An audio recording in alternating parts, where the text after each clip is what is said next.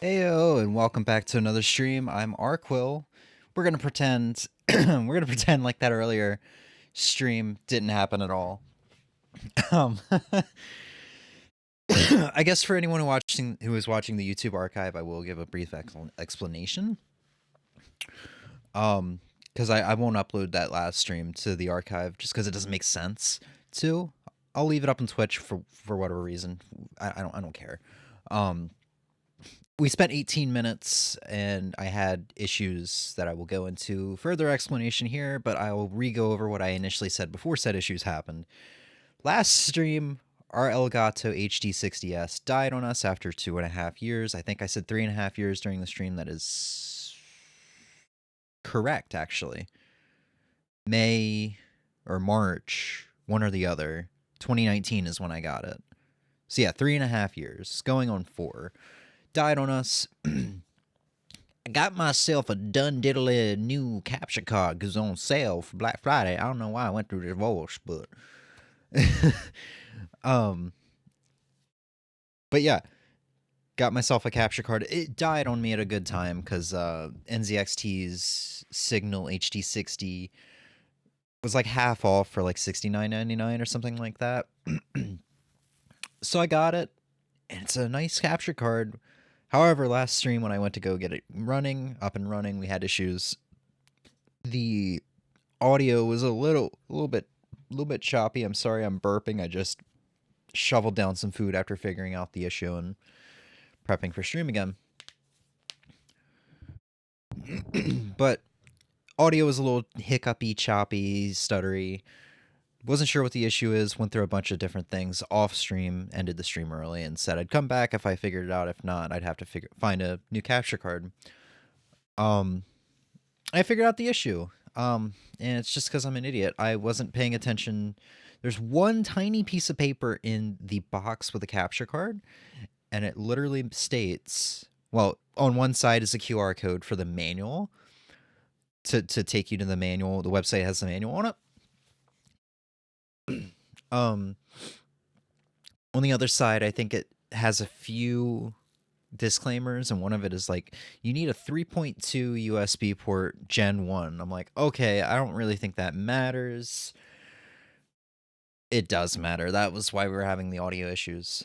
I do remember when I first got my Elgato, I was like, oh, it needs a 3.0 USB port. I don't think that really matters. So I plugged it into a UPS USB hub on my laptop, and I had audio issues. That should have been my first thought. That should have been the giveaway as soon as I had the issues.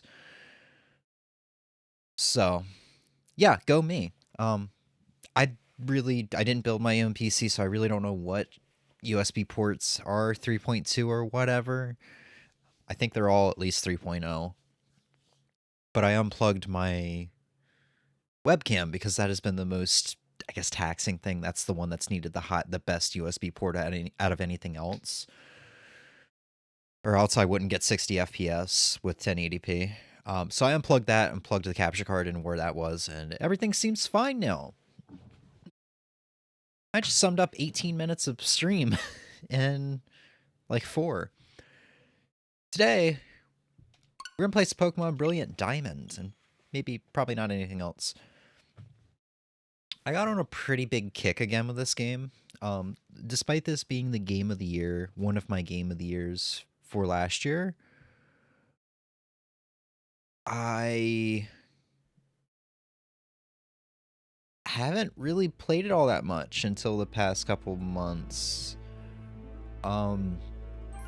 And admittedly was kind of having not second thoughts, but I kind of wished I didn't put it on my game of the year list for 2021, whatever year last year was. 2021. But man, I've fallen into such a big Pokemon kick lately, and I've got to say, I went back to this game, and I went from like 20 hours of gameplay put into it like about 2 weeks ago, and suddenly have shot up to about 60 hours in the game. I think I'm at like 56 right now. And I beat it 12 hours ago in game time, and I am putting a lot of time and playtime into the post game, which is unlike me for a Pokemon game. I usually like do all the trainer battles and the items and the new areas in post game, but I don't really care about the new mons on the old routes or re-exploring old routes to see what's new and stuff like that. I've been doing that. I've been having a really good time, especially with the Grand Underground, and I can reassure you that this very good reason this was on my... I'm glad it was on my Game of the Year list for last year. And actually, if I had to choose a definitive Game of the Year for 2021, I would probably overtake Metroid Dread with this one. I mean, I'm on a huge Pokemon kick right now. I'm literally playing through this game, Pokemon Blue, Pokemon Legends Arceus, and Pokemon Violet all simultaneously while fantasizing about starting my next Pokemon playthrough at the beginning of January. Maybe. No guarantees. So we're having bitrate issues. Isn't that fun?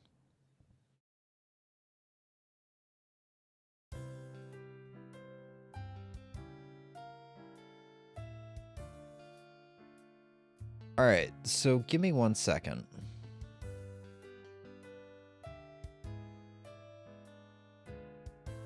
I want to make sure that the audio and the video are in sync, because the audio is actually not coming through the capture card, or it is coming through the capture card, but it's set up differently on OBS than Elgato was. Elgato usually had the audio in the mixer with the audio with the capture card. I don't know how else to explain this.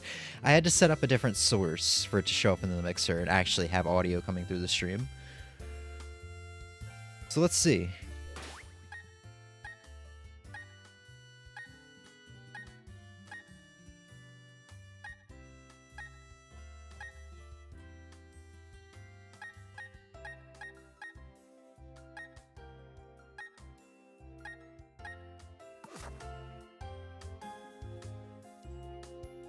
Looks pretty good to me. Now, if we can just get these frame drops to stop.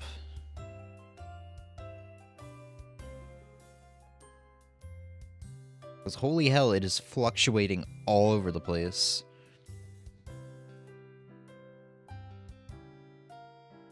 So, like I said, I've been doing mostly post-game stuff. My team was in its 70s for the most part, taking on the Elite Four. Only complaint about this game, I would say, is probably the experience share being forced on, or just being there, period, because I haven't even touched the post-game routes. I haven't even gone to the boat in Snowpoint City yet, and I've already got a Flareon that's level 90. And I've had this Flareon on my team for 6 days. I got it in a Wonder Trade at level 1, so it was a baby Pokemon. Gave it a Firestone before it even hit level 2. First trainer I hit on the route to Snowpoint City, Flareon was not even a part of that battle, but the experience share alone got it from level 1 to level 15.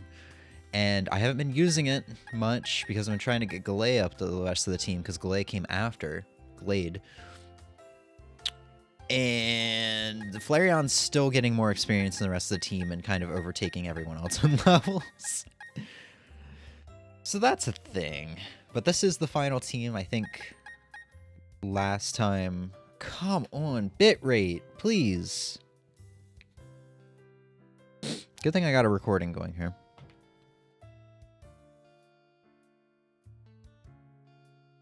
We are having some serious issues.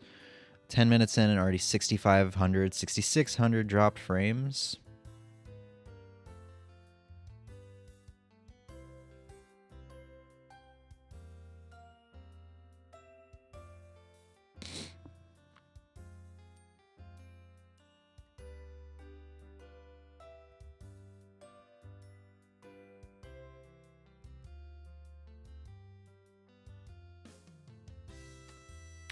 I don't want it to stabilize.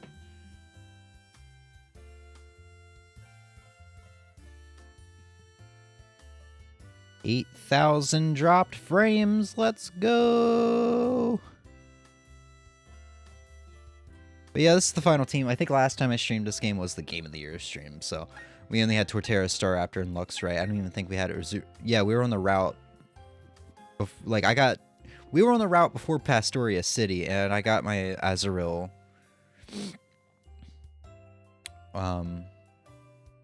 That's the first evolution. That's the baby Pokemon in this chain's name, right? Arrquil. I just got her from not the Great Marsh. Is it the Great Marsh? The Safari Zone of Sinnoh. This is really annoying. 21% of this stream has been dropped frames.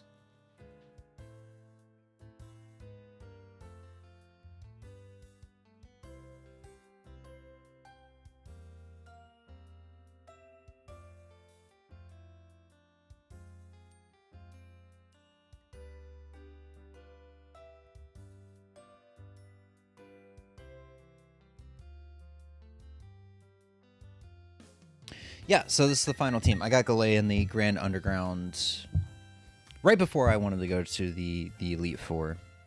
I'm going to try and ignore the dropped frames for now. So we're back at the Pokemon League. I've been doing, like I said, I haven't even touched post-game stuff. I haven't even touched the secondary routes off to the east of the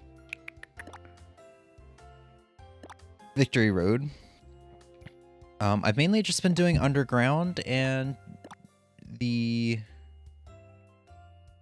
Pokemon Outbreaks, as well as Gym Leader rematches, and some other daily things like the lottery and talking to the woman here in Sunny Shore for ribbons. Yeah, that's the team. I've been really enjoying catching Pokemon, which I usually do, but not to this extent where I'm like, oh, I have not had this in the Pokedex before. Let me get this. Been trying to chain for shinies. Grand Underground is great, man, because you can find stuff that you never would have thought you'd ever see in the wild in a Pokemon game, period. Like a level 62 Bulbasaur. 2 level 260, or level 2 high-level Bulbasaurs and a high-level Turtwig. Just starters in general are really what is surprising me. And then I've been working towards getting the legendaries in the thing that replaced Pal Park. I think it's called Ranmas Park. Trico.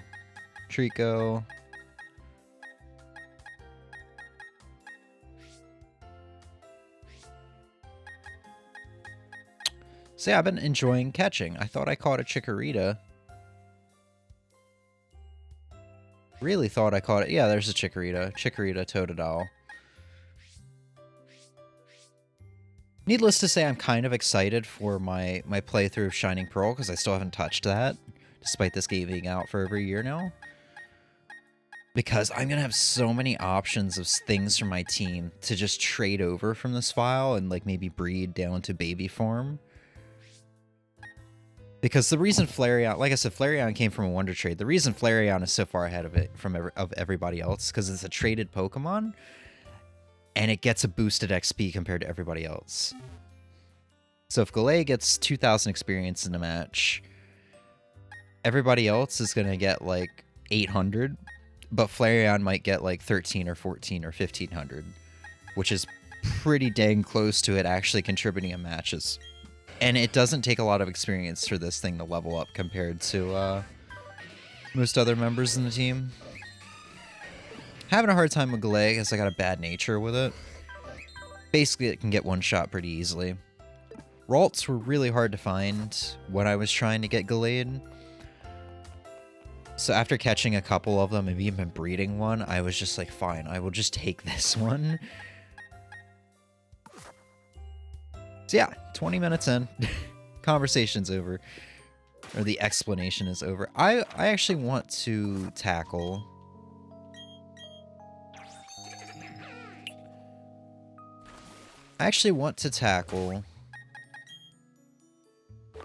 the area to the east of the Pokemon League here. And you know what? Maybe, just maybe, we'll do... I do have the event items. The member card gift and Oak's letter. I do have those items. So we could do those two events because I haven't done them yet. And I won't be able to do them on Shining Pearl because I never started the game. / M has had it this entire time. So I never got to redeem it. Redeem for the code. Redeem the mystery gift? Yeah.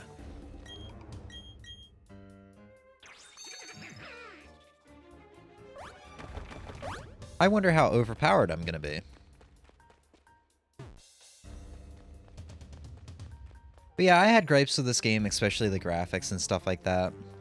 It just felt lazy to me, and honestly, I'm becoming a little more understanding. Game Freak's a smaller team putting out AAA games compared to, you know, teams at Nintendo and Capcom and all these big companies, Sony. On top of that, they've got hundreds upon hundreds of Pokemon, so many Pokemon to animate and model and all that stuff. I completely understand. However, on top of that, comparing it to Pokemon Scarlet and Violet, this game looks pretty good. I even booted up Pokemon...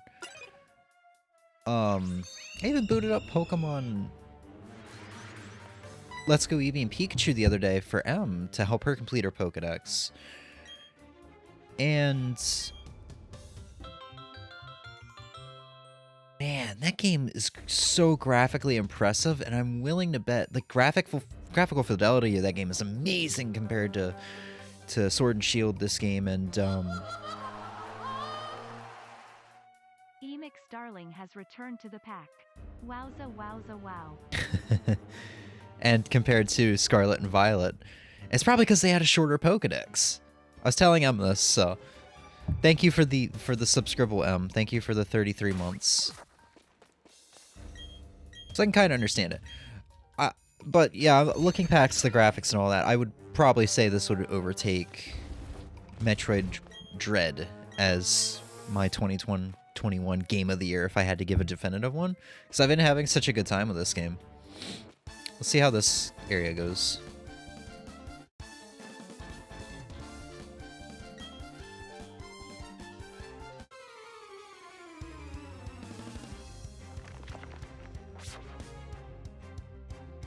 It's three E's.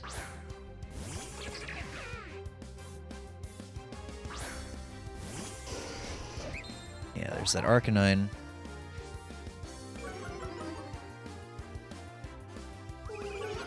There you go.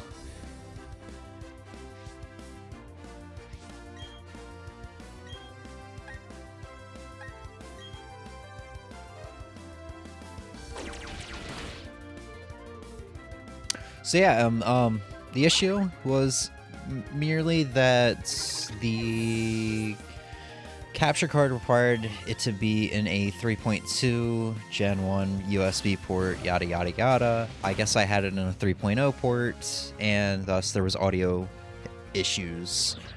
I was saying earlier on stream that when I first got my Elgato capture card, I was like, you know, I've got a USB hub going into a 3.0 port. That should be fine. And, you know, when I first had it, I tried doing that. When I started streaming, there was audio crackling, or maybe it was when I did a test recording. And, you know, I learned then and there that I need to make sure I know what USB port I'm plugging my capture card into, or there's going to be issues. That should have been my giveaway right there. I should have remembered that experience on stream when I was like, oh, there's hiccuping and such. I guess part of me is still paranoid because I got a really good deal on a capture card. When I was expecting to pay, you know, $150 minimum or something like that. When did you put an Arcanine on your team? I did not. This is Marley. She asks for you to escort. She asks for you to escort her through this cave.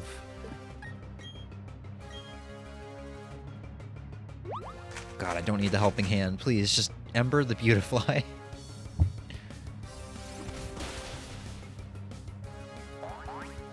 But I don't think we're going to go into the post area in this stream. We're just gonna chill and do the daily events, even though I already did most of, or some of them at midnight this morning. So we won't be able to rematch the first gym leader. I think it's just the first gym leader we won't be able to rematch, but we'll be able to do the second one onwards if we want to do that. We won't be able to do the lottery, and I don't think we will be able to do the daily Sunny Shore woman that gives you a ribbon. Won't be able to do the daily outbreak, and I don't think we'll be able to do the lottery ticket. I think that's the stuff we're cut off from, which is fine. Most of that stuff's not really important, and when I streamed this game a year ago, the first time we saw the first gym leader. I mean, it's a much different fight now, but still. But yeah, I think we'll do the gym leaders. We'll definitely play around with underground. We're obviously tackling this route, and I think we'll do the 2 event legendaries. Did you ever figure out what was up with the outbreaks? Yeah, the Pokemon are still in the grass, but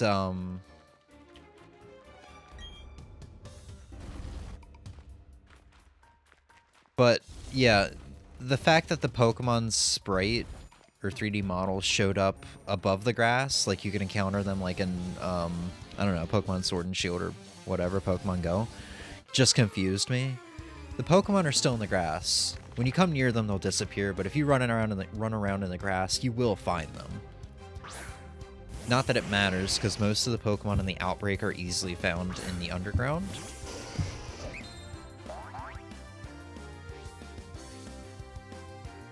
Oh, this is going to be an interesting fight for Gallade.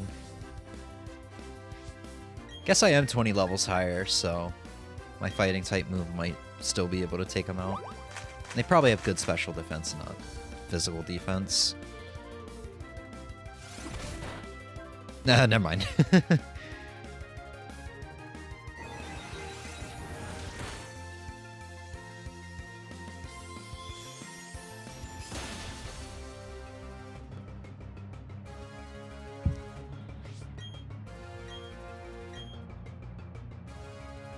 Can Arcanine please do some work?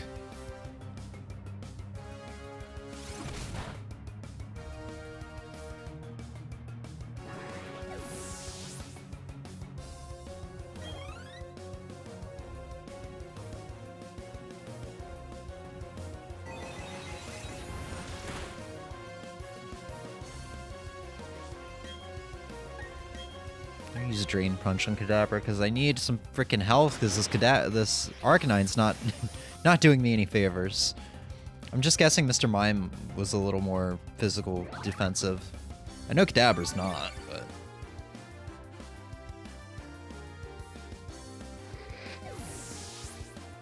but yeah, this is looking to be the last stream for 2022 that isn't going to be the Game of the Year stream or the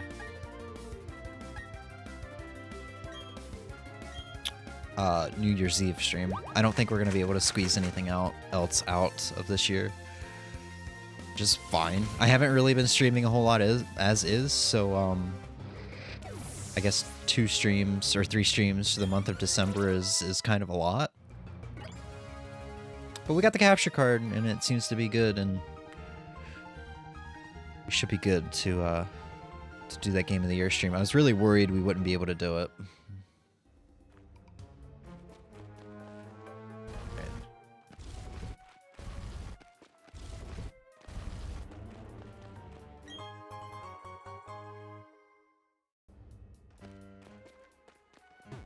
I'm gonna run out of here real quick so I can get that item, because they kind of block you off from this item, unfortunately. Like, they make you have to walk out and walk back in. Let me in.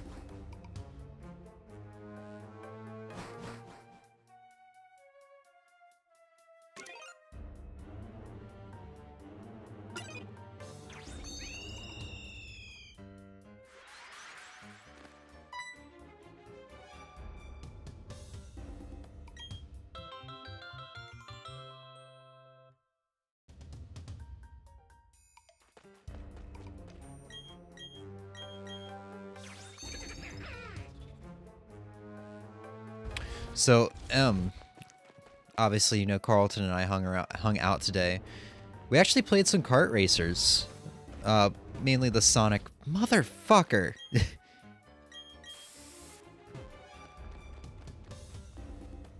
Mainly the Sonic ones. The Sonic and Sega All-Stars Racing for the Wii, and then the Wii U one, the Transformed.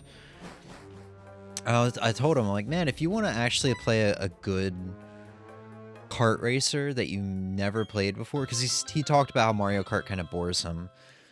I was like, you should play Crash Team Racing with Em and I if you ever come back over, if the three of us are ever here at once, because that'll be a good time. I've been looking for an excuse to go back to that game.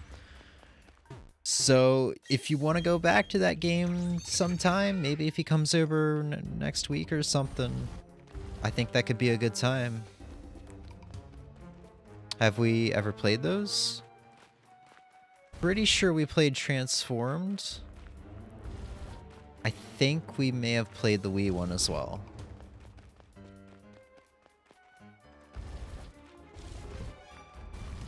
What? Aw.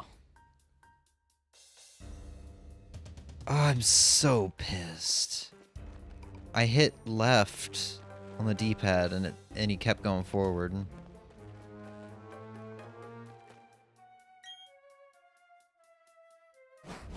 Gonna have to fucking defog too as soon as I get in there.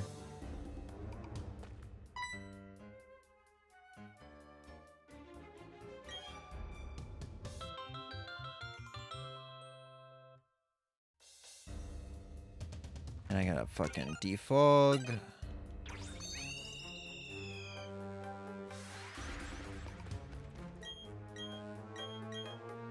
I don't care what you say, like HMs weren't really a problem in the original games. Having an HM slave being carried around, it sucked, especially when you were going to like the final battle with Red in Heart Gold and Soul Silver. But you can't convince me that defog was not one of the most annoying HM moves you had to learn. Cannot convince me. I would much prefer going into a cave and have to use flash. Although for a dusk stone I didn't need. But I wanted to get that item.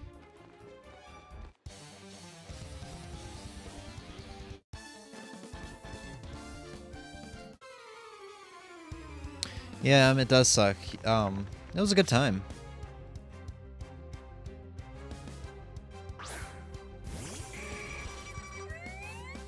Got to play some Guilty Gear today. Guilty Gear Strive for the first time since March. That was a fun time. Got to play those DLC characters I bought. I bought the first wave of DLC characters. Probably back in March when I was playing it and thought I was going to get around to it. And I didn't. But I got to actually try out, like, Pike and her large breasticles. We didn't get around to playing more Fight of Animals, but we did play, like, Mortal Kombat 9. And... what was the other fighting game we played?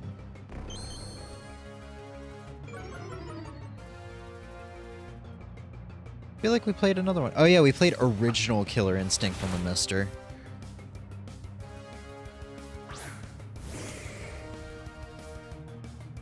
You have to know Flash anyway. Nope, not in this game. Flash is not required if memory serves. I'm pretty much 100% certain on that, but I will throw in the extra if memory serves at the end there, just in case. But yeah, Flash is a TM in this game. I mean, Flash is a TM in Heart Gold and Soul Silver too, but it's still required for some caves. Which is problematic because you only get, you know, one TM. If you use it on a Pokemon and you release that Pokemon or something or whatever, that's not good. Because you will have to wait until you get to Goldenrod City, I think it is, where you can rebuy it from the department store. It sucks, but it is what it is.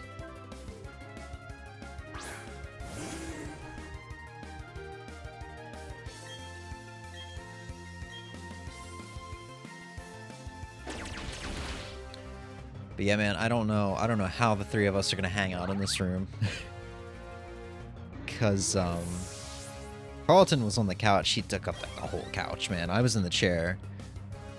I would probably have to wheel the third computer chair in here or something like that. The third desk chair. Or something. For the three of us. But yeah, he seemed really, seemed like he really liked all the stuff in my room. I literally thought he was gonna be like, ew, all these Pokemon plush, or, you know, you're a fucking hoarder, you know, giving me shit. As he does. But, he seemed to really like it. It was weird. Watched 2 documentaries. Crocheted for 9 hours today. So how are you feeling? Luckily this cold medicine didn't make me loopy. So you do have a cold. You are sicky without the big dicky.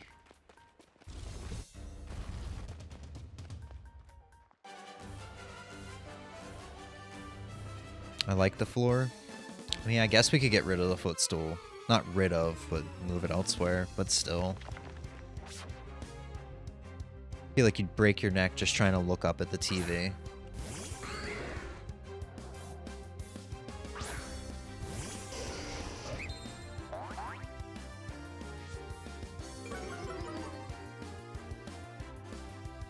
But yeah, the room is a mess now. Because I had to get Wii remotes out, and I had to get an extra Super Nintendo controller out, extra Xbox controller out. Like, we did a lot of gaming. We only stuck with guitar for like an hour. Because his fingies started to hurt. Why'd I choose Brick Break? It still works.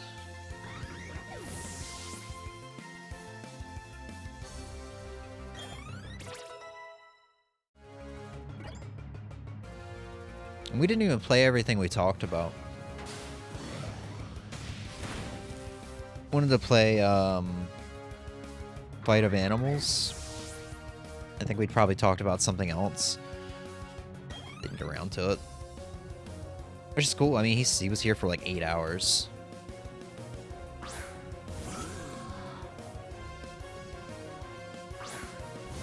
We drove down to local pizza place that I really like the quesadillas of. Not to give away names or locations, but and he was like, yeah, no, this is like a really nice area. It's like small, it's quiet. Because, you know, never been in the area.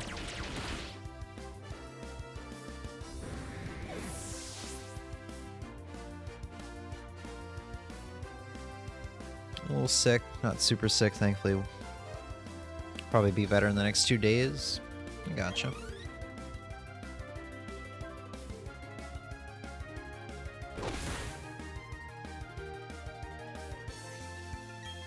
So yeah, I already showed you how my schedule is looking for next week, so you could just kind of figure out when you want to hang out based off of that.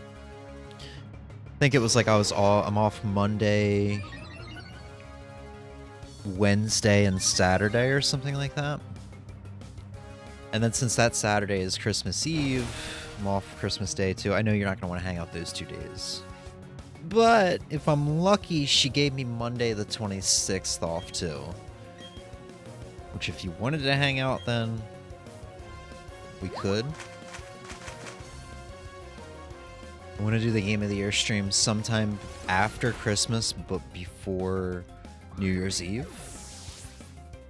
So whatever day we hang out that week, if you still want to do the Game of the Year stream with me, that'll be the day.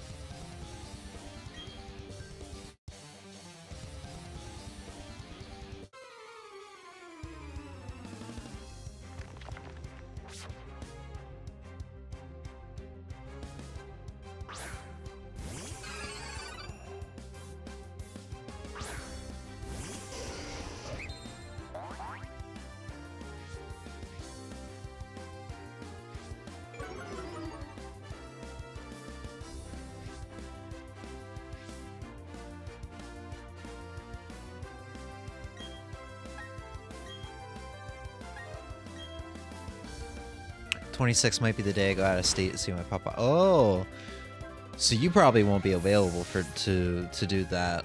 That's fine. We should still get at least one more chance to hang out then, which will probably be at some point next week. Hey, it's Ozzy. What's up, dude? So many months have gone by and I have not seen you. How's it been, man? I expect you to tell me all the tales of your travels in the past many months. Have you looted all the places? Have you gotten all of the treasures?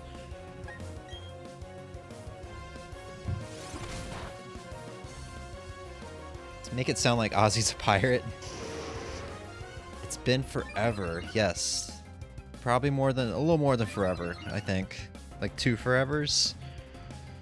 Maybe not quite 2 forevers, but yeah, it's been a while. You found the One Piece, dude. You did it much faster than the Straw Hats did it. I haven't seen the anime, so I don't know. I can only assume that they've spent the past 1,000+ episodes, plus however many movies, searching for that thing.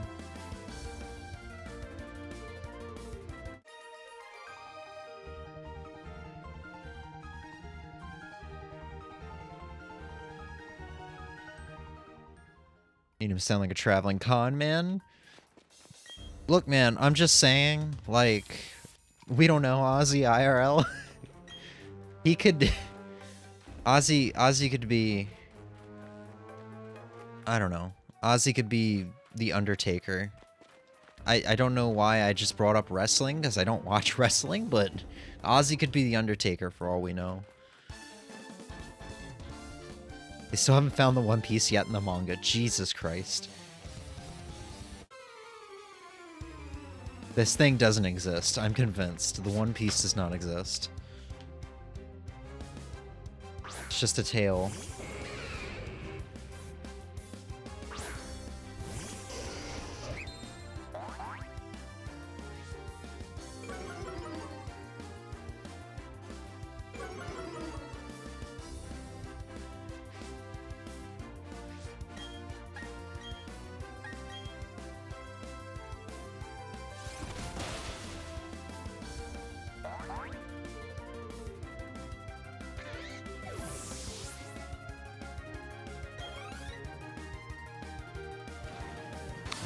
I probably should have taken down the Onyx.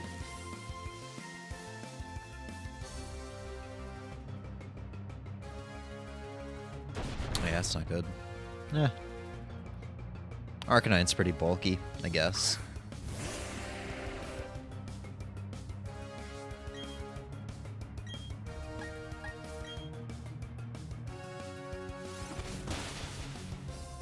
Despite my interest in the anime, I won't commit to it because it's never ending. I will commit to it someday, the same way I did with Naruto. So it'll take me multiple years to finish, or... yeah, it is ending. The new movie that came out actually has piqued my interest. A coworker showed me it. Because he was like, yeah, the new One Piece movie came out, and like... he's like, look at this. Here's like the poster for it and everything. They advertised it to be like this super like kind of cutesy movie, like got this bright and vibrant art style with like everybody being happy and shit. And then he showed me this scene where everybody fucking dies and how grim and brutal it is, and I'm like, wow, what a stark contrast. I love it. I want to see it.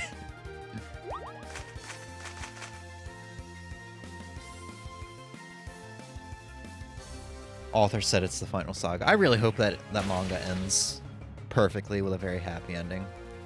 For something that's gone on this long, it would be really, really sad to just... I don't know. Just to end it in a way that, like, the main characters aren't happy and... I don't know. Somebody fucking dies, God forbid.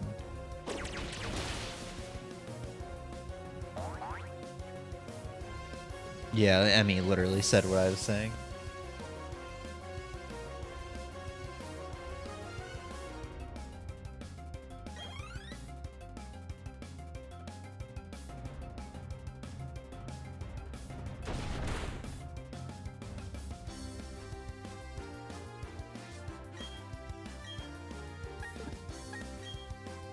this... What is this Arcanine? Please! I'm gonna have to go get a Pokemon that knows Disable to disable that freaking helping hand. That is annoying. Do some work. Please. You smell like onions. Okay. This isn't the new Pokemon?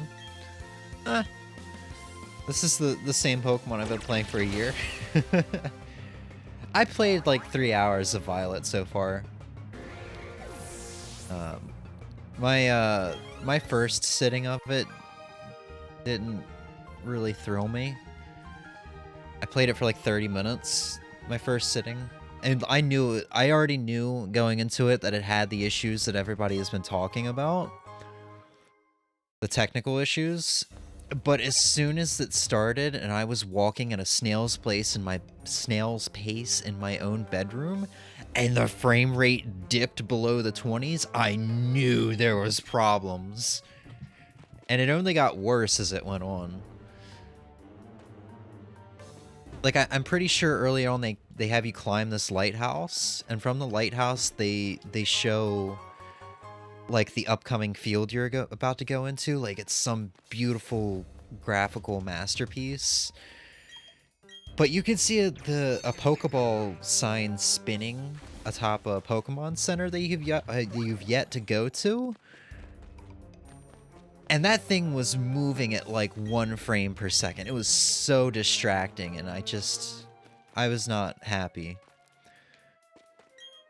But you know me, I gave it a second chance. I sat down with it a second time, and after I got into the open world-ish area, I actually enjoyed it. And I got my second team member then, and I caught every single Pokemon that I could find that I hadn't caught yet. So I really enjoyed it. I just haven't played it in 2 weeks because I've been playing literally 4 Pokemon games at the same time. I only put 2.5 hours into that sitting, and I feel like I stopped at a good point. I stopped right before the town where your school is. And the only reason I did that is because I feel like there's going to be an hour of text in building the plot up in that one area before they let you run off and do what you want to do. So.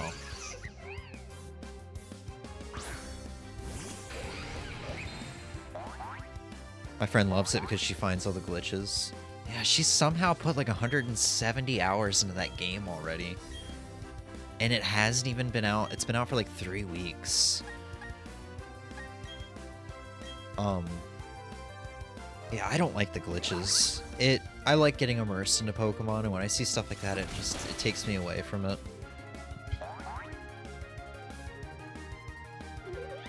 Supposed to be getting it this Saturday from a friend, but earlier he said he couldn't find it, so we'll see what happens. He bought it and he like lost it, or he like can't find it. He can't find it in stores. She loves Pokemon, man. I mean, yeah, that's fair. I saw Kreger's has like 200 hours into it already or something.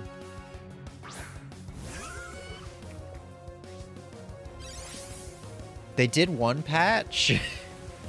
The patch, everybody was excited for the patch, and then if you look at the patch notes, it literally says, we fixed an issue where the incorrect music was playing in a specific part of the game, or something like that. Something super minor and something that no one was complaining about. I really do hope they patch it before Christmas, because I'm gonna feel bad for the kids. Kids might not even be bothered by stuff like that. But I'm just thinking of like Pac-Man for the Atari 2600 sort of things, where it's like, it's gonna ruin so many Christmases. Kids are gonna open up their new copy of Pac-Man for the Atari 2600 and it's just garbage. It's just it's just terrible, and kids will be upset. And I want them to fix it for their sake. You even like kids? Yeah, but I don't know. They're fucking innocent. Don't like. Come on, man. Don't be so greedy that it up and ruins a kid's Christmas. I don't know. They're gonna grow old, they're gonna grow into an adult or a teenager and understand that, yeah, life is all about suffering until you die. And with very few moments of happiness in between. You know, like, just let them enjoy their childhood, please. He has an extra double pack. I want Scarlet, and he doesn't know where he left it. Ooh. Want them to fix it for my sake? Yeah, likewise. I think that might be... I think deep down that might be part of the reason why I haven't gone back to it yet. It's because I'm kind of hoping they're going to, like, stealth drop a pack that'll at least get that frame rate up to a somewhat consistent 30 FPS. Why did Atari Pac-Man ruin things? Same story as this game, or not this game, as Scarlet and Violet, pretty much. It was rushed out the door. And they rushed it out the door for Christmas, despite the developer, I think it was one lone developer for Pac-Man, saying it wasn't ready. So, and I can pull up footage of it here in a second, but if memory serves, there's no sound effects. Pac-Man doesn't even bite down, and he doesn't rotate, so essentially there's no animation. It's a mess. Let me see if I can find quick footage of this. I remember a lot of people saying, yeah, they cried on Christmas when they opened it up and popped it in their Atari 2600 and saw what it was and how bad it was, and, you know, and not cried in a good way.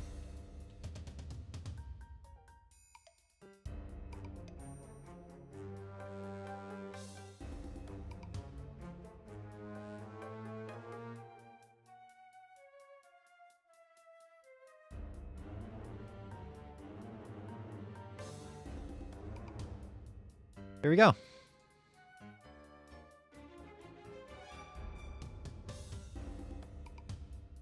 Yeah, it's a flickery mess. This is a long play, so... Sound effects are pretty bad, as you can already tell. Pac-Man does bite down. But I want you to compare this to the arcade Pac-Man.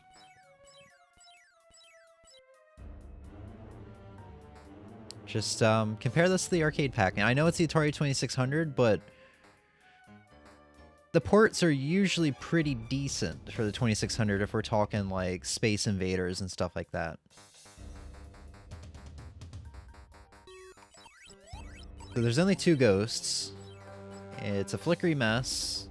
Pac-Man doesn't turn. The sound effects are especially bad for a Atari 2600 game. And yeah. It's not fun. And I want to compare this to Junior Pac-Man, one of my favorite Atari 2600 games. And this is not an official Atari game. I recently learned this. This was made by some random person, more than likely, during, you know, before the big video game crash of '82. This was made by some random dude. It was thrown out on store shelves. Probably in a dollar bin. Look at this. Good God, look at this. You got the Pac-Man sounds of him like, you know, waka waka waka waka, you know, those Pac-Man sounds. There's 4 ghosts. Nice big map that scrolls. The sound effects are significantly better. They're still not good on the ears because, you know, Atari games generally aren't. This is what a good time looks like.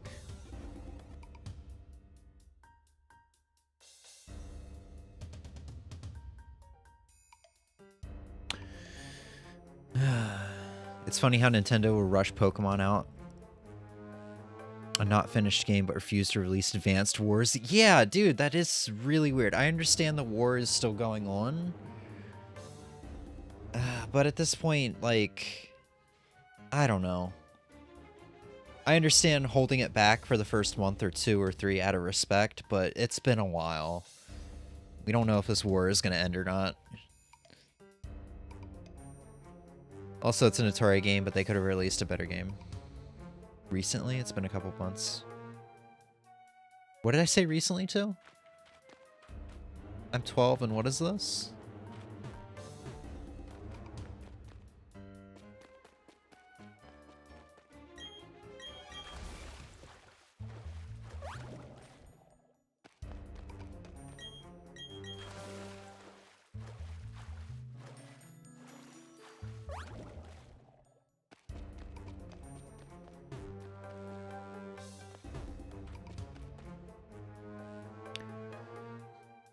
Also, isn't the Game Freak a part of the reason they put out Game Sim such a rush schedule?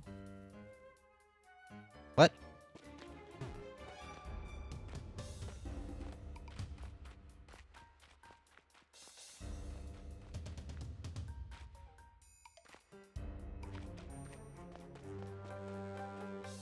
Okay.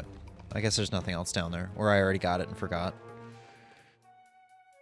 Also, Game Freak. Isn't Game Freak a part of the reason why they put out games in such a rush schedule? Yeah, because Pokemon has to be a yearly release now, but you know, unlike Call of Duty and Assassin's Creed and other games, well, Assassin's Creed hasn't had a yearly release in a while, but unlike other games that do get yearly releases, Game Freak and Pokemon Team doesn't have... Like, if you look it up, there's only like 160 people employed to Game Freak. It's not a lot.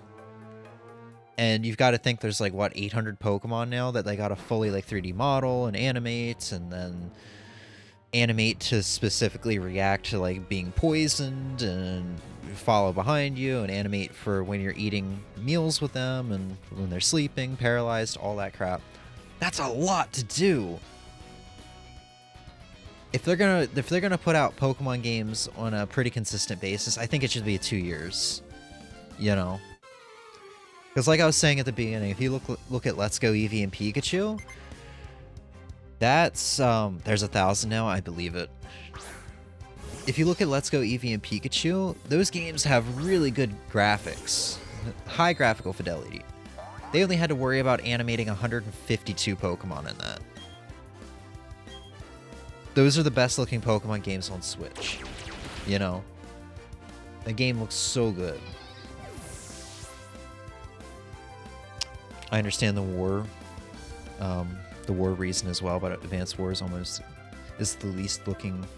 Yeah, but the thing is, from what I understand from people who've played the games and love the games, apparently it's like the first chapter is literally a army that is clearly inspired by Russian culture and, you know, Russian languages, and or not languages, but like a Russian way of talking, I guess. Russian stereotypes, I guess, invading another country. You know, it's just a little too on the nose.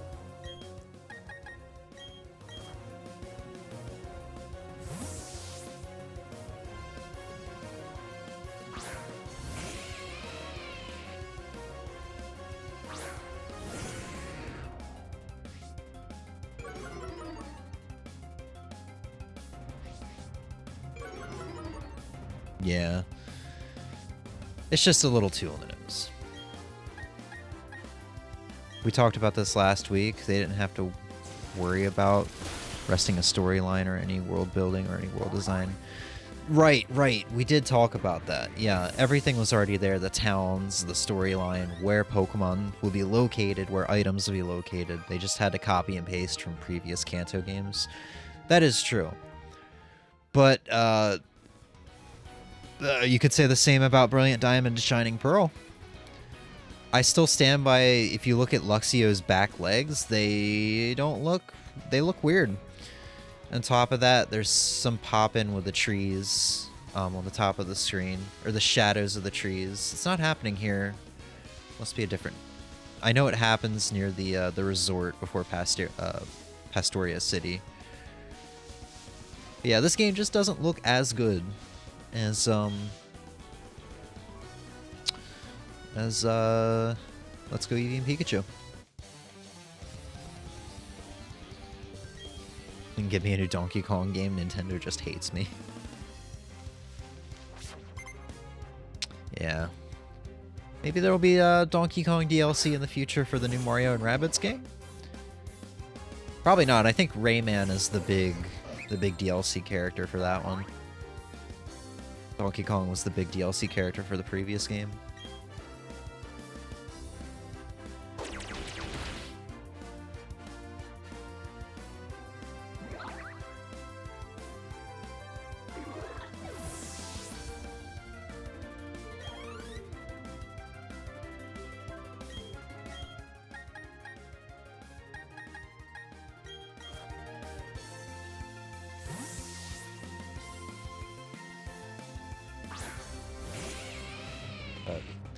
I'm excited. When I get off to work tomorrow, I'm probably going to go right to bed. But on Wednesday, I will have my copy of Crisis Core to play. I've been hearing so many good things about that game. Yeah, Emmy, have you played the new God of War? I'm not sure. Have you, Emmy?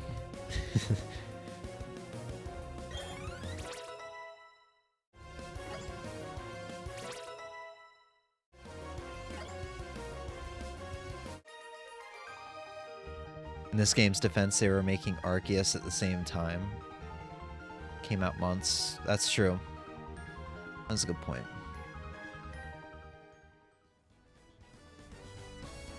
I'm not trying to be super cynical about the games. I'm getting over it, you know? Like, it's not bothering me as much as I'm being more understanding. And I can, even though I've only played 3 hours of Violet, I can kind of agree with what other people have said / are saying. That if you can get past the graphical issues of Scarlet and Violet, it's probably one of the best Pokemon games there is. Or at least best in terms of story. I don't know about that. Kanto has a really dark story. Sinnoh has a pretty good story. Black and White has an incredible story. I feel like it would be hard to top Black and White, in my opinion. But I can already say that despite the graphical limitations, what little I have played of Scarlet or of Violet, I've had a blast with. Just that second sitting.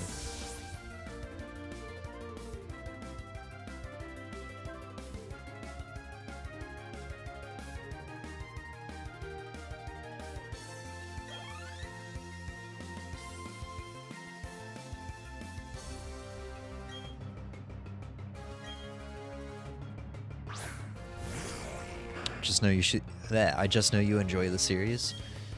Yeah, man, she's sent me so much about God of War Ragnarok, like so many messages.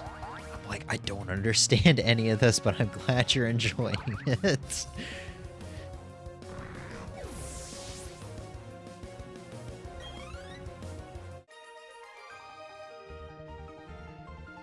Like, I haven't played any of it or seen much of it, but what little I have seen, I really am digging. From what little I've seen, I can already tell that the cast for like Atreus and Kratos and all that, the story writing, everything is really fucking good. I can already tell.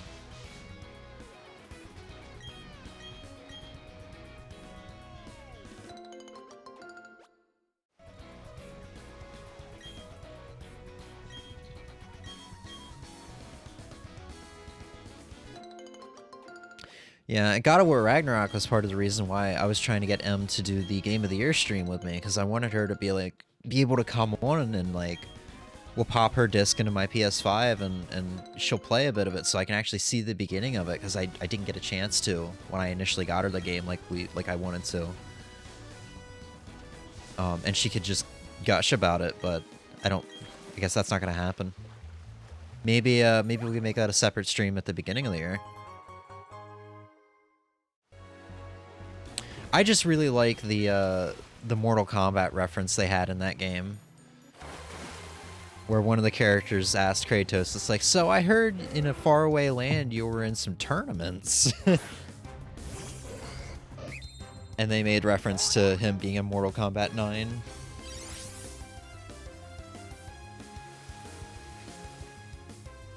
I may be able to. We can talk about this when I see you this week. You mean next week? I mean, I'm off Wednesday and Thursday, but you said you'd probably be sick for another 2 days.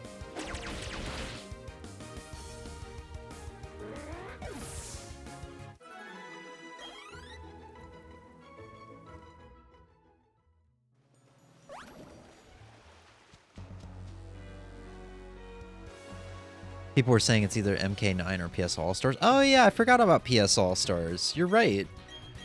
I guess that could have either gone either way. That could have gone either way.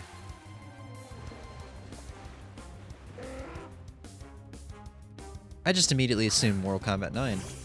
But yeah, you're right.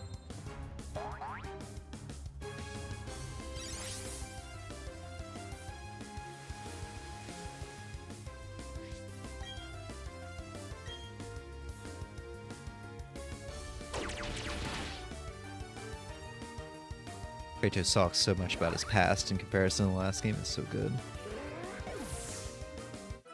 Yeah, man. I would love to play... Like, right now, I think I'm getting back more into RPGs, so I would love...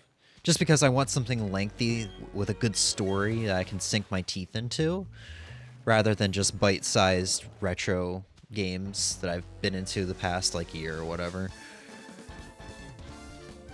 And I would love to play God of War 2018 and then Ragnarok, but I really feel like playing the original games would be best. Because I can tell God of War and God of War Ragnarok's going to be amazing stories. And, you know, just huge emotional investments, I guess. And I want to be able to fully appreciate and enjoy that, so that's why I want to play the older games to completion. Or at least, you know, to see the end of the story.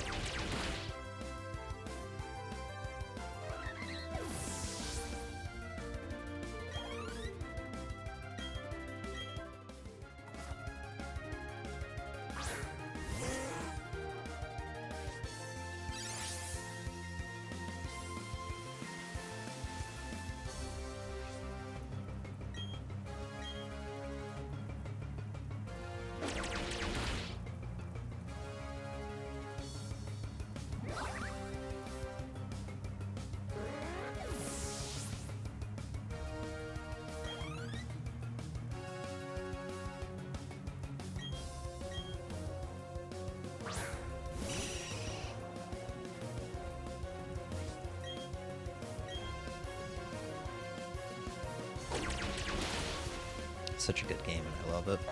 Yeah. Yeah, I really do hope you get to do Game of the Year stream with me. I would love for both of us to just play and talk about some of our favorite games of the year, because, you know, as you guys may have noticed, I haven't been gaming a whole lot this year, and I've picked up other hobbies, or re-picked up another hobby from the past. I don't know how to word that. I haven't been gaming a whole lot, period, and I was pretty burnt out on it for a while. So I haven't done a lot of gaming. So I don't have a big list of games of the year. Like, I'm sure River City Girls 2 comes out in 3 days. If I played that, it probably would have been on the list. Splatoon 3, Bayonetta 3. And the list goes on because there's other stuff I was interested in. That new Kirby Buffet or whatever. Kirby's Dream Buffet. There's a good amount of games that would have been on my Game of the Year list. I feel like... yeah, there's a good amount of games that would have been on my Game of the Year list if I actually had time and interest to play them throughout the year, but I feel like with what I've played of Legends of Arrquil so far, that probably would be on my Game of the Year list had I been given more time to play it. But, you know, it hasn't really worked out. I think as of right now, I have 4 games on my Game of the Year list. And one of them we're not going to spend a whole lot of time with, because I think you can beat it in about half an hour. I haven't beaten it yet, but...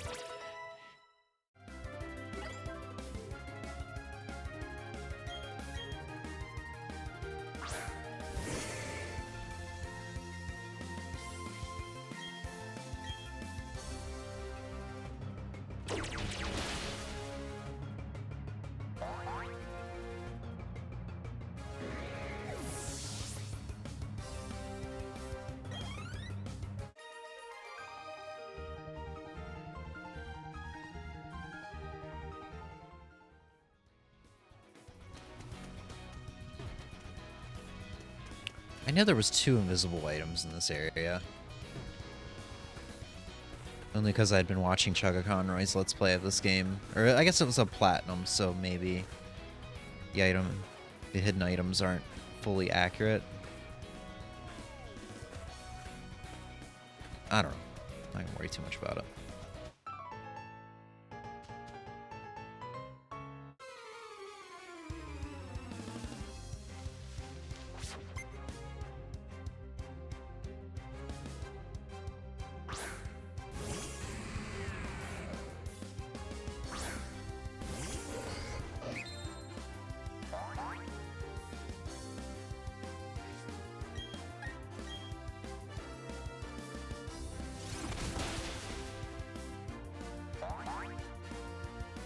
I've been playing Dragon's Crown Pro on the PS4. Oh my god, it's that game with the overly large bobas. So, aside, all I know of that game is the art style. You know, the really cool art style. Not just saying that because of the exaggerated body proportions. So, what is that, Ozzy? Is that like a beat 'em up, or?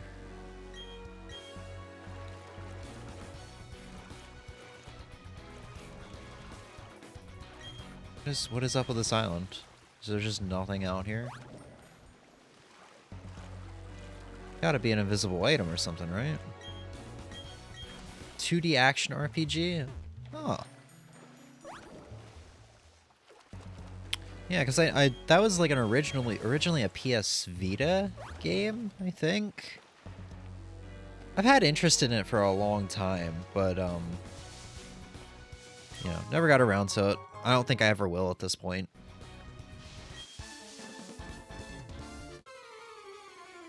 Really cool art style. Okay, let me show you the art style.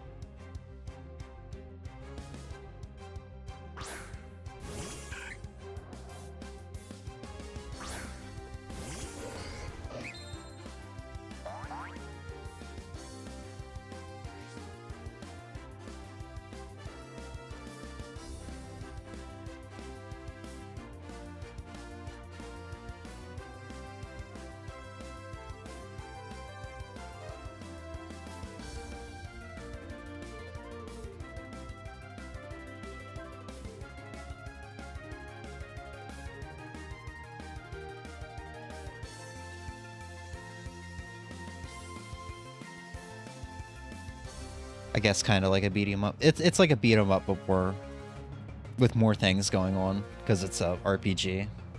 It's kind of how I take that. Anyway, here. Pretty cool art style. I don't know how to describe this. Maybe cell shaded, I guess. I'm sorry, I didn't mean to. But yeah, you can tell there's a bit of lewdness. Yeah, I mean, I guess it's hand-drawn. Hand-drawn, cel-shaded. I'm just spouting words.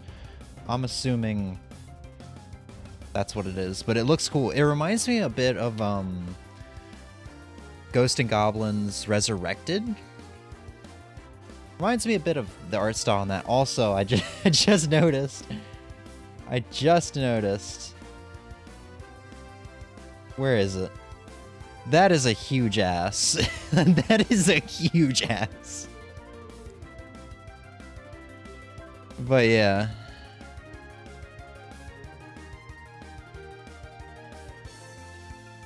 I like the art style.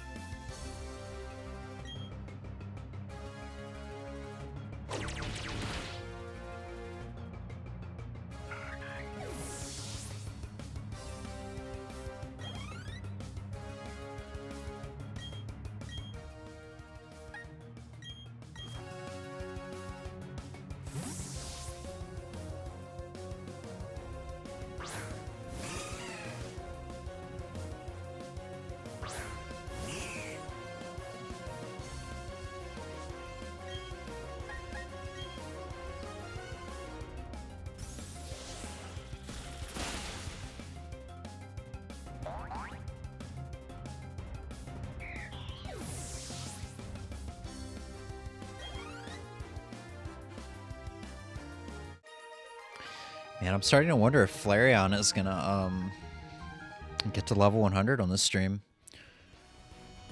I've only ever had one Pokemon reach level 100, and it was my Empoleon in one of my Diamond playthroughs. So, man, this is gonna be like history for me. First time I get a level 100 Pokemon since, I don't know, probably like 2006 or something, 2008, who knows. And one picture is the treasure art from the side quest. Ah, okay, so it wasn't in-game. Every side quest rewards you a piece of art relating to the side quest lore. That's pretty freaking cool. Ozzy, can you become a streamer? I wanna. I feel like you talk about some of the coolest games, and I always like never go out of my way to like play them. Be cool to watch you to play them. Watch you play them. Yeah, my English is great. Some more lewd than others.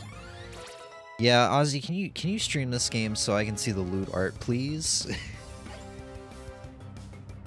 What level are your Pokemon's right now? Well, there they are on screen. 81 for Gallade, 85 for Torterra, 84 for Staraptor, 84 for Luxray, 91 for Flareon, and 89 for Azumarill.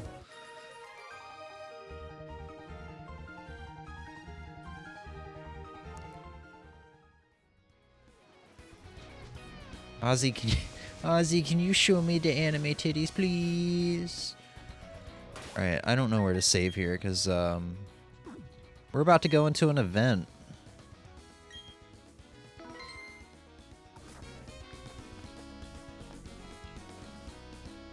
This is an event I never got to do because I didn't have Wi-Fi as a kid, so I missed out on the event, obviously. Just one of those events that's kind of lost to time. One thing I will really give this game that I was really excited about is when you catch Rotom in the post-game, it will drop a secret key so you can actually get into the secret room in one of the Eterna buildings so that you can get the different appliances for Rotom to go into. As soon as I can find it.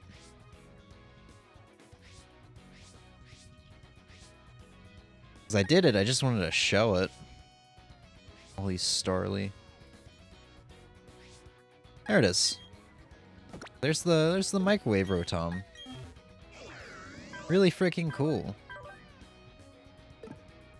That's an event I would have thought would have been lost to time, considering they didn't release a secret key event for it, but they just concluded it in the base game. Really freaking cool.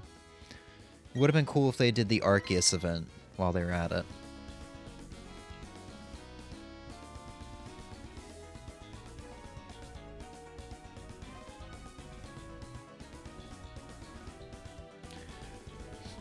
I've considered streaming, but I don't know what I would talk about. Kind of introvert. I mean, you don't have to talk. I know, like, every stream tutorial, like, how to stream tutorial would be just like, just keep talking, you know. But you don't have to talk. You know, like, Let's Playing and streaming and all that stuff has always had, like, no commentary Let's Plays, and there's always been no commentary Let's Plays and streamers. Or you could just make being quiet kind of your thing. I mean, I don't know, man. You forge your own path. Or you could do it with a friend. And two friends streaming together is always more fun than just one guy sitting alone in his room. Flareon is much higher than your starter? Dang. Yeah. Keep in mind, I mean, you know this. Like, what, 6 days ago? That Flareon was level 1. And in 6 days, it's already up to level 90. Basically 92 at this point. Also, yeah, Ozzy, I am extremely introverted as well. If you compare my streams from the very beginning, or even just like my early Let's Plays from like 2016, yeah, no, I was terrible. Still terrible. That's kind of why I say I treat streaming as like my own little diary. Kind of just talk about like what's going on in life, what's my thoughts on things going on in the gaming world, or even external things like how I've gotten back into music and stuff like that.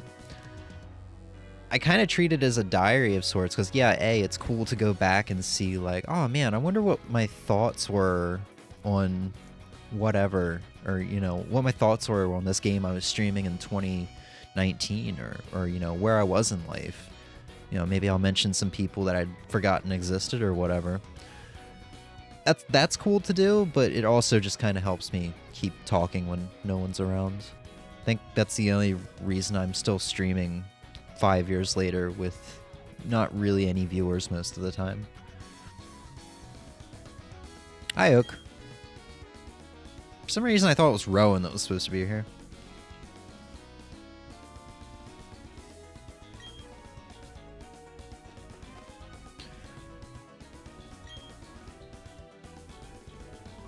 Records the thoughts of trainers who have grown through adventure.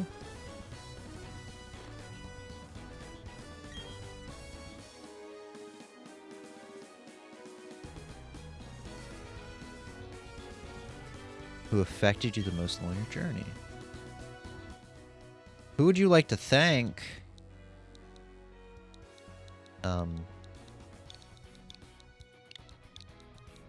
I don't know if this is actually going to record it. I don't want to put something dumb.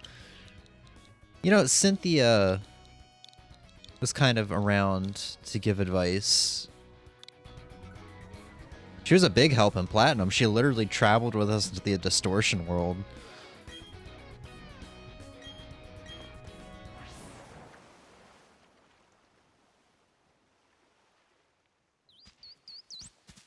There it is.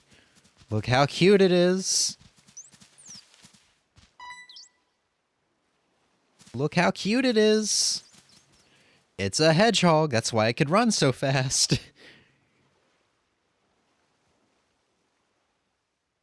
Alright, so I've heard this path is excruciatingly long. I'm really curious how long this thing is.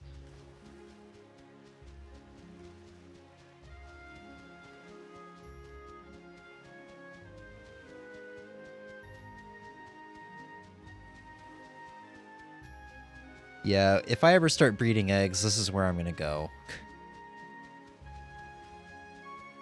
Might be a bit overkill because I'd have to travel through the Pokemon League again. Yeah, I heard that this path was long. Also, it's playing the Flomaroma Town music, I just realized. Oh man. It's Sanic! Let's catch the hedgehog. Hedgehog? Hedgehog? Got it, man. It just said a racial slur. How cute.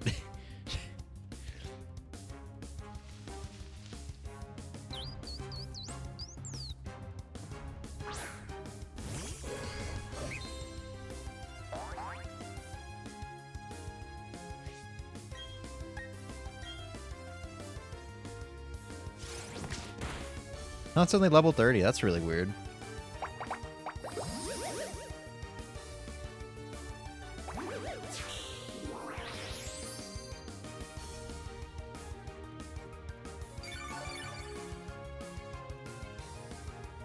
Oh man, that sucked so much health from me.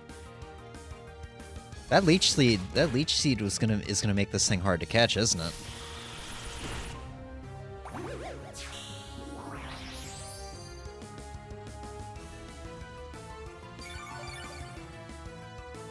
Wow. That is a lot of health. So it's nighttime, let's use Dusk Walls.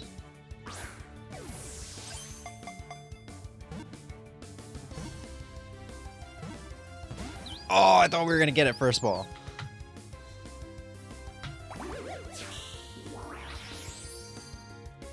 God, look how much health that thing is getting from me.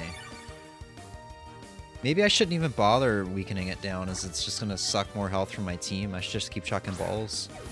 I don't know what the catch rate on this thing is. If it's like most legendaries, it's gonna be kinda low. Or not. I think Shaman is a legendary. Maybe it's like Rotom and it's one of those like super uncommon Pokemon that are constantly confused for legendaries. I don't care, look at it, it's cute.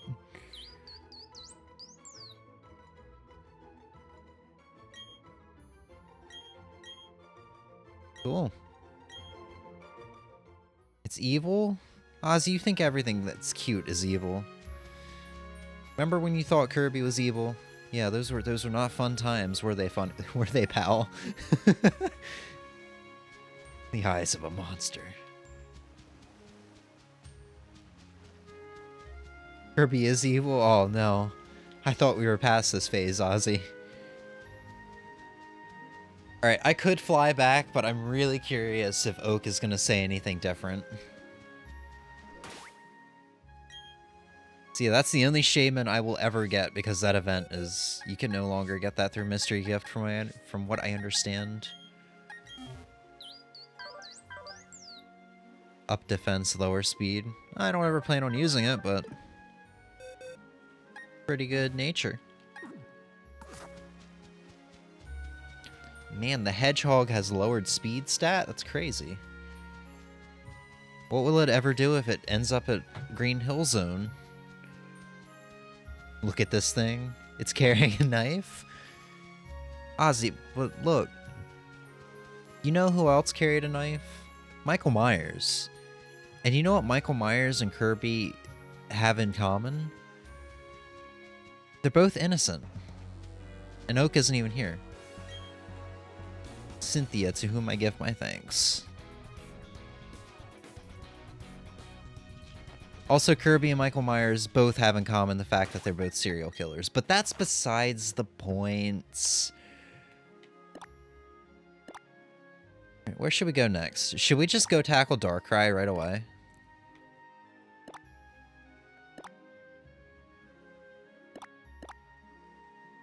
Ooh, I just realized something annoying. I can't use False Swipe on Darkrai.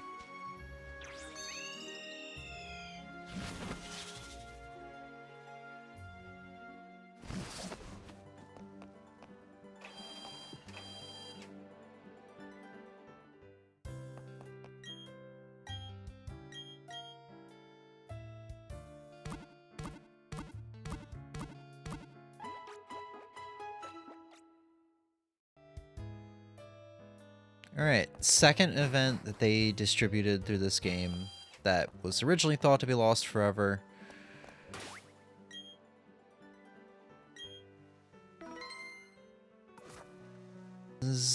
Got Harbor Inn. The Wizard of Ozzy has returned to the pack. Yes, I did sub just to use Kirby in my argument that he's evil or kiss it. Okay. Okay, you got you got me, Ozzy. Welcome. Kiki. We had a reservation for you. We've held it for a long time.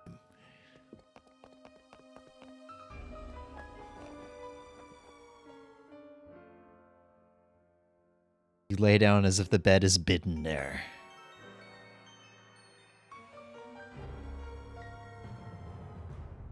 I really hope we're not in this for a long time, because I don't want to sit here on stream while I try to catch a Darkrai for 20 minutes. Also, I really hate this music. This is the same music that gets played in,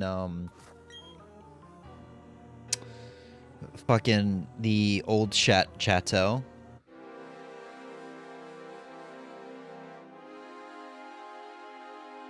And I have so many bad memories of the old Chateau.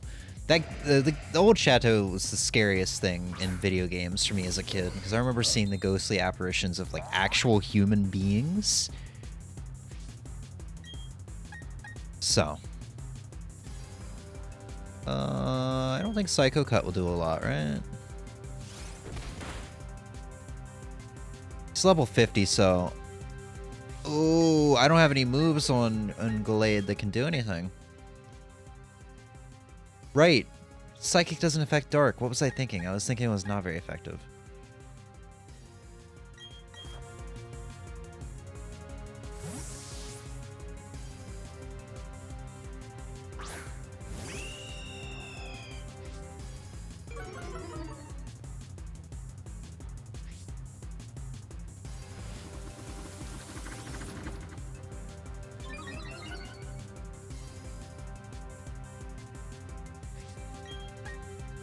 Okay, I'm gonna hope a pluck doesn't kill it.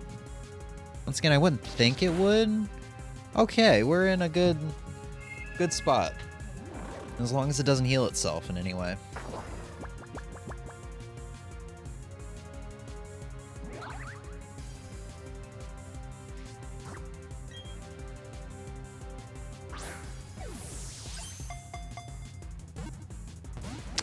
Yeah, I can already tell this is going to be annoyingly long. So I guess while we're trying to catch this little shit, what did you guys think of the Game Awards? I don't even think I really talked to you too much about the Game Awards, and Ozzy, I obviously haven't talked to you about it. If you saw it, what did you think? Anything you're excited about?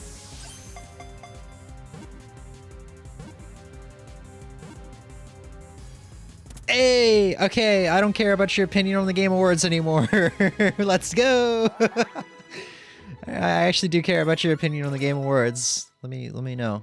We can chat about that. I really thought that was going to take a long time. It can lull people to sleep and make them dream. It is active during nights of a new moon. I thought it was alright. A voice called out from somewhere. Darkrai, your power is strong. Though you don't will it, you make people and Pokemon around you see terrible nightmares. That's why you came here, New Moon Island. Here, there is no one but you. There are none that can be drawn into your nightmare. And if anyone were to fall into the nightmares, Full Moon Island is close by. Who said that?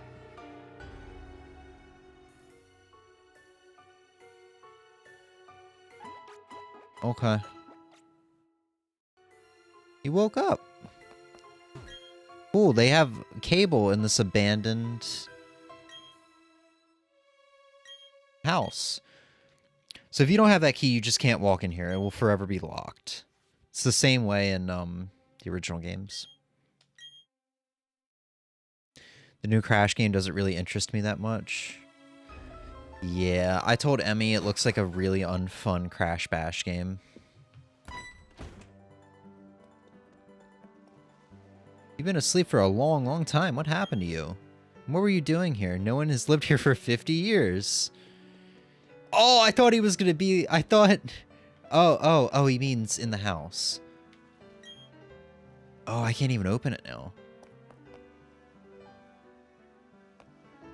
Oh, I thought he was going to say no one has lived on this island for 50 years, meaning I had been asleep for 50 years. I thought he was going to be like, haha, just joking. But no, he just walked away. Until I realized I misinterpreted it.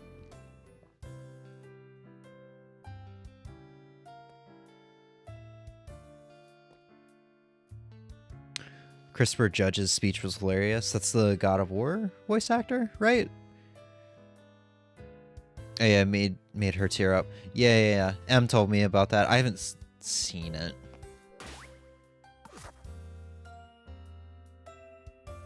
I love the orchestra as always. Yeah, that they uploaded a clip of the orchestral piece they did at the end before the Game of the Year announcement, and I put it on my watch later because I want to watch it again. It was really good.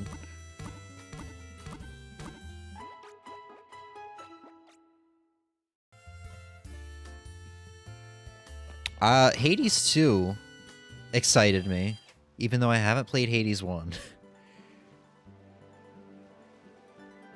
Is this an ad? Oh, no.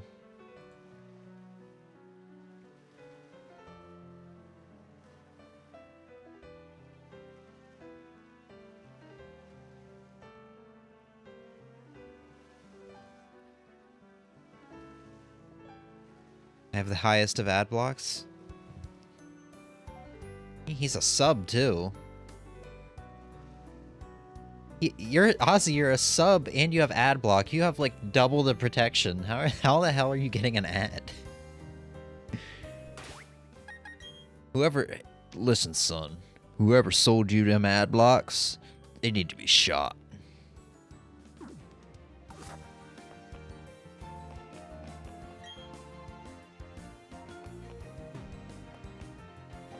Twitch said F your ad block.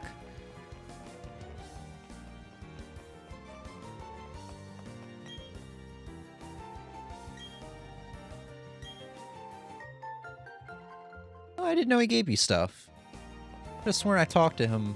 Maybe in the gives you stuff post game. But what was I saying? What was I saying? Yeah, Hades 2 looks good. Even though I haven't played the first game. I always love seeing the hand-drawn animations they do for their trailers. Love it. Trying to think of what else there was that looked good to me. I'm gonna fly to Samgem Town. I'm gonna pull up my past messages with Emmy because I think I made a list in her personal chat.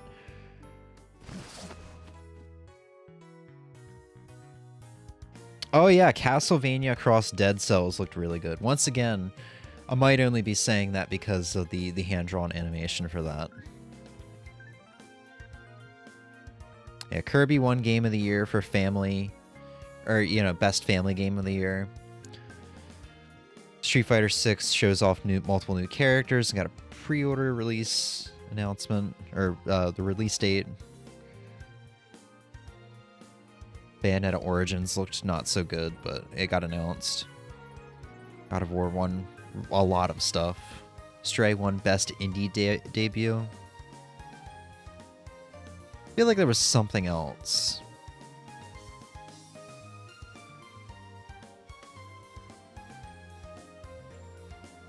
Oh yeah, there was the crackhead kid that was arrested after sneaking onto the stage during the Game of the Year announcement. Trust me, I've been through so many ad blocks specifically for Twitch. Yeah, Twitch is constantly improving their site to ignore ad block. Yeah, I know. I know a lot about it. Right? Well, I know a lot about it from what happened like a year ago when I was watching Twitch a lot. It sucks, but I don't know, it might be part of the reason why I haven't been watching Twitch much nowadays. Okay, I want to fight Gardania. Then, how about we hit up the underground?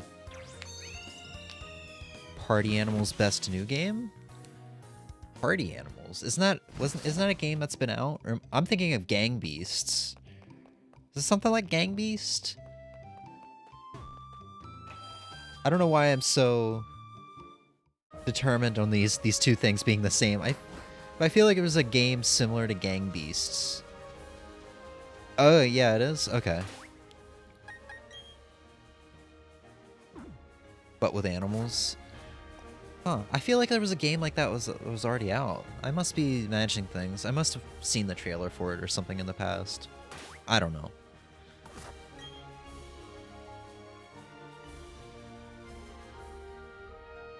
Oh, I already beat her today. Okay. I definitely don't want to do Maylene because she's annoying. She's really hard. Actually, I kind of do want to do Maylene because she's hard in post-game.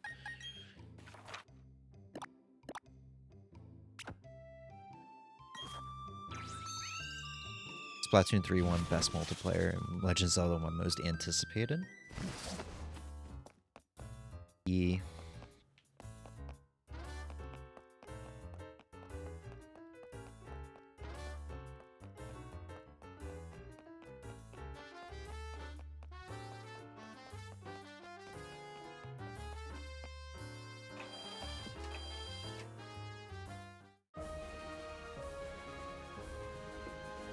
Oh, so here's my gripe with, I guess gripe number 2 of this game. In original Diamond Pearl Platinum, you could refight the gym leaders, rematch them. There would be 3 of them a day, 3 or 4 of them a day that would show up in a cafe in post game, and you could just go there, you'd fight them back to back. Well, not back-to-back, you can go and heal and stuff, but they'd all be in the same room. In this game, you get to do them all 8 of them every day, which is nice, but you have to go through their gyms again, and you have to redo the puzzles, which kind of suck. I don't really like that. It's nice fighting them, and I think they're higher level and maybe harder. But still, I don't know.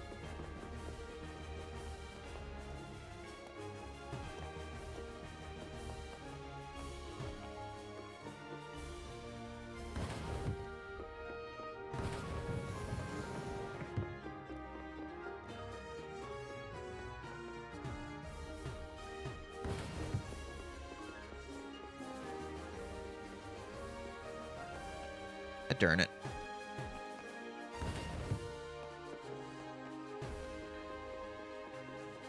All this for a really hard and stressful fight. This is probably the hardest fight in the game I've had thus far. I fought her twice, and, you know, each time was not fun and easy.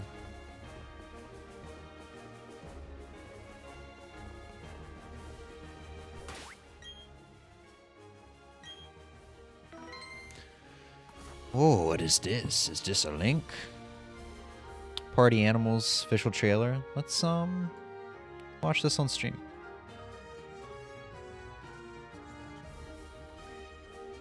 By the way, I gotta actually remember to turn off volume for the game from now on. Whoa, they put in an F word in a trailer? Game Recreate Studio presents. Oh my god, this is so cute.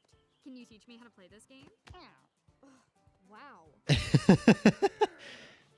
Prepare your friends for a cute and relaxing Animal Crossing-like experience. They said Animal Crossing. Totally destroy them all. Whoa. Devs claim this game will improve your relationship with friends. Oh, brother, help me. Yeah, sure. The Party Animals, an epic battle of the most epic animal characters, starring Royal Corgi, Orange Cat, Canada Goose, Canada Goose.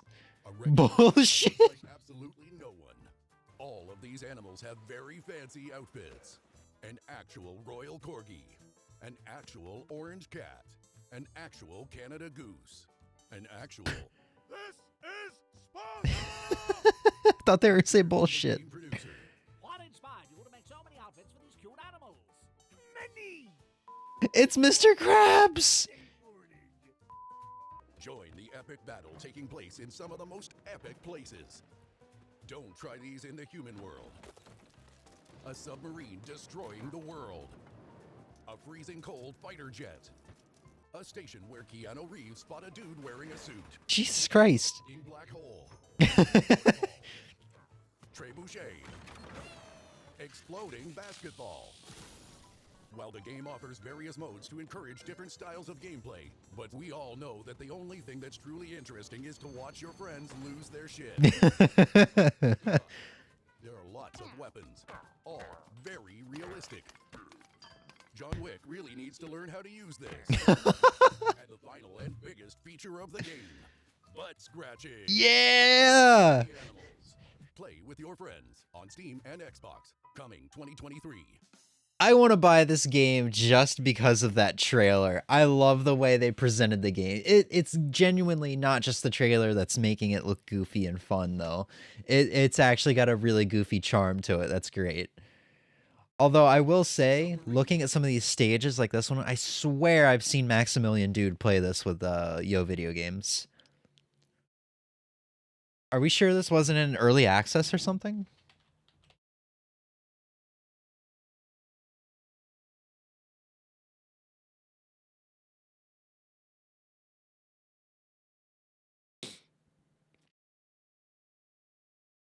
Party Animals Steam trailer from 2020? Oh, is that just an announcement for PC? Like it's already been out on Xbox? It's a new world with new rules. Now, nothing is off the table. Winning this battle will take a new breed of fighter. Wait.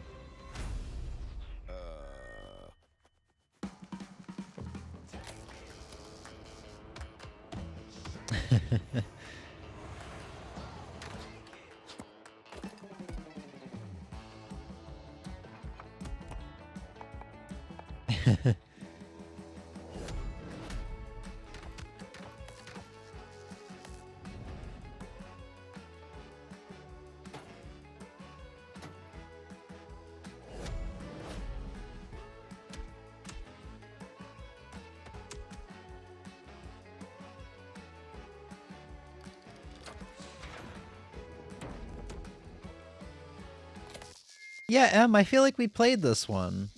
Or was that I must be thinking of just Gang Beasts.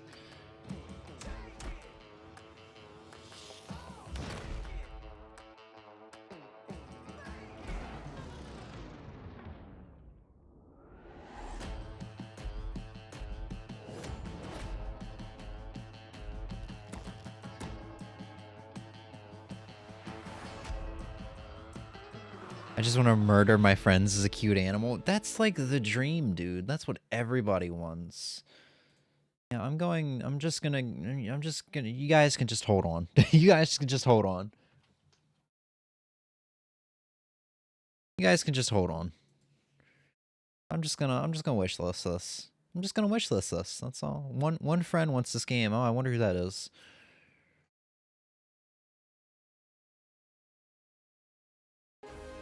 I don't remember playing this ever. It has to be Gang Beasts. Like we played, I'm pretty sure we played Gang Beasts on Game Pass. And it must just be so similar. I don't know. I don't know what I'm trying to say. The game definitely hasn't been out yet, so.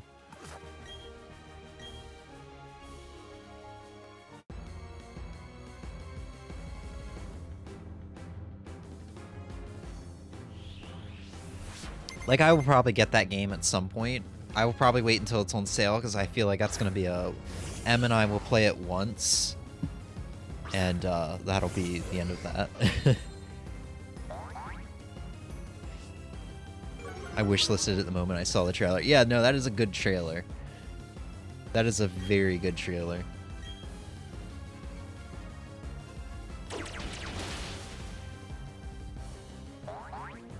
How the fuck did that thing live a psycho cut?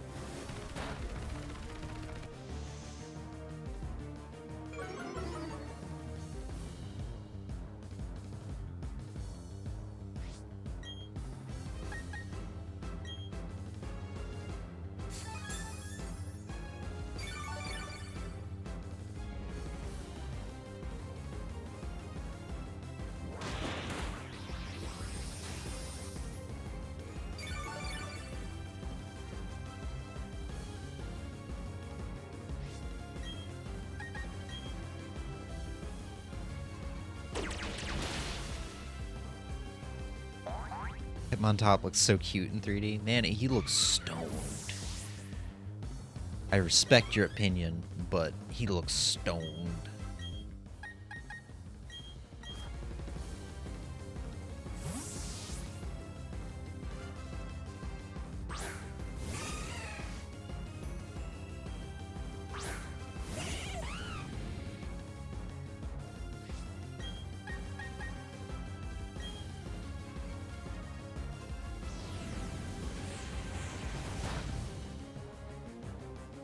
I'm a tank!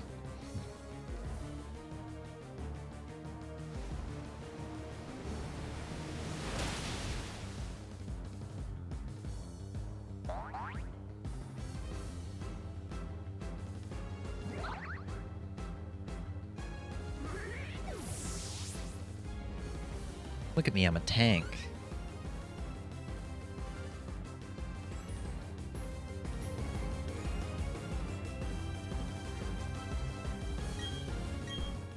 Metacham. I remember this Metacham being a big issue.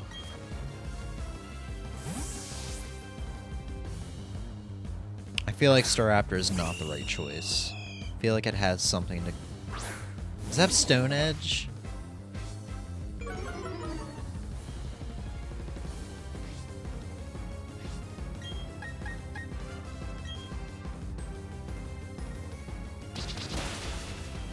Nah. Not an issue now.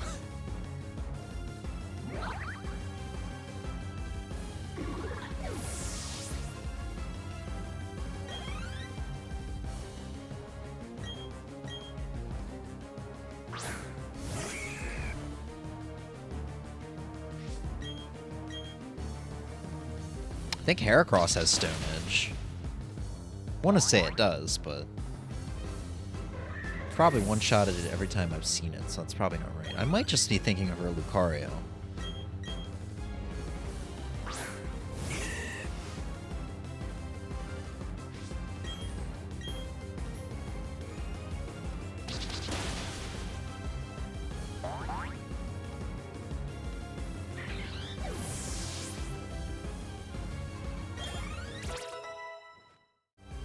Okay, Glade is kind of catching up with the rest of the team. Kind of.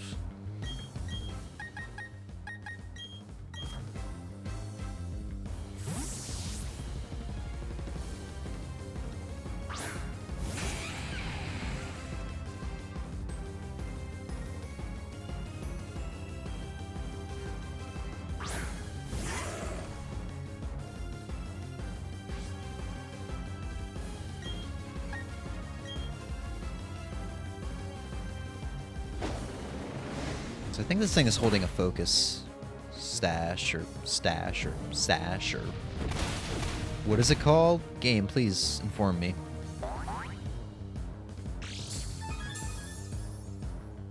Focus sash, not stash, isn't stash of illegal drugs. Actual full heal, but I should one-shot it. Almost positive I'm gonna one-shot it.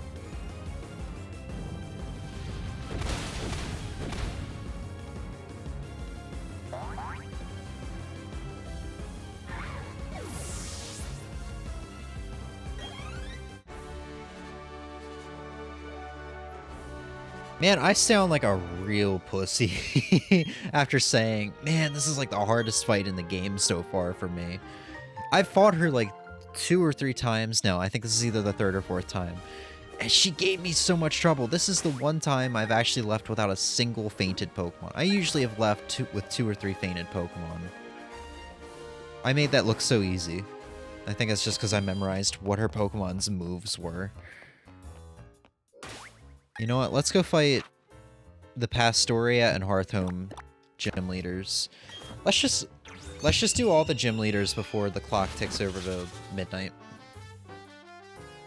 I'm gonna hit up the kitchen to get myself some more water, and I'll be right back in like a minute.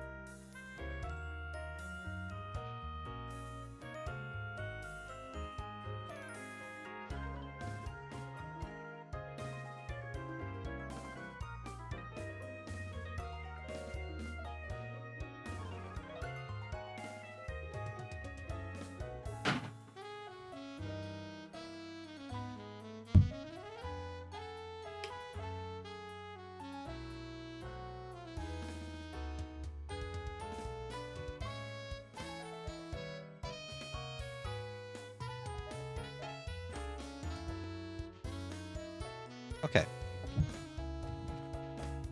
Took a little longer than a minute. But, good to go. 4th gym leader. I should probably heal. I also remember having a hard time with Wake here.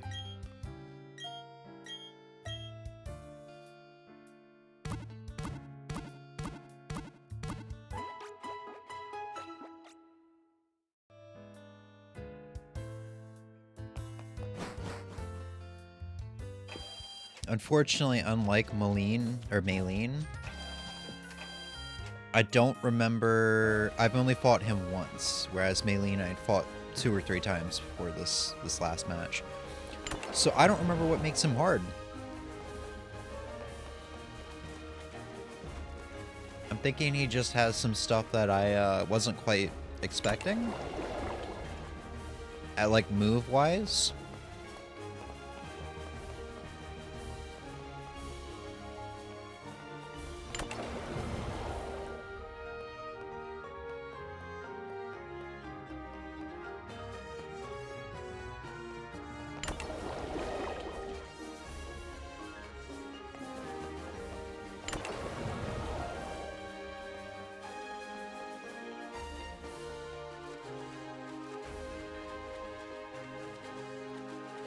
I blew through Wake's gym. Yeah, I mean, if you can deal with that Gyarados and you know that Quagsire is a ground water type, and if you're not using a Torterra against his Floatzel, you're in pretty good shape.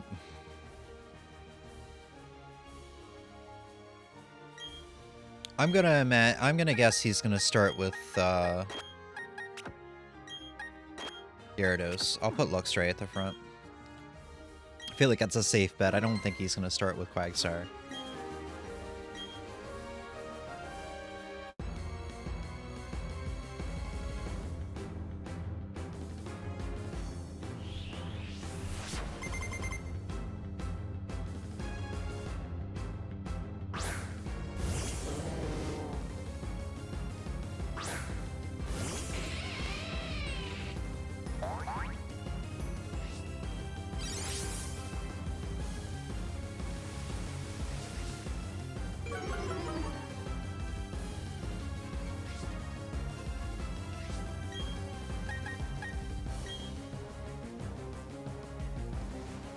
Oh, wow, Politoed's faster. It's not every day you fight a Politoed. Pachirisu and Staraptor for that Quagsire? You mean... Did you mean to say Pachirisu for the Gyarados and Staraptor for the Quagsire?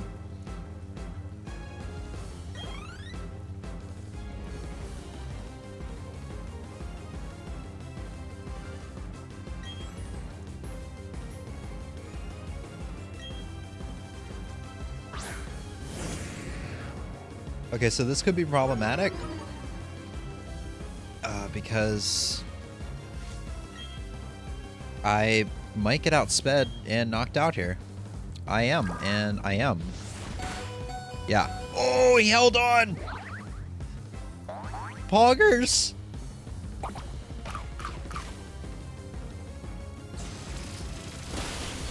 Oh my god, that berry. That berry, that berry, that berry.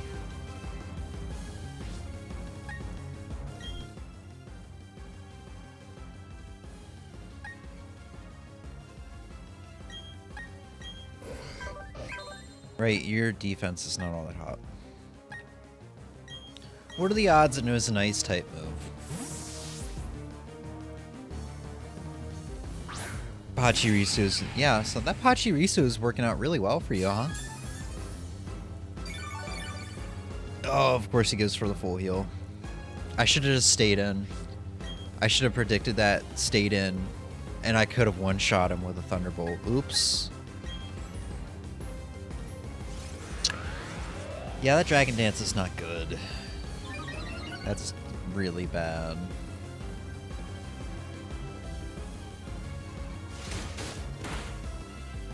It does less than I would want it to.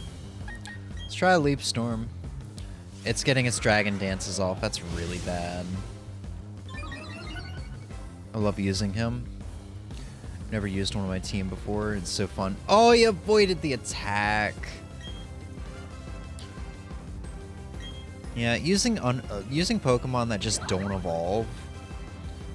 I don't know why. I don't know why. It's really fun to use them though.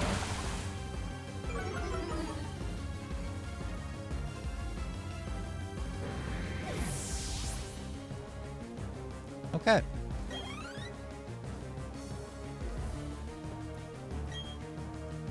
All right. Now I remember my issue with this fight. Kingdra doesn't have any weaknesses. Kingdra is just outright a problem.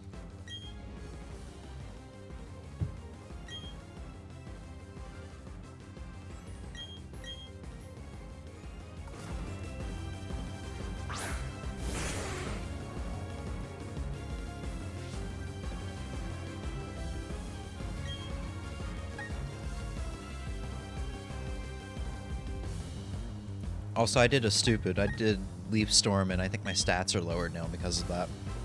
And it knows Ice Beam. That might be a one-shot. That's not quite a one-shot. You'll never be the champion of the Pokemon League without spamming full restores. My original Persona Kingdra, yeah. Not gonna lie, I missed that Persona.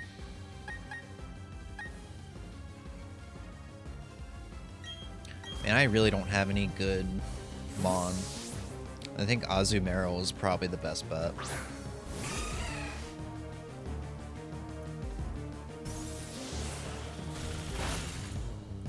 Yeah, this thing is a tank.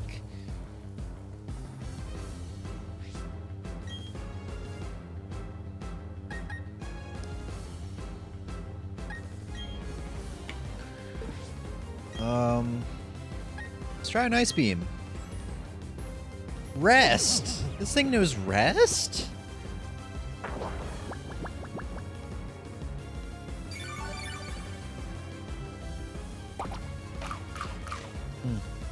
And it has a Chesto Berry, great.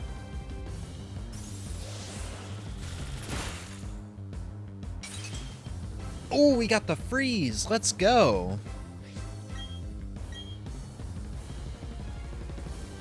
I think this is the first time I've seen a frozen Pokemon in this game, in the 60 hours I've been playing.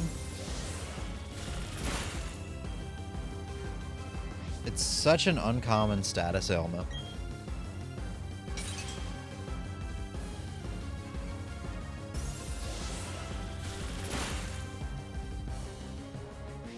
Alright, what are the odds he's gonna heal?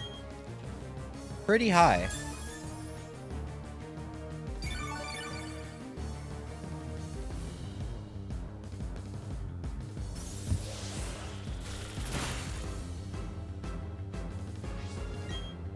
Alright.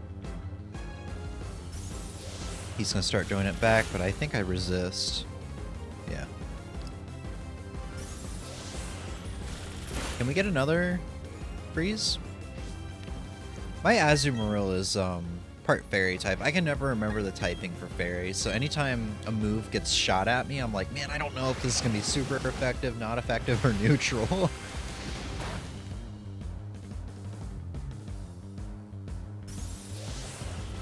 Fairy is the only like typing I can never remember. Whether, you know, what it's weak to, what it's super effective against, stuff like that. Oh my god.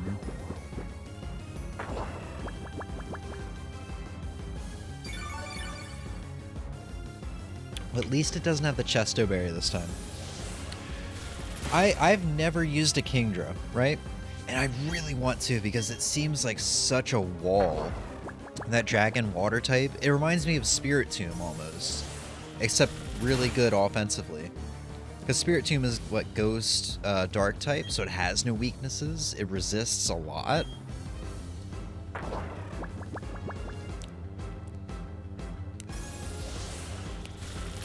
I will use a Kingdra one of these days, man. Alright. Full restore? Okay, at least it didn't go for rest.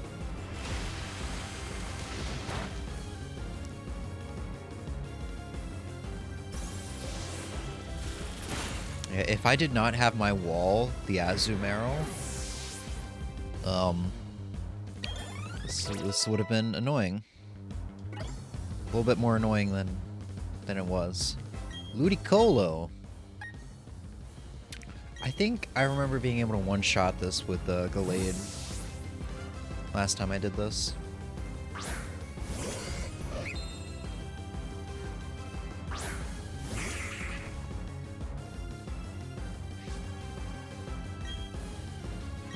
See?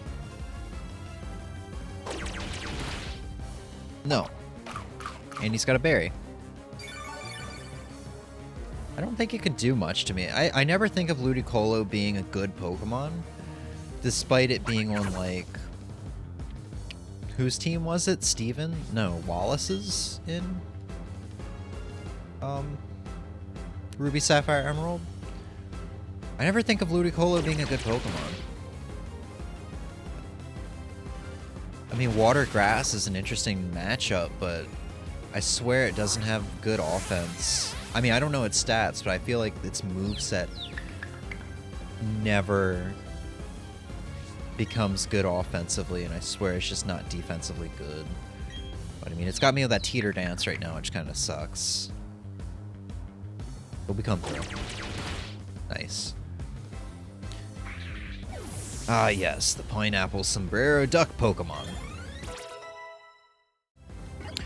That's what they need. You know what? That's what Game Freak needs to start doing to make their Pokemon more interesting, I guess. They're just like, all right, we're gonna spin 3 wheels. One wheel has an animal on it. The second wheel has a fruit on it. The third wheel has an object on it. We're gonna spin all 3 wheels, and then we're gonna combine the three winning sections of that wheel and see what we get. Ah, yes, this is the pizza. Pizza's not a vegetable. Actually, hold on, let's go back. Let's go back. Or a fruit. Pizza's not a fruit. All right, so we got the apple staircase bird Pokemon. All right, this is gonna be interesting. All right, I'm still confused. Oh, that's not good. I might have doomed Gallade.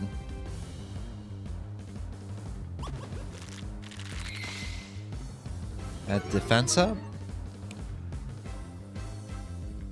Ooh, lowering special tense. Ooh, but he's raising his attack.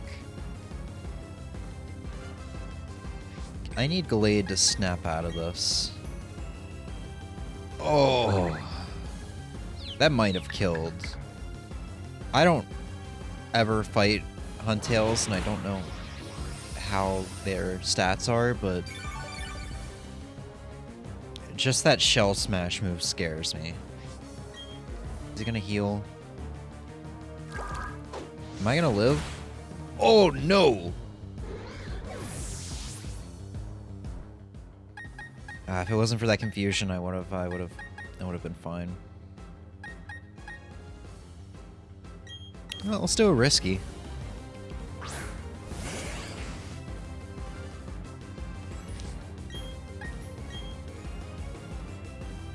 If it had Aqua Jet, I probably would have cried.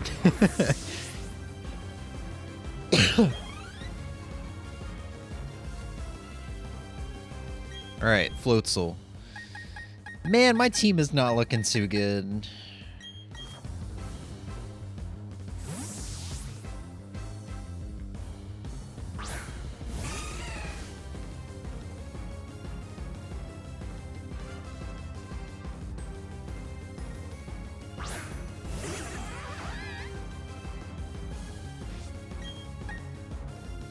All right, let's see what happens. I took that well, but after this move, my stats are gonna go down. Oh no!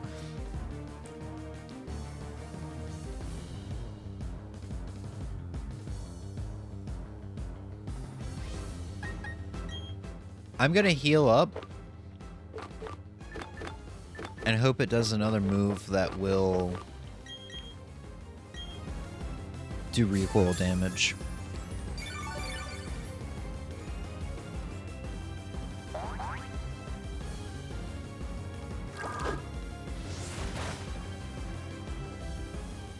That was the best call. That was a really good call.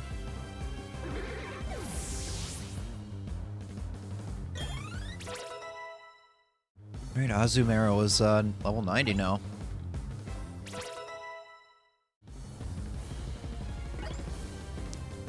At this point, I feel like I can confidently say that my entire team will probably be level 100 before my adventure in Sinnoh here is over.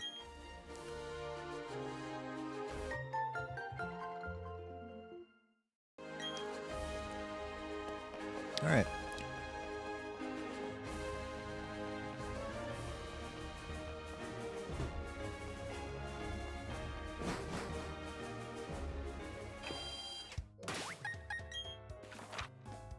Alright, gym number 5. This is the last gym that I've actually gone through the rematches for, so the next 3 will be pretty much blind. Then how about we go into the underground after that?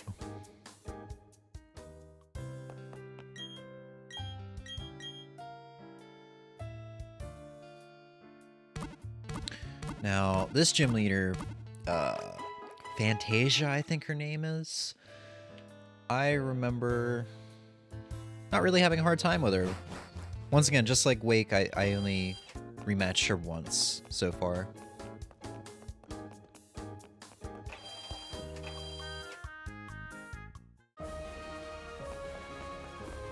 I really wish they kept the gym design. I know it's a remake of Diamond and Pearl, but I really wish they kept this gym design the same as Platinum's design for this gym. Where you're stumbling around in the dark with a flashlight looking for, you know, weaving through a tombstone maze looking for a symbol that matches a door. Because look, for a ghost type gym, having it just be a stupid math puzzle is so... I thought it was cool as a kid. I don't know why I still find it cool. I guess simple math is just kind of fun to do. I don't know why. Maybe that's a sign that I'm meant to be a mathematician in life or something, but... I don't know. I like a lot of the gym designs better in Platinum, despite playing Diamond a lot more growing up.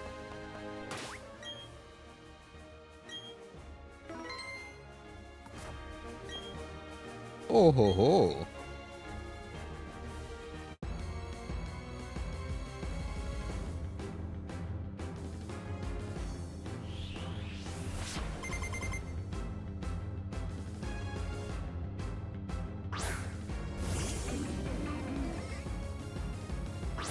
Oh good, I still have my Luxray out in front. I thought I put Gallade in front.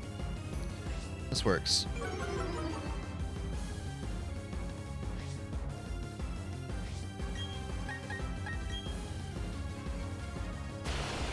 Strength Sap. Lowering my attack. Okay, didn't lower my special attack. We're all good.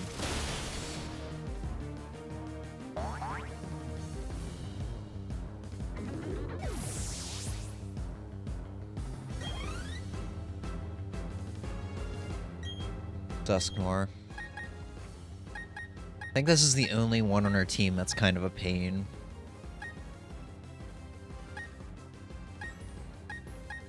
Like, half of my team has a dark type move, but I swear none of them, like... None of them really used them in this match, because it's just better to use their other moves. I think I stayed out as Luxray my first time for Dusknoir. I think this thing knows Earthquake. So, that's my only reason for going to Staraptor here.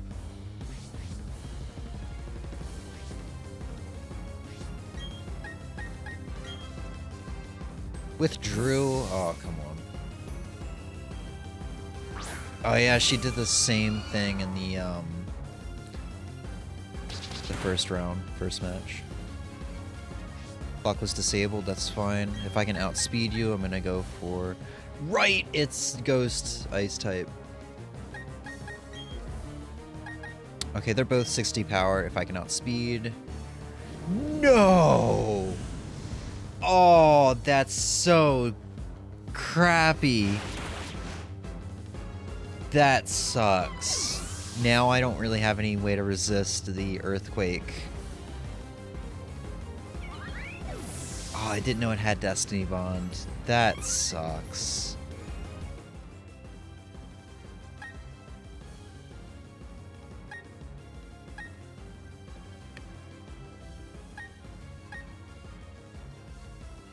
I feel like Torterra is the best option.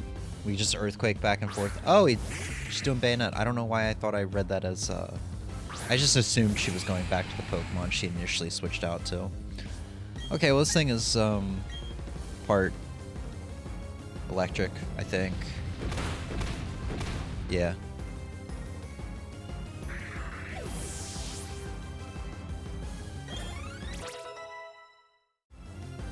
Or maybe not. Maybe it just got one shot. I didn't see it was super effective Xbox. Is Miss Magus Dark Ghost or just like Ghost? I want to get Gallade in there, but I guess it's best not to risk it.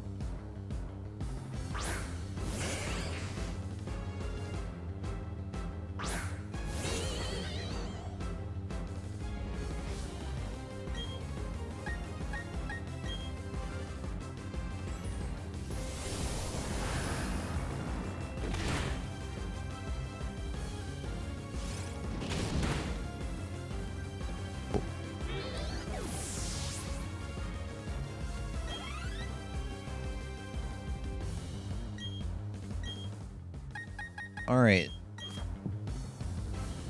Hopefully. I know this thing has Will-O-Wisp. It'll probably outspeed me and use that on the first turn. Which will suck because it's going to lower my attack.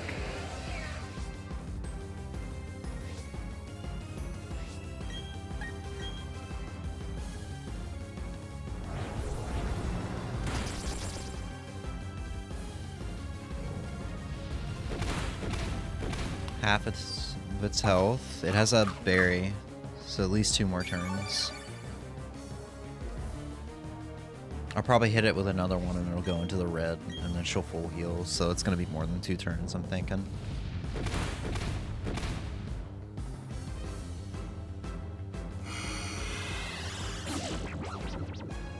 Alright, that's not good.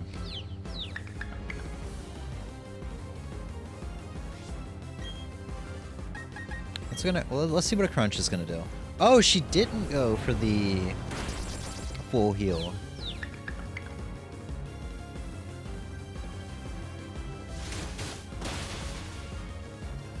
I don't think crunch was gonna do enough. Like, I don't think crunch was gonna do more than earthquake.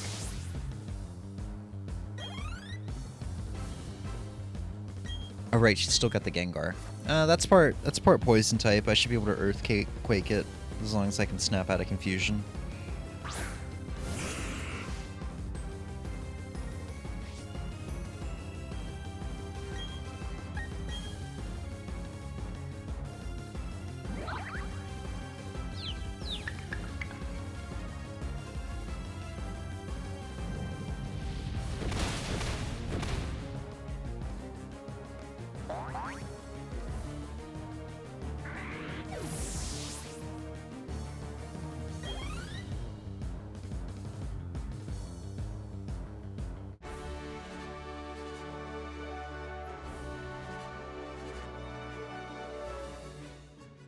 All right.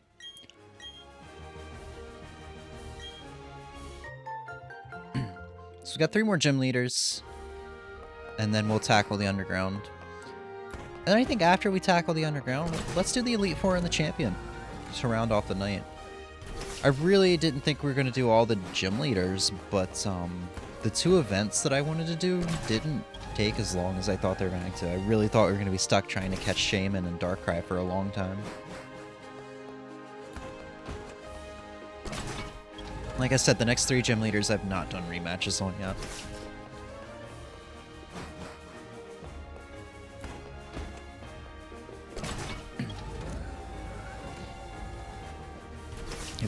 It'd be really nice if we go into the underground and find 2 more of the like mystery shards that I need to be able to get one of the legendary Pokemon down at Ranma's Park.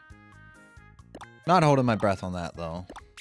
Those shards are pretty rare, and I know I'm gonna be trying to get all the legendary Pokemon in Ranma's Parks for a long time.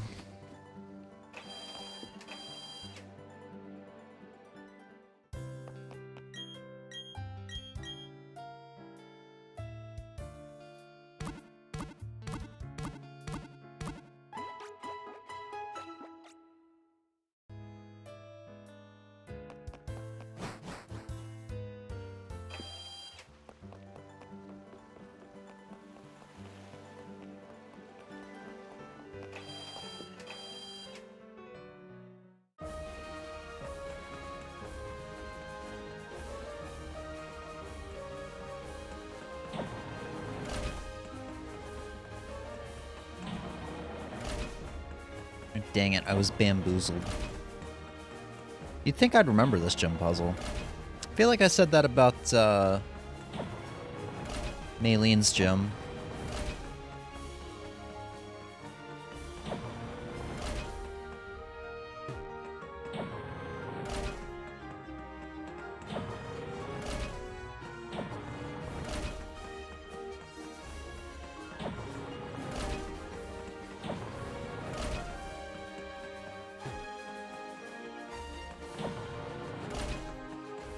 Really? Oh, I thought it was just taking me back.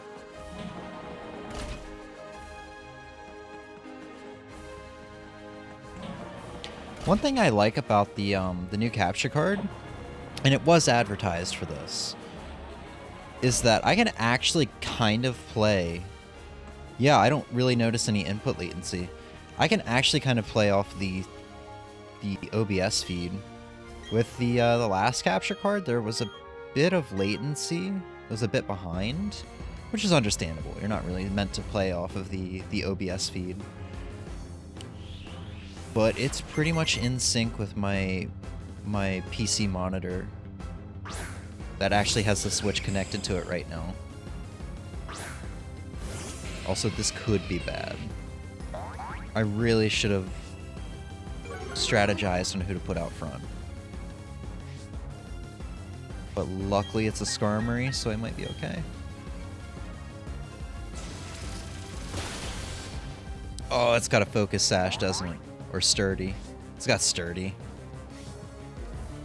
Ah, I hate Sturdy so much. Like, even if he heals here... Got leftovers. Even if he heals here, I'm still gonna one-shot him next turn. It's just, I don't know. It's annoying.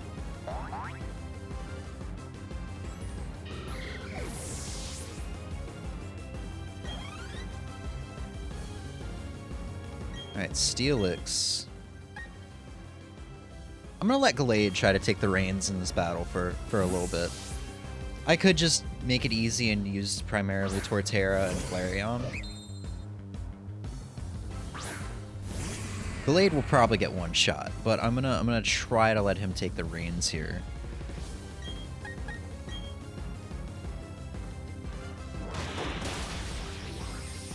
It may have been a bad decision. It only did half of that Steelix's health. Got a Mega Evolve? Man, I really wish they didn't. Oh, thank goodness it dodged that. I really wish that they would stop doing this, like, oh, let's introduce a new mechanic every Pokemon game, you know? Here's Mega Evolving, here's Z moves, here's, Dynamaxing, here's whatever the crystallization mechanic is in the new Pokemon games. I wish they just stuck with the Mega Evolution. It was such a cool concept, and they could have brought new forms to older Pokemon without doing the stupid, you know, Galar region exclusive Farfetch'd or whatever, which that Farfetch'd was kind of cool. Surfetch'd.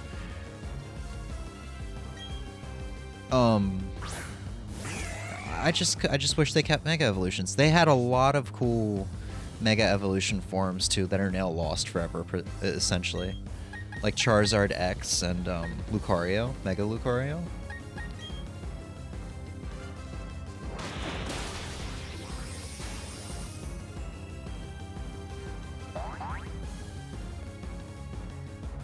Yeah, I thought it was gonna stay too.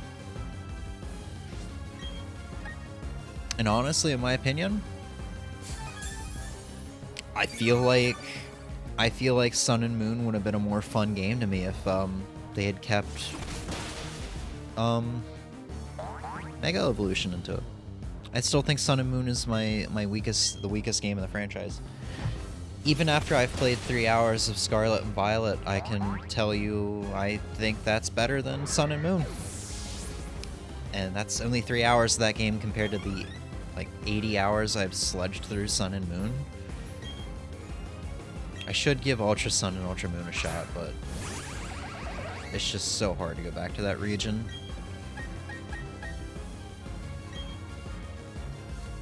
Yeah, I'm surprised Gallade... I mean, these are Steel type.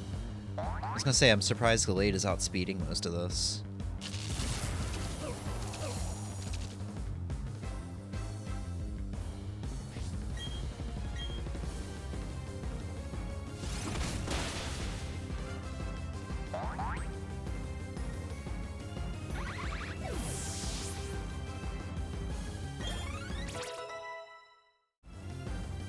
That attack stat, that beautiful attack stat. Alright, Aggron. This beefy guy really could be a problem. I ain't gonna risk it. I feel like it's gonna take a minimum of 3 hits to knock Aggron out, and I feel like 1 hit from Aggron to Gallade would knock it out.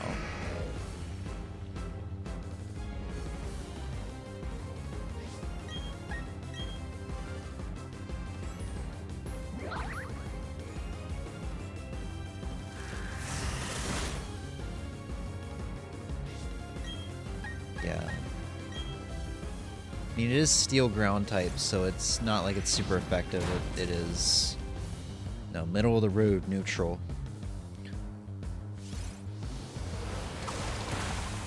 Okay, good. Yeah, I imagine he's still got that Bastodon, which is still gonna be the Pokemon I'm fearing the most on his team. Doesn't have a very good offense stat, so I'm gonna stay out and maybe just Leaf Storm it to death. I should try 1 Earthquake. It is super effective.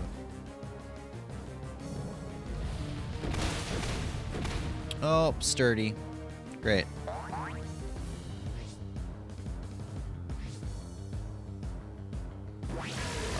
That's not good. Okay. I was worried it was going to send out, like, Staraptor or something. Something that wouldn't really do super well. You're probably going to full restore. Oh, you don't full restore. Alright, that Hydro Pump was a bit overkill, but worth it. Dang. It's crazy how the first and third and fourth gym leaders are literally the hardest, but so far, like, the later gym leaders are not giving me issues. I mean, we'll find out on the next 2 gym leaders.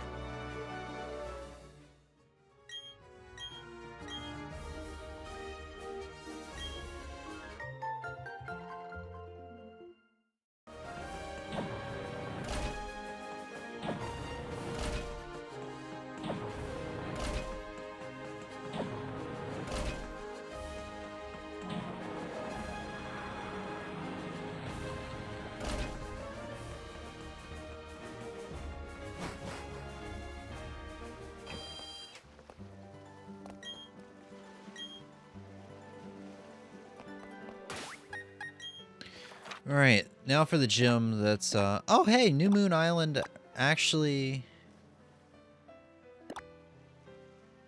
shows up on your map. I've never seen that before, and I've never seen Flower Paradise before. Because like I said, they were events that were kind of lost to past.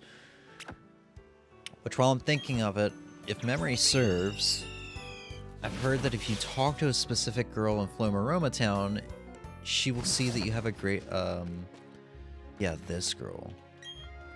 You know about Gracidia flowers. They're given as bouquets to express feelings of gratitude.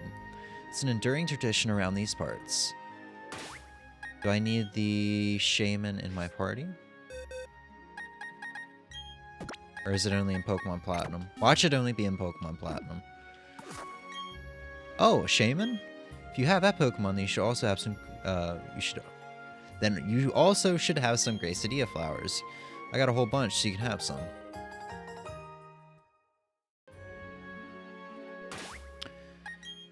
And use this item. And now, it won't have any effect. I thought you can use it on Shaman to get the Sky form. Huh, I wonder if I have to use it in a battle.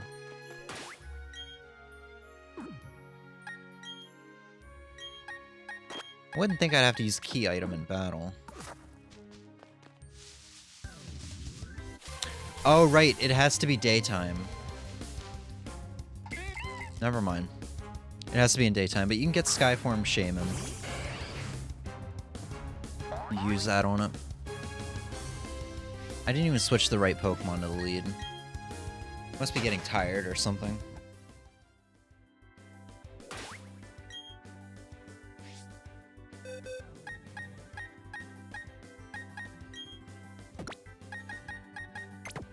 Alright, well we got Flareon in the lead for the next gym battle, which is good.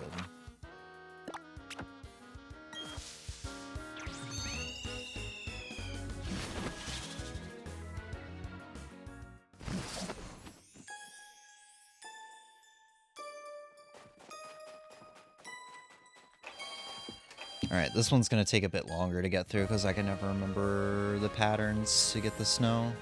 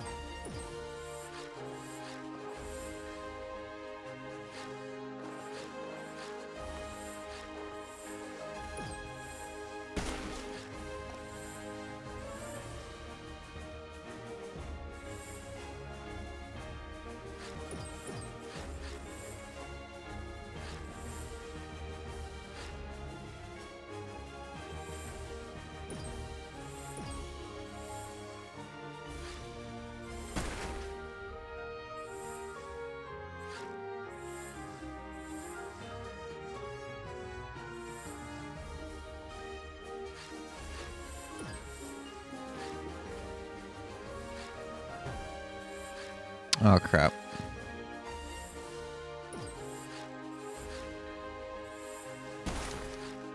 And I think there's one more up top still? Yes. Which I have to get from the left side.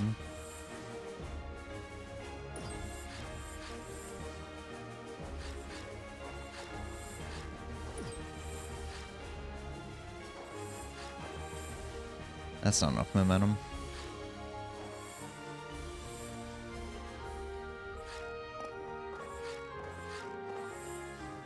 I love these sliding puzzles. Is that sarcasm, or do you genuinely love them?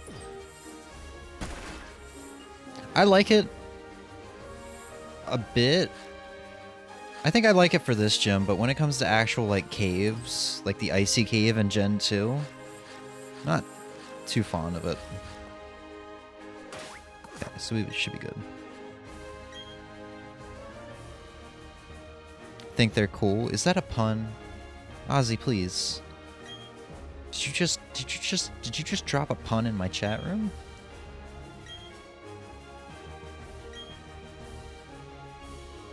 Whoa, she's into fashion and romance, and now she's obsessed with me. Whoa.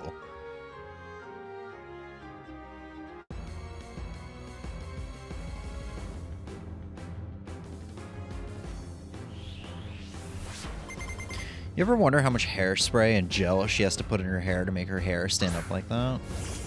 Or you know what? Maybe her hair is just frozen solid. Also, I just noticed this, and now it bothers me. Her hair looks like the like sausage links that they have in cartoons. The like literal like links of sausage. You dropped this.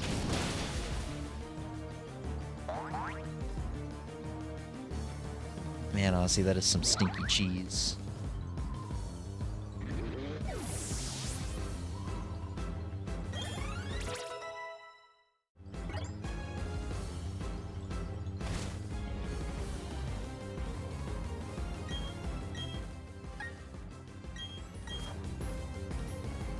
Man, between Flareon, Torterra, and Gallade, and pretty much the fact that my entire team either has a fighting type move or is really good against ice types, this might actually be the easiest battle yet. What? What? Wow, that is karma. Okay, I might... As long as I outspeed this thing, as long as this thing doesn't have a priority move, I should get at least some of my health back. What? Why did it outspeed me that time? Oh. Wow, that is a classic case of me talking way too soon.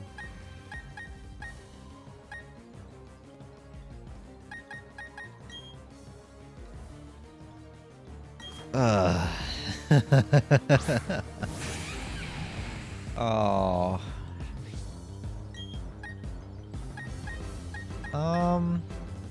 Let's just do the Leaf Storm.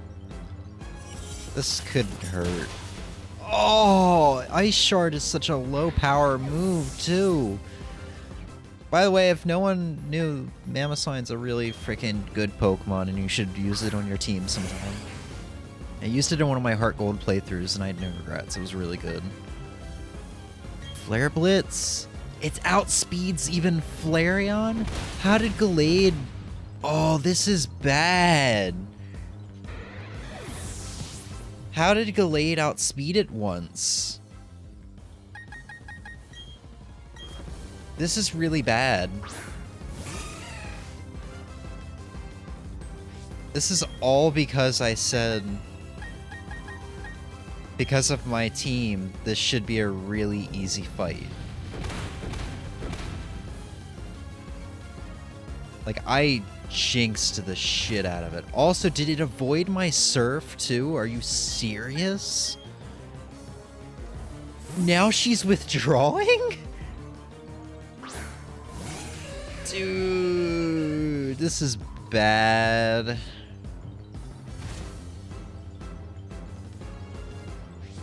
Wait, did the Hydro Pump miss again? Now it's Lovely kissing me. Oh my god. The game was like, let's show this kid how it's done. Dude, I am getting destroyed. If my moves aren't missing, then I'm getting one shot. No, I'm just gonna use a full restore. I like to do these gym fights without using repels and stuff like that. Or repels, revives, and... Another one? Doesn't that only have like a 50% chance of hitting? Oh wait, that was for confusion. That was, what was that? Sweet Kiss, not Lovely Kiss? Superpower? Oh, come on.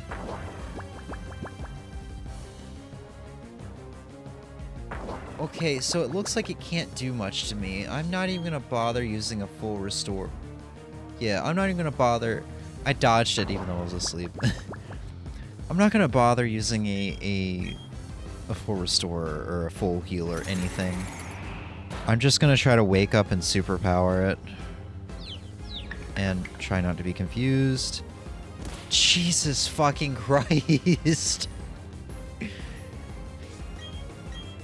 And this is only her second Pokemon and half of my team is down.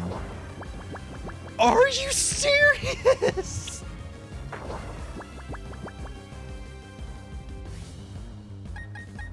What the hell is going on right now?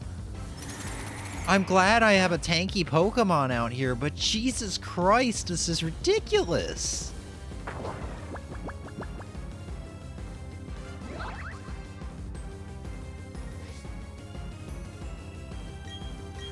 Please.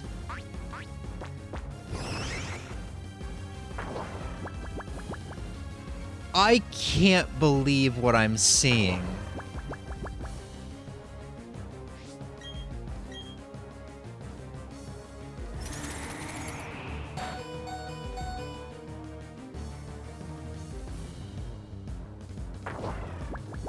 I can't believe what I'm seeing.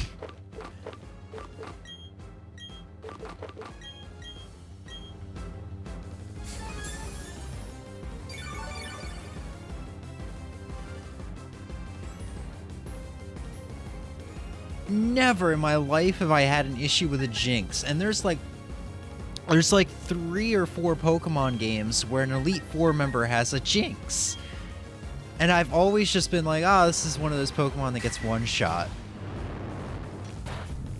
You know, it's like, it must have terrible stats or something. I gotta look up Jinx's stats. Does this thing have godlike stats?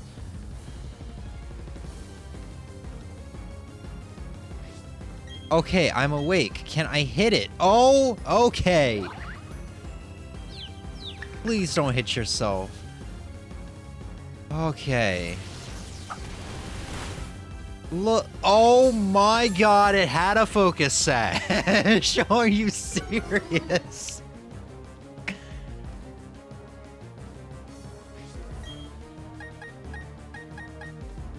Please just die. Oh my god. I'm gonna hit myself too, aren't I? Dry skin? Oh, that's right. I must have not been paying attention when I thought my Hydro Pump missed. Is this thing not out of PP for that yet? Oh, my defense is lowered. But not my special defense. It's been using Blizzard. Yeah, the 1 HP was because it had a Focus Sash. Focus Sash will let you prevent being one-shot. So if your opponent uses a move that'll kill them or make them faint in one hit, then they will survive with 1 HP. This Focus Blast is doing visible damage though.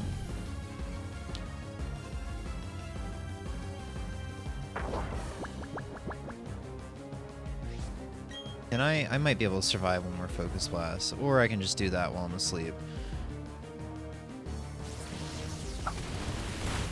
Jesus Christ, and that was only her second Pokemon.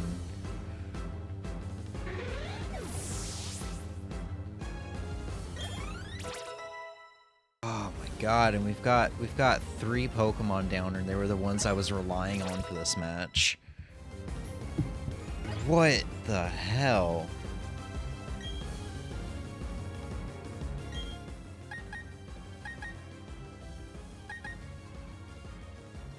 I'm gonna try Staraptor.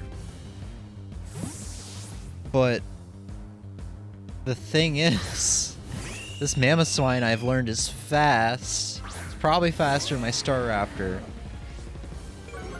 Now that Ice Shard took out Torterra because it was 4 times weak. So I don't know if it'll do the same to Staraptor. I'm gonna try a close combat. Okay. Fuck's sakes. For fuck's sakes. So now I think we're gonna do the strategy of switching back and forth between Staraptor and Azumarill and have them use their fighting type moves that lower their stats. That's not going to work for Frostlass. But it's not ground type, so we can use Luxray. Let's see if I can do this without using a revive. I used like 3 or 4 healing items on Azumarill.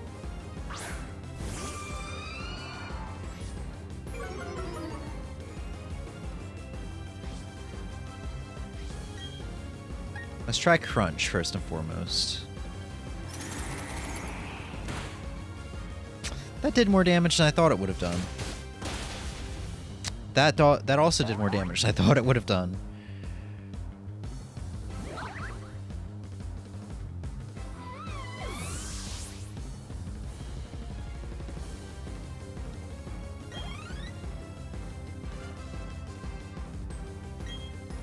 Oh, it's a Glaceon.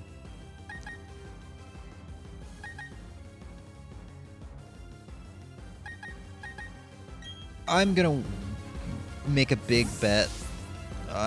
You know what? I could just heal Azumarill. I could just do that and be safe. Look at that. Look how precious. I love the evolution line, man. So 77 HP. I was gonna say I'm gonna wager that Glaceon isn't gonna be able to do anything.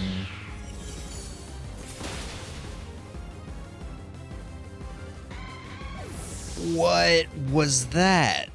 Why was that super effective? Hold on. Before we even move on, I have to know what the type of that move was. Because judging by the name, you would think it would have been an ice type move.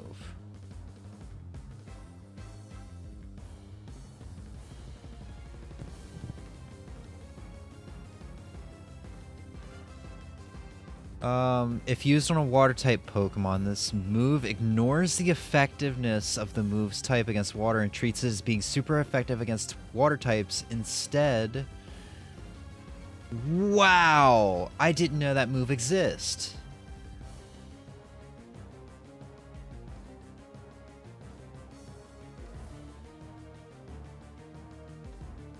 Oh, now it's a gamble. Let's see if Staraptor can outspeed. Funny thing is, I don't think I saved before her. I was that confident. Yeah, we both got 2 Mons left. I outspeed. No! Really? Damn. And she's gonna heal that thing too. My defense, yeah, I'm gonna get knocked out. I'm definitely getting knocked out.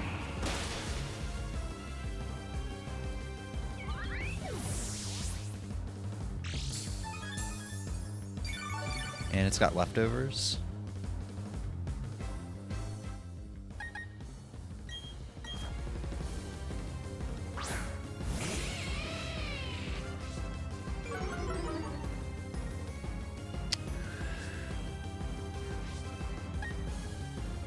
All right, let's do something real quick. Let's check something out. So, your speed stat is 176. Your speed stat is 210. What are the odds that I'm faster than this Glaceon?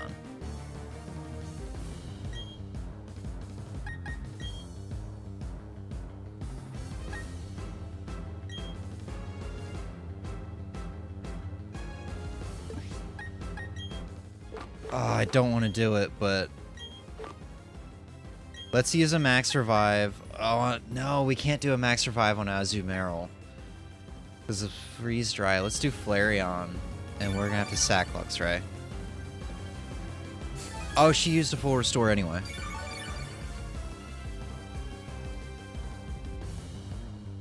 All right, let's see if I'm faster than it. I am. But I won't KO it. Double team? Okay. Now she's just...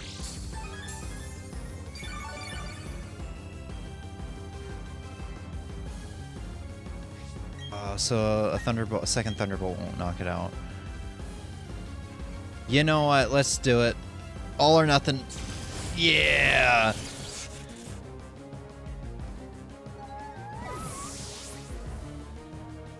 Okay.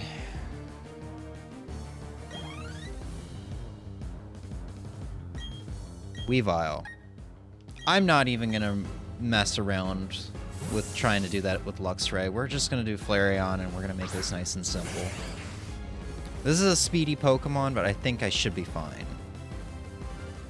Worst case scenario, that Pokemon's level 80.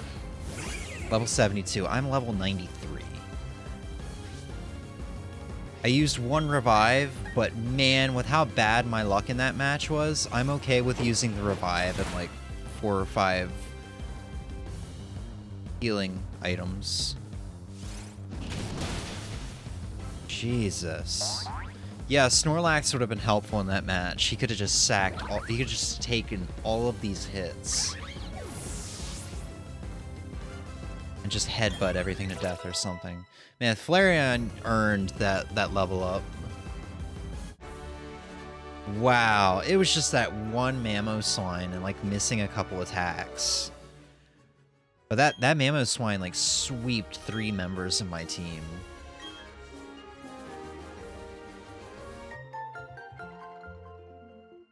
I wonder how high the Elite Four levels are gonna be. I kind of want to just go straight to the Elite Four after doing all the gym leaders. It's actually fun doing these really challenging matches. Usually I don't have to think much when playing Pokemon, so...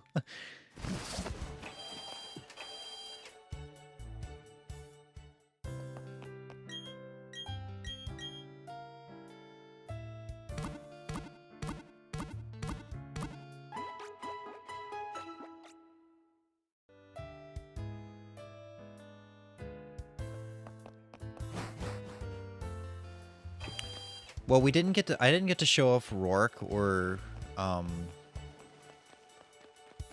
Gardenia, the first 2 gym leaders. We should do those because it's going to be midnight here in 6 minutes. So after we do this gym leader, those 2 will be able to be rematched. I'll do them just for the sake of showing shit. Oh, cool! I wasn't fully off, but just for the sake of showing it off, and because I like fighting those 2. So we'll do that, then we'll head to the Elite Four. And I don't have to be into work until 1 tomorrow, which means I'll have to be up until 11. So we'll still have time to do, underground stuff if I'm not tired. I really want to show off underground, because, man... I don't know if I talked about it during my Game of the Year stream last year, but underground was fun.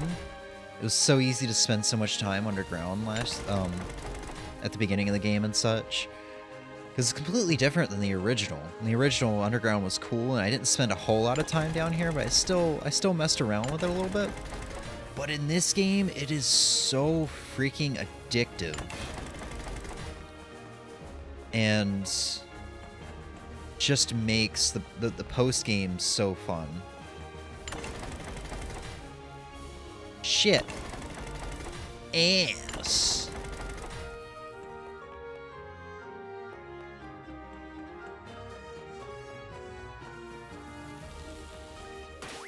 Alright, let's see how bad he's gonna beat us.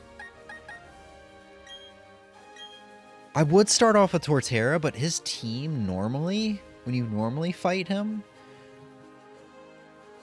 is actually really well versed to counter Torterra.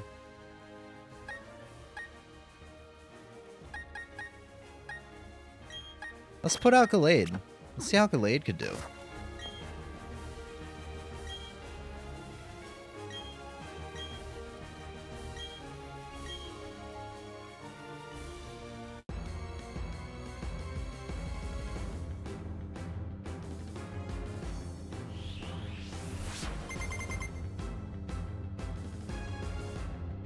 Starts off with a Pelipper. Oh, I should have started off with my Luxray.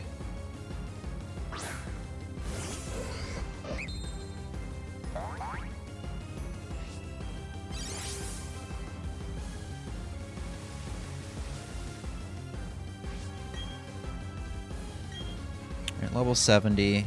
This will probably take 2 hits, because I think Pelipper is a little beefy. Hurricane! What the hell is that move? All these new, like, Gen 7 or Gen 8 moves or whatever that I've never seen before.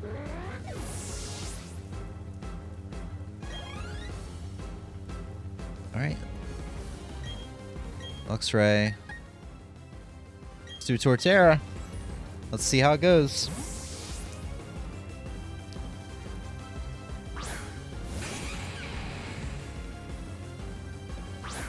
Problem is, since it's raining, it means Thunder is guaranteed to hit, I think.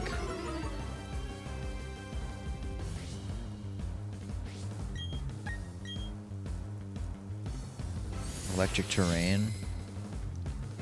I don't remember what that does. Really don't remember what that does.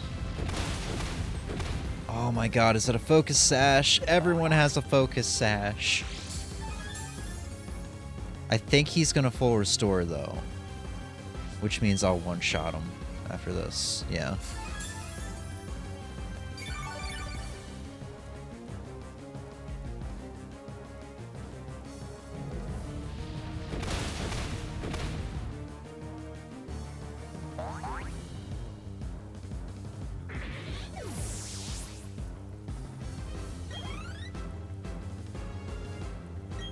Lantern?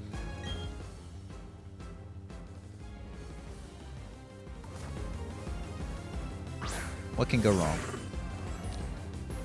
Since my attack stat is already lowered by Luxray's Intimidate, I'll just do Leaf Storm to make sure this thing is out pretty quickly. Unless it's got a Focus Sash. Okay. If he put a Focus Sash on his Lantern, that would have just been insulting.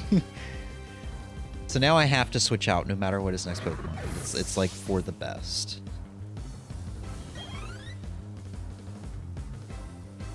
Raichu. Oh, that's a shame.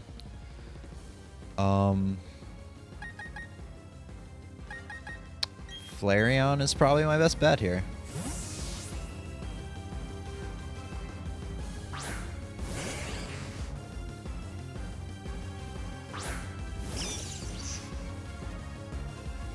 The rain is lowering my fire type moves. Let's do a Flare Blitz and see. Wait, does it still switch? If it doesn't hit? Okay.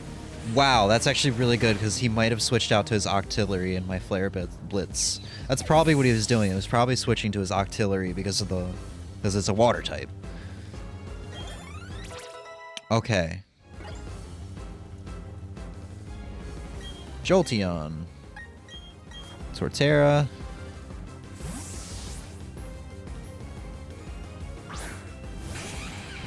This is a really cool battlefield.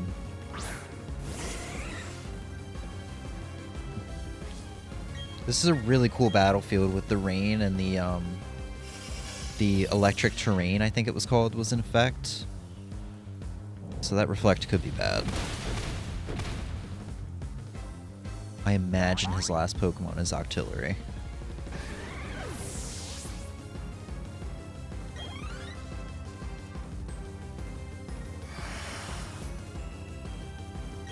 Electrovir.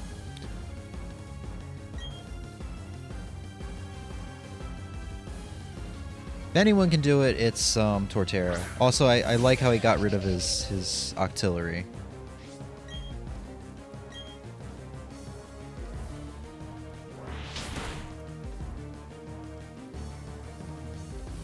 Okay. This thing's probably got a Focus Sash, but I think since it took... So yeah, I think since it took a recoil, it didn't really matter.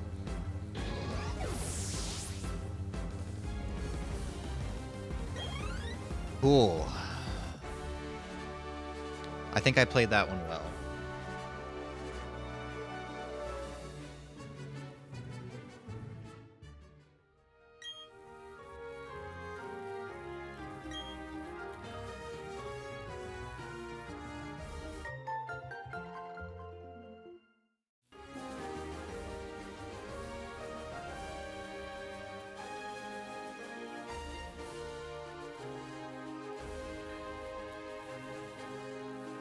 Okay, I was kind of looking around for my charging cable, but I don't know where it is.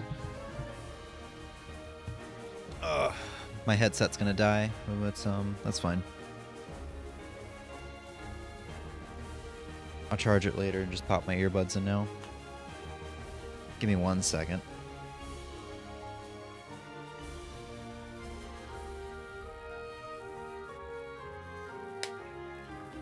Okay, so that ended pretty perfectly. It's 12:02 now. Means we can get out of here and we can go challenge the first 2 gym leaders. And then make our way to the Elite Four.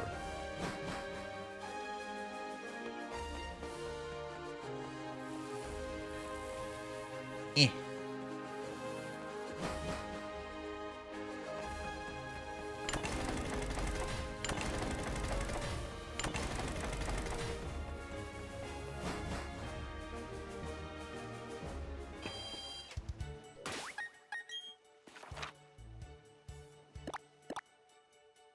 Oh yeah, it's also a new day.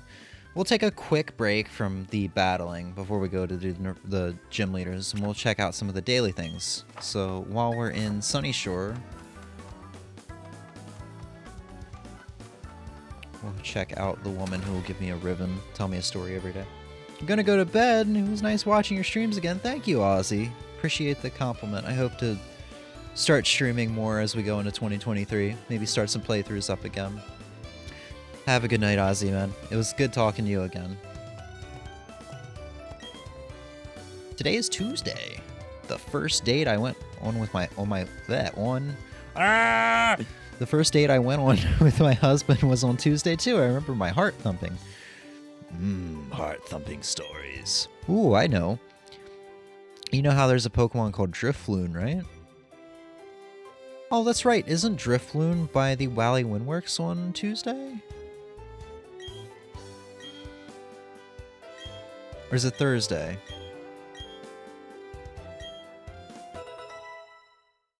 We should head to the Valley Windworks and check it out.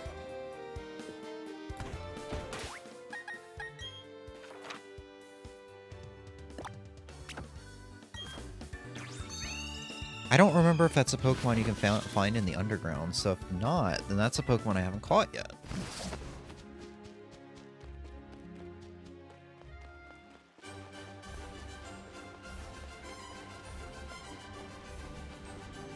Nope, must be Thursdays. Alright, so first thing, I know you can see it on the town map where the horde is, but I still like going and talking to Dawn's little sister.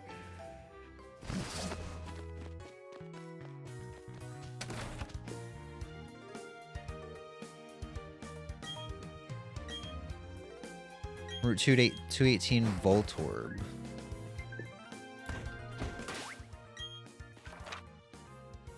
Where's 218? It's 216, 217, so this should be 218. That's 222.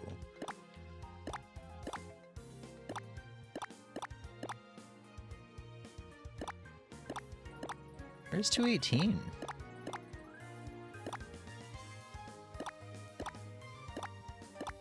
Okay, it's to the east of Canleave City. After this, we'll have the lottery and the journalist dude as daily events. Probably forgetting something else, but...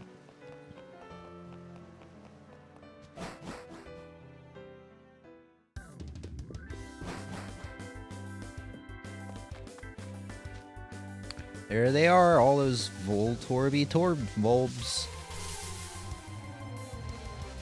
And we find a Mr. Mime.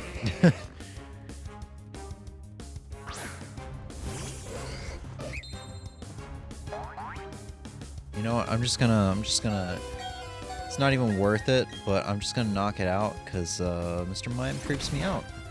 I'm not scared of clowns or anything, but as I've been playing this game, Mr. Mime has started creeping me out a little bit.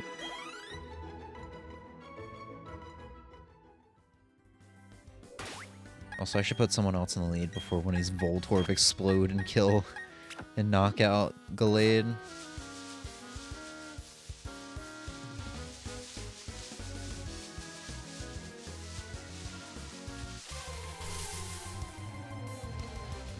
There we go.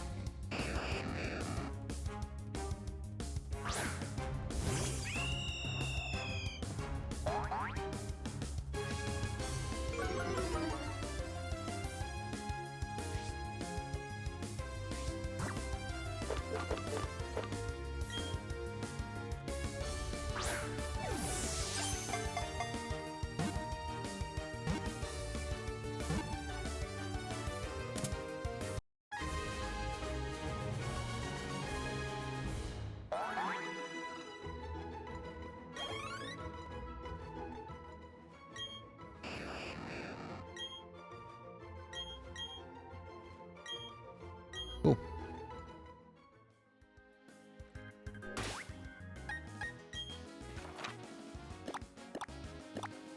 Alright, Jubilife City. I really hope I win the lottery. With all these Pokemon I'm catching, I really do hope I'm gonna win the lottery. And get the first prize. Because if you get the first prize, you will get a Master Ball. And if I get a Master Ball, that means the only 2 roaming Pokemon in this game, the legendaries that I haven't caught yet, Mesprit and Cresselia, I just use my 2 Master Balls on them and not have to worry about their nonsense.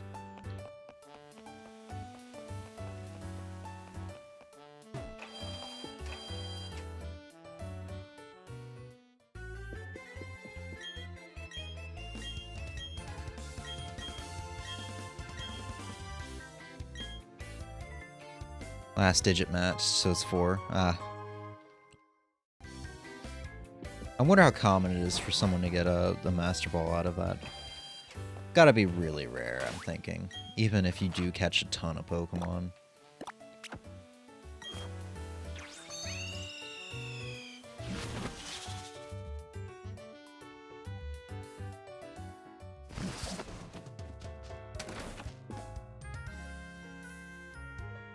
Alright. Psyduck. I do believe I have one dim. Yeah, quick balls.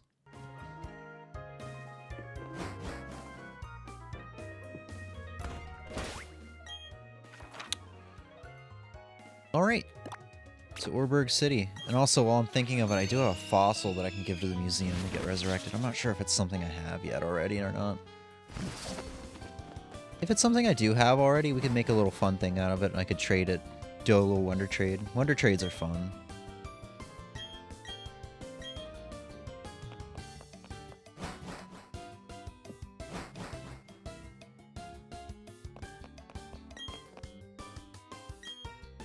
Anorith? I actually don't think I have an Anorith yet.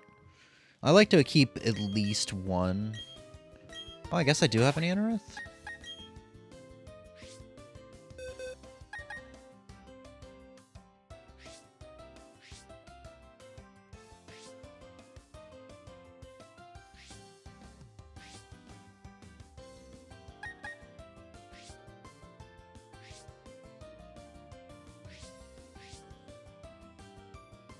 Yeah, it didn't have me read its Pokedex entry, but I guess that's my first Anorith.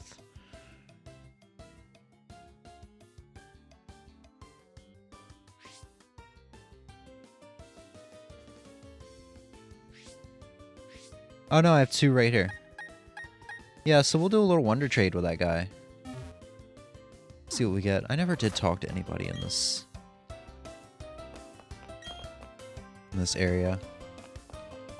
Probably haven't talked to anybody in this area, or I probably have not talked to anybody in the museum here since I played this game. Probably back around 2008 or 9. Wait, did I heal? I did heal.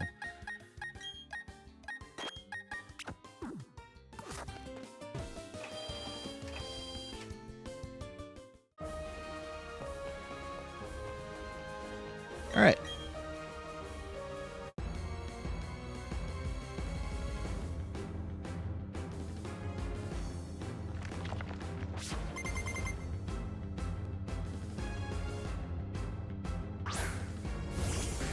God damn it, now my earbuds are dying.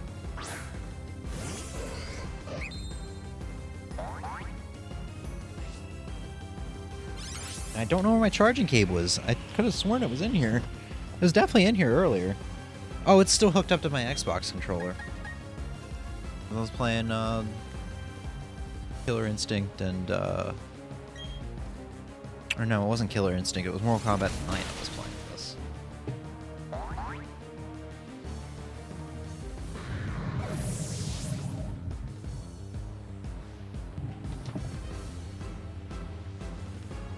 One second while I plug this in.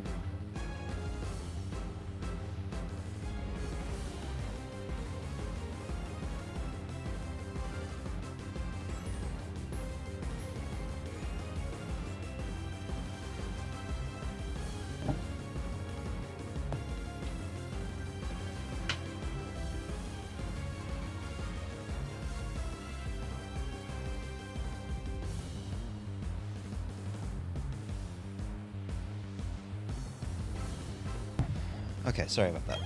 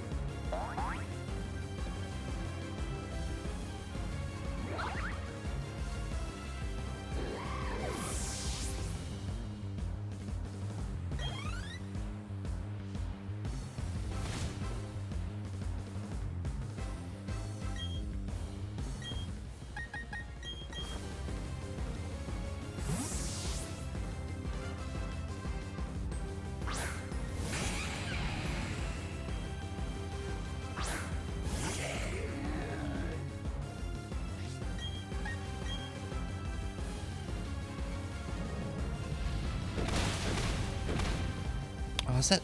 Oh, I couldn't tell if it was still if it still had health. It still had like the little, just a tiny little line there, but it's got a freaking focus sash. It's so annoying.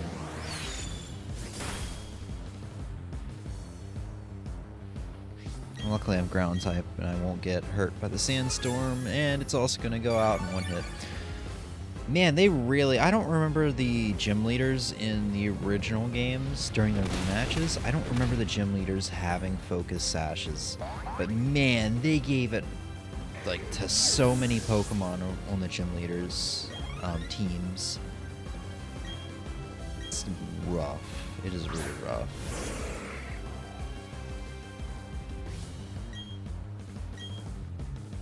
I don't know why I did Earthquake. I think, one shot it. I think I was just mashing through. I might be getting a little tired now.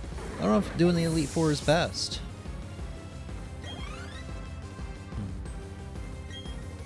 I mean, we'll definitely find out.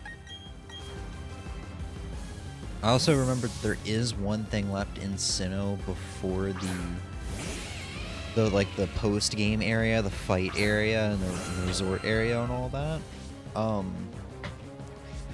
I realize there still is one more thing I haven't done. Which is I haven't seen the Spring Path yet, which has Giratina. That could be relatively short, but it could also be long because, you know, catching a Giratina.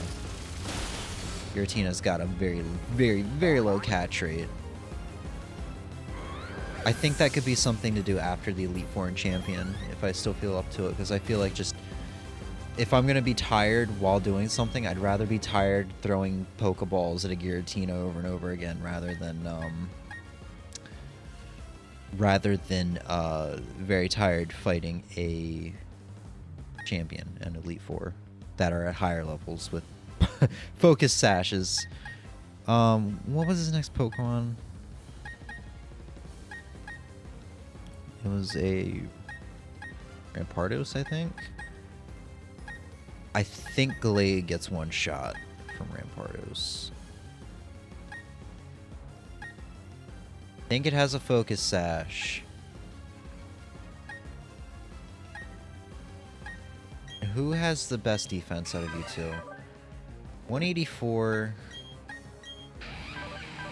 214, so Torterra would possibly survive an extra hit.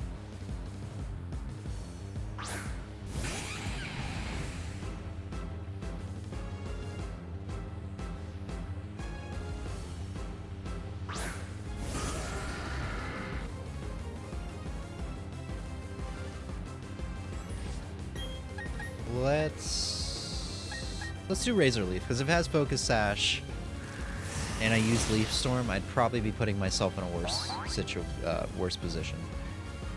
Actually, this might be bad. Oh, this is already bad.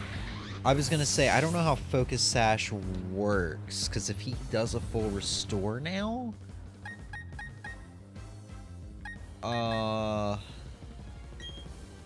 If he does a full restore now...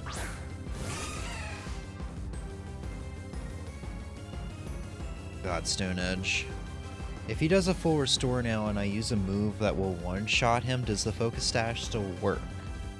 Or Focus Sash. I would think the Focus Sash will still work.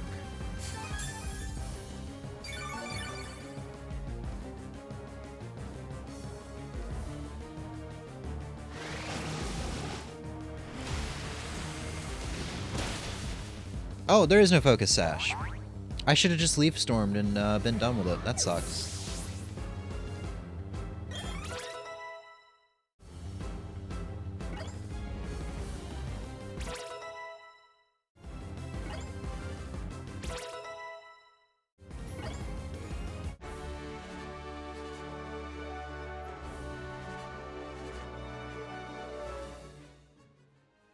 Okay, that could have been bad.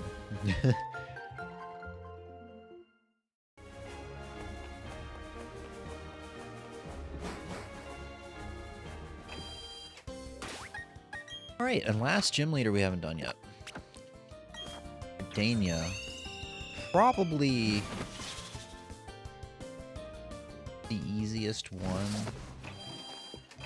I think just because I feel like... God, I feel like I probably just jinxed myself there again. But part of me wants to say Candace would be the easiest one had that Mamoswine not swept my team. If things go decently with Candace, I feel like she's the easiest one because my team is so well oriented with, you know, everyone either having a really strong fighting type move or having a fire type move. Really well oriented for fighting ice types. I think everyone, with the exception of Luxray, you know, is really good for that. And even then, Luxray was good against the Frostlass because it had Crunch. Frostlass is part Ghost type. But Gardania is also kind of in the same boat where I feel like most of my team is pretty well prepared for grass types. Once again, though, probably jinxed myself. Although she does have, I think, one or two... Yeah, she has a Jumpluff and she has a Sun Flora, or whatever that Pokemon's name is. It's kind of weaker Pokemon, whereas in Candace had heavy hitters all around. She had a very strong team.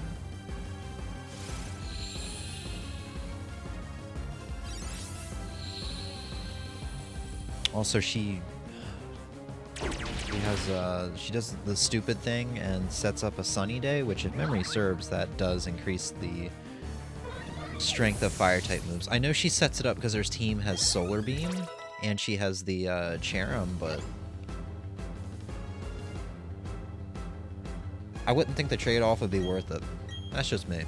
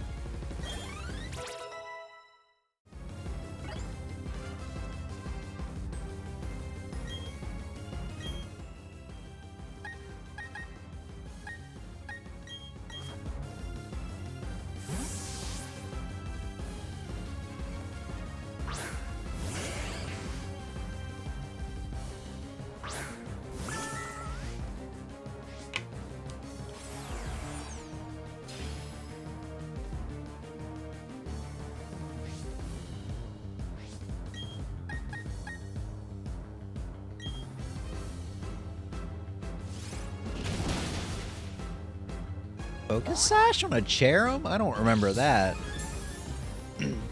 I know this is like her flagship team member. I don't know what else to call it.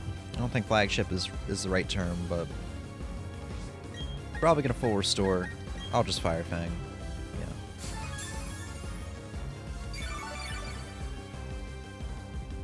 Well, no, I guess I don't know why I'm thinking Cherub is her flagship member. Or is it her flagship member in Platinum? And Roserade's her flagship member in Diamond? Or are they both on the team? I can't remember. I feel like Roserade probably is her flagship member.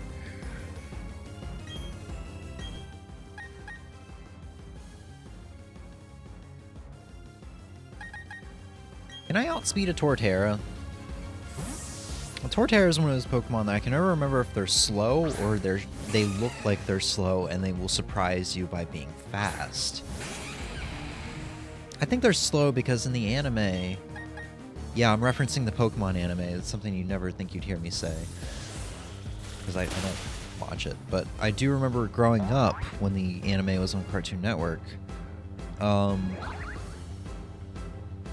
it have a Focus Sash? Okay. Now I'm like paranoid. We're gonna go into the Elite Four and every Pokemon I fight, I'm gonna be like, does this thing have a Focus Sash? Which is good, because I'll be adding that to my strategy. Like, okay, well, I can do this, but if it has a Focus Sash, that could be bad. But yeah, I do remember in the anime that when Ash's Turtwig evolved into a Grottle, Grottle wasn't performing well because Grottle was a lot slower than the Turtwig. And I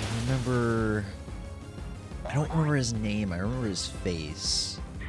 I kind of remember what he looked like. I think he had bluish hair. It was like Ash's rival in that game, in that anime, because there wasn't Barry. Or if Barry wasn't there, he was probably in there every now and then as a more minor character. But yeah, that antagonist or kind of friend rival, I don't know, kind of helped Ash out and was like, yeah, this is the strategy you got to use because your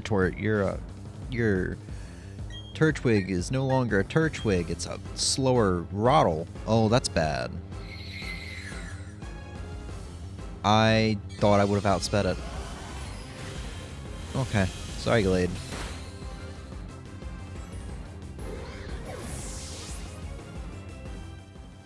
And yeah, that kind of helped him figure it out, and I think he got through a gym or something like another episode or two later.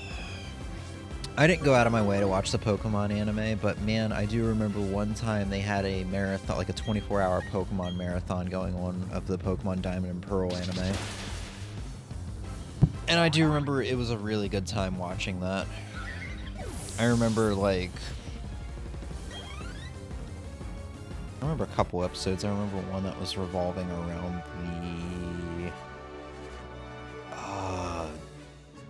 the...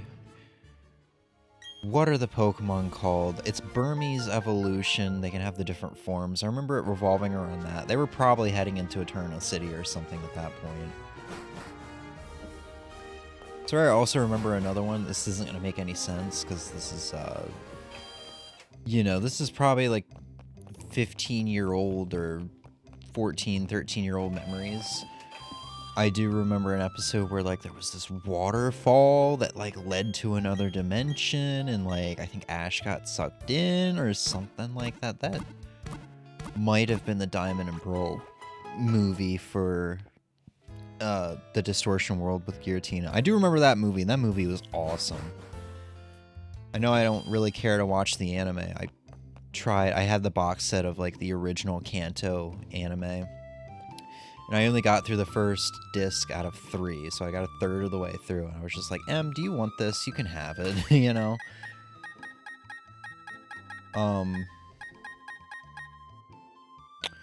So yeah. But what I was getting at is I wouldn't mind watching that movie again, because that movie was so good. I think there was another one with Shaman that was pretty good. And then there's one I have on DVD of, the Underwater Temple with Manaphy. That was a good movie. And then there was the one with Jirachi. I'm going on about it now, but there was the one with Jirachi as well. Jirachi and... Was it Entei trying to like kidnap Jirachi or an evil Flygon? I don't remember. There was a circus. I have that movie as well. That's a pretty good one too. All right, I'm getting tired, but I think I'll be okay to do the Elite Four.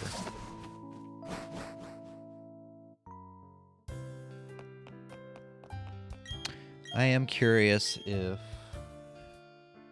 I can use my headphones while they're charging.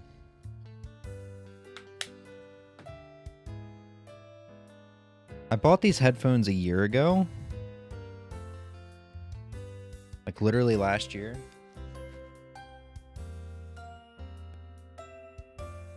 While they were on sale for Black Friday. And this is the first time I've ever had to charge them. No, it seems like I cannot use them simultaneously.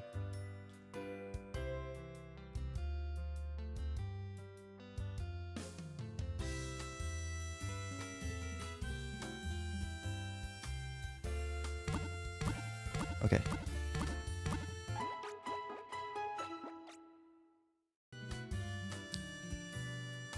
Also, I'm sorry, you can, every time I take my earbuds or my headphones off and my phone's stream playback when I come through the mic, apologize, but it is what it is. God, I should probably stock up on balls the next time I go into the underground. Quick balls are very helpful, and dusk balls are also very helpful. Dusk balls will be helpful with Giratina too.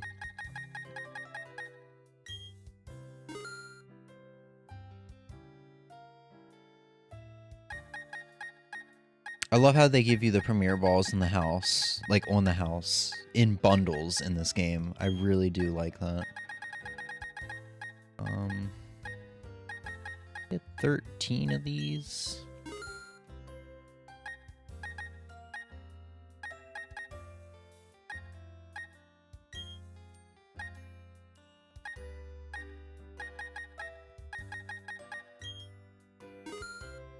I didn't really need to get those hyper potions. I have Moo Moo Milks. Max potions for in battle would be helpful, even though I'm really not going to use those. I've noticed, oddly, I feel like money in this game is kind of hard to come by. I don't have any more super repels. It's not that it's hard to come by. It's just like, man, maybe I just spend way too much of it in one go. But I guess at the same time, I haven't sold my pearls or my big mushrooms or my nuggets, so I feel like if I did that, I'd be in better shape.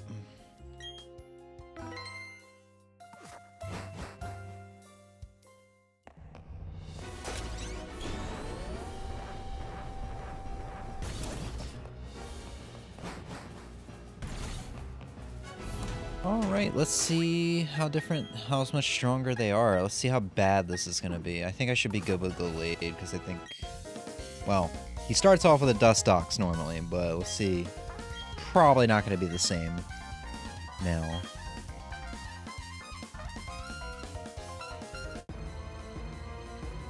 Judging by his text, yes, I assume his team has changed and or strengthened. It's only got 5 members, though. And Mega.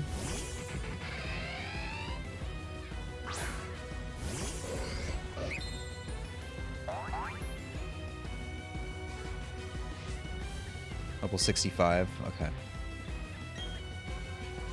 But probably about 10 levels stronger, I would assume.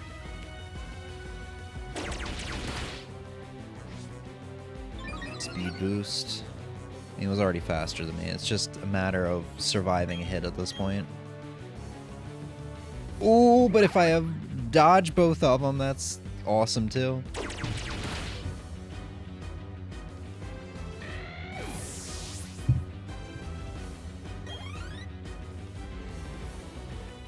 Vespiquen. I will try not to rely on Flareon way too much in this. I don't know why. I don't know why I'm like that. I'm just...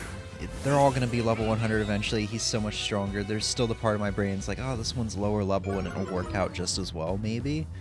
Let's try to give this one the experience. I don't know why my brain's still like that. I'm so used to the days without experience share. And yeah, if I used Flareon, it probably would have gone down in one hit. We could have a problem now. Defend order.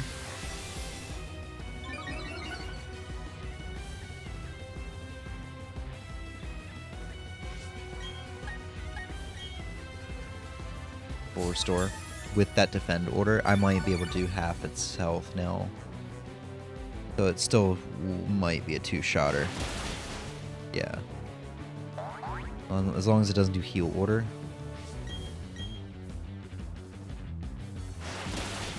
Okay, that full restore was pointless because I was faster.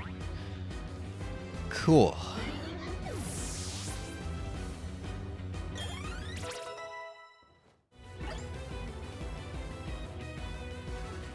Arrquil. I think his team is different because he had a Beautifly and a Dustox last time. And I imagine he still has it. I don't remember Heracross. And I'm gonna assume one of the other two Pokemon left is his Drapion. Yeah, he's got a Caesar now. So yeah, he got rid of the Butterfly, the Beautifly, and the Dustox. Smart man. Really confused how he had those on his team. I mean, I knew he had those on his team from when I was younger, but I just don't understand. That's all. Right, you should be 4 times weak. Yes, the berry did not matter. 4 times weak and like what, 20 levels below me? 30 levels?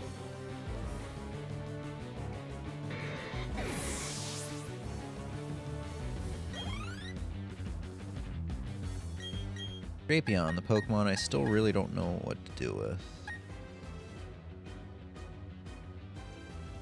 I can never remember if he's Poison Bug or Bug Dark or Poison Dark, Ground Bug. If it's Dark, it's probably a heavy hitter. I want to use Gallade so bad, but it's probably not the right decision. Let's stay out with Flareon. Flareon's a heavy hitter at a high level, so...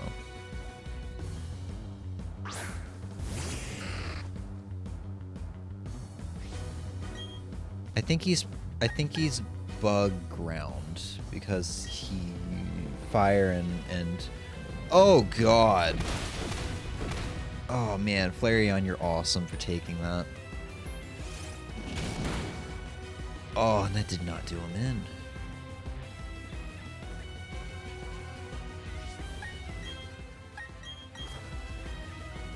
I think he's Bug Ground because flying and fire aren't super effective. Or he has no weaknesses, so flying should still be super effective. Or does ground resist flying? I can't remember.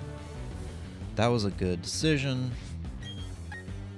I don't know if Pluck will do him in, so we're going to just be safe and do the Brave Bird despite the recoil. I think I used a Drapion on my team once when I was younger. At least once, if not more times than that. You'd think I would remember. Despite the fact that I feel like every time I restart a Pokemon game, I choose a similar team to what I usually have. Hence this game, I have a Torterra, Staraptor, Luxray. What else is on my team? I don't even fucking remember right now. Yeah, and then like the Gallade and the Flareon and the Azumarill are a little offbeat.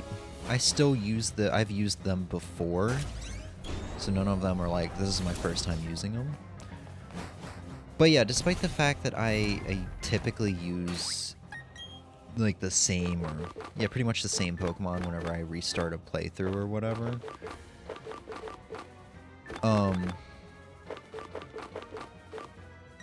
I forget that I have used a lot of Pokemon in my time playing Heart Gold, Soul Silver, Diamond, Pearl, Platinum. That is really when I experimented with a lot of different Pokemon. We'll leave Gallade out in the front.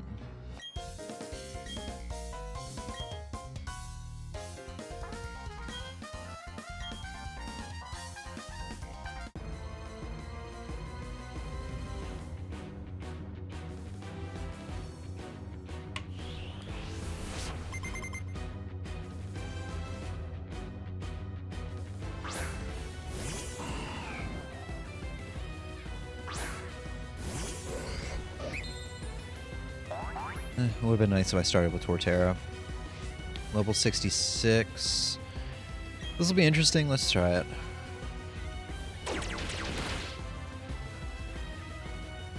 Earthquake. Can you survive an earthquake for once? Nice. I should outspeed with a drain punch. Should do you in and get some of my health back.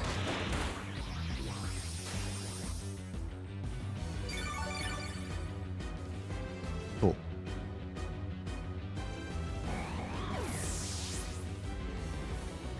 No focus sashes thus far. Sussy Baka. So that's promising.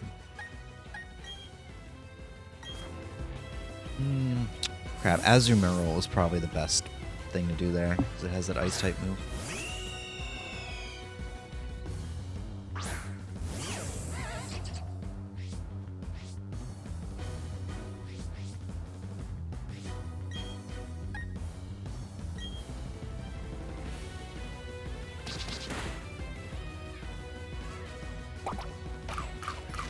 Oh, cool. Sometimes I do forget that pluck. The reason I have pluck is so I can steal berries like that. Thunderfang. I don't like that. I don't think Brave Bird will do it in, but I really don't want to deal with that Thunderfang. Suck. Can I not faint from this? Can I not get paralyzed from this? That was a crit. Wow, actually, that's not a lot of damage then. If that was a crit, I would love to use Gliscor on a future team, man. Ah, full restore.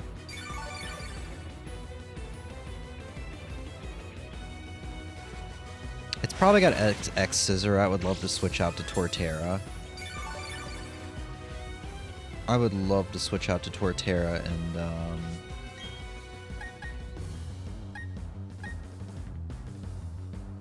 just not get hurt by that Thunderfang, but it's probably got X Scissor. Thinking I can take another Thunderfang. Problem is, it will definitely survive another.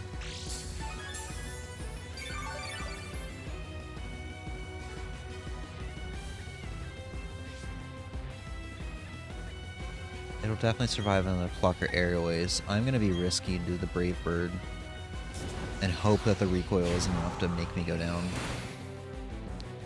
It might be, though. I think it actually might be. Ooh. Risky. So I'm gonna say Staraptor's probably down, or just out for the round. We should not bring him back out here.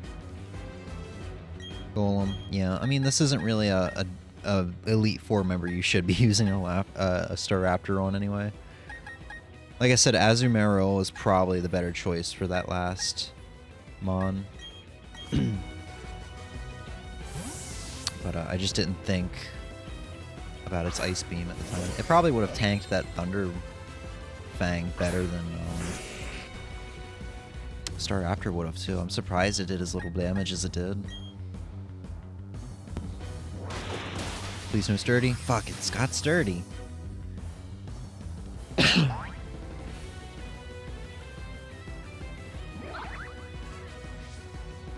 Alright, how bad is this gonna hurt? Or I guess the better question is, can I take a hit from you? Okay. We won't get all of our health back. But we will get a good chunk back because this should one-shot it.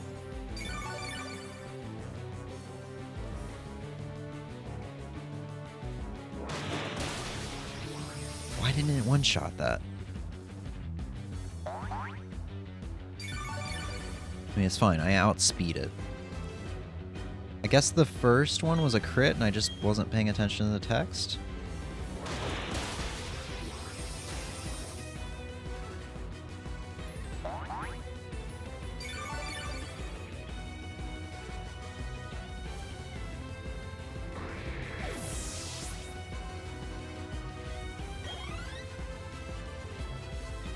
Hippowdon?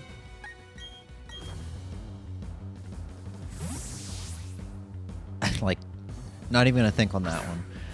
I don't know why, but using it was like the original Gen 4 games, Diamond, Pearl, Platinum. There's something about using Surf on a Hippowdon that's super satisfying in Gen 4. I don't know what it is. If it just has something to do with the Surf animation and then it going over the Hippowdon that's got sand spilling out of the holes in its back. I don't know. Yeah, nice and tanky. Azumarill was kind of, when I first got her, I kind of was like, man, I wish... Oh, she didn't heal. Okay. I kind of wish I didn't get this. I wish I just got a Gastrodon or a Floatzel or something. But now I'm like, man, I forgot how freaking bulky Azumarill is. It's so good, dude. Maybe it's not good for competitive. I don't really care about that side of things, but single player and just playthroughs in general, it's very good. It's very fun. I don't really want to use Gallade for Rhyperior. That thing can hit hard. I mean, the fact that Gallade barely survived from a earthquake from a Golem was surprising enough to me. This thing's probably got... Fuck you. Rock Wrecker? Ooh, that looks bad. That was bad. Wow. That had to have been like a 140 power move or something ridiculous. And I don't know if it won a one-shot. This thing might have Sturdy.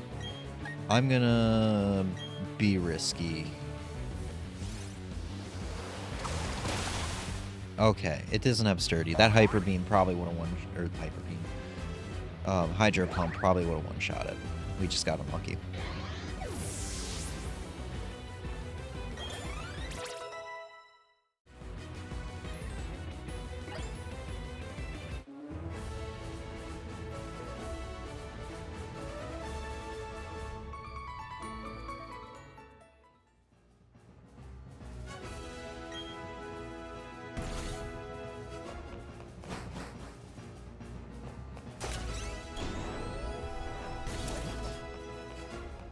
Next up we got Flint. Yeah.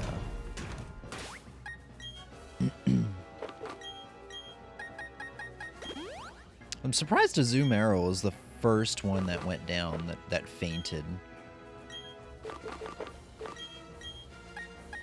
The bulkiest of my team members. We'll cap you off.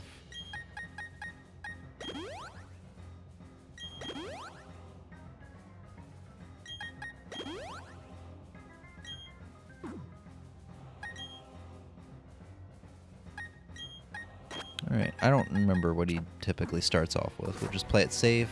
Have Azumarill in the front. I wish I was reading that because it's new text.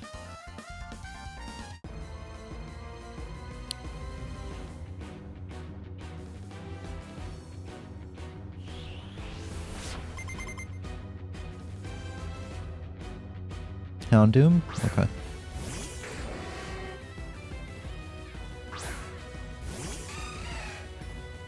Kind of want to do superpower.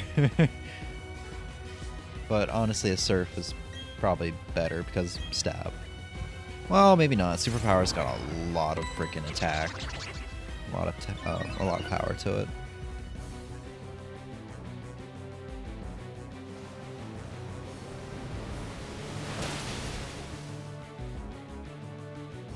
Another Pokemon I've always wanted to use, Houndoom. I was going to use it in Pokemon Platinum Let's Play, but I couldn't find it. Let's Play. I was going to use it in a Pokemon Platinum playthrough, but I could not find it in the grass that I thought it was supposed to be in. Or I think I found one, but I was trying to weaken it and knocked it out, and then I couldn't find another one. That's what it was.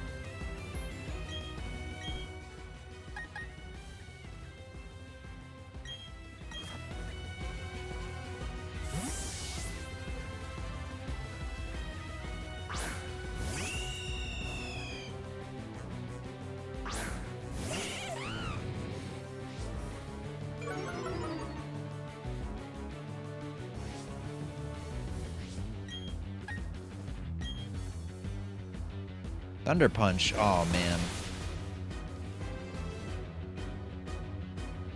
Can I get a Citrus Berry out of this? Ugh. Can I take another Thunder Punch? Maybe. Maybe thanks to the,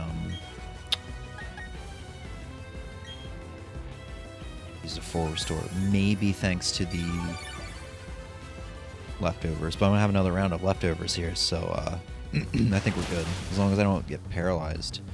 Damn, it held on to 1 HP? Critical hit. Damn. Oh, Focus Sash. God. Is he gonna use another full restore, I wonder?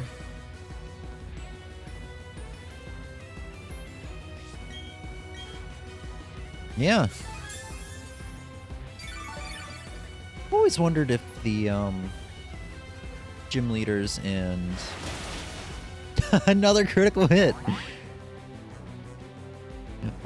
That's hilarious. I wonder if, I've always wondered if gym leaders and, like, Elite Four members and all champions and all those guys have a set amount of full restores they can use or not. Or if it's just random chance on whether or not they're going to use a full restore when their Pokemon is in the red or very close to the red. If they do have a select amount of full restores, that's hilarious because, he just wasted 2 of them on a Pokemon that got 1 shot anyway.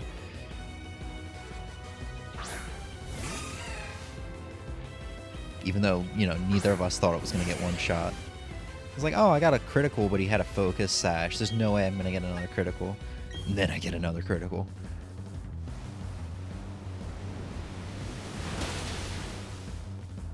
Wow, it took that. Man, I freaking love Flareon.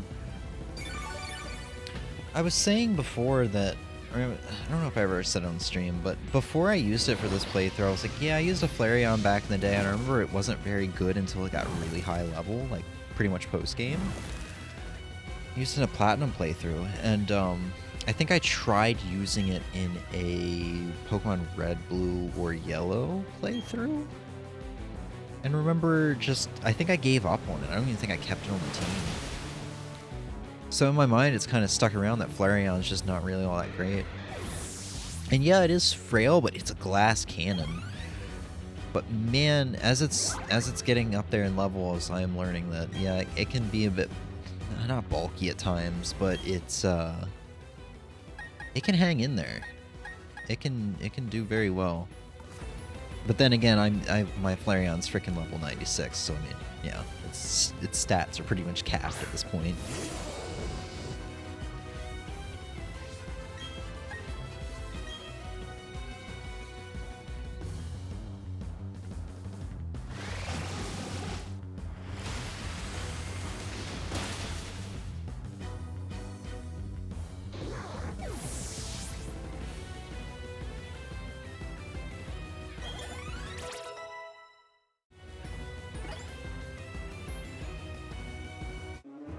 Cool. Now for the one now for the Elite Four member that I'm the most worried about.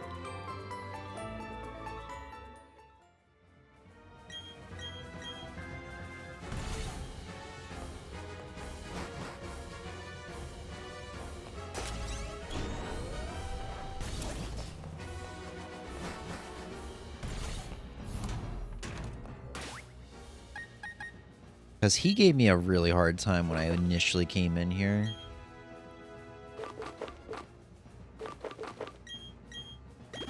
I'm just going to go ahead and straight up cap everybody's moves. Or, not moves. Health. I don't know what to start with. I think he starts with a Mr. Mime that gave me issues.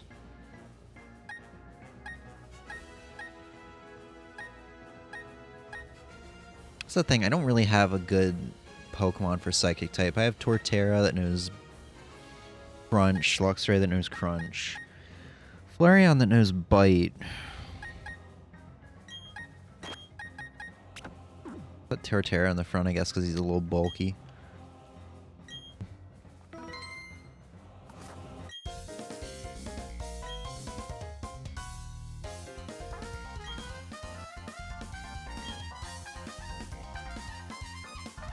do like the new text. Oh geez, hey Em, are you still here? I would have assumed you were gonna sleep by now.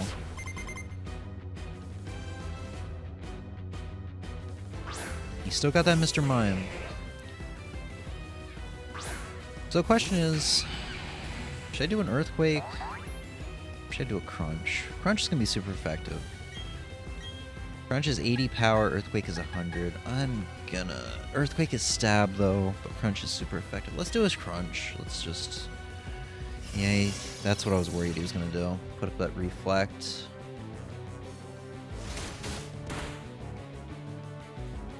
That was a crit.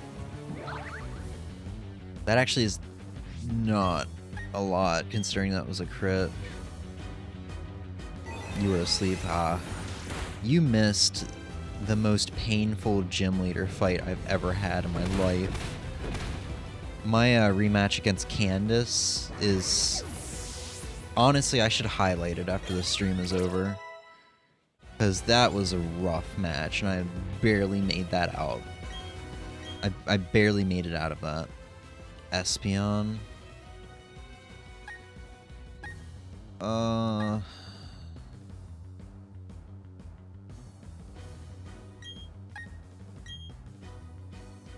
I didn't even realize its ability was huge power. Holy hell.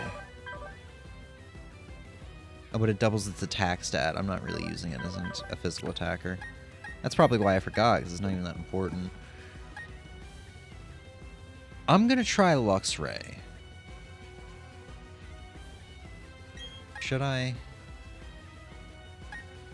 Because it's got... Do highlight it so we can watch it later. I will. So it's got that Reflect up, but on the flip side, it's a Psychic type, so it's probably got high special defense. So it's between Azumarill and Luxray.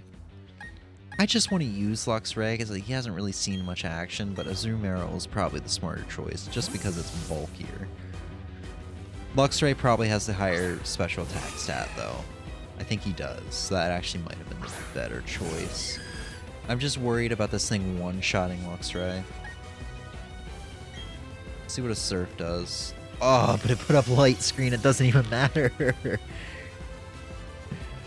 Oh, I should have seen that coming. I should have known, because I think that's what the Mr. Mime usually does, is it puts up a Reflect and then it puts up a Light Screen. And that is kind of what makes the team a hard thing to deal with for a little while. If I can get a Freeze though, I'd be happy.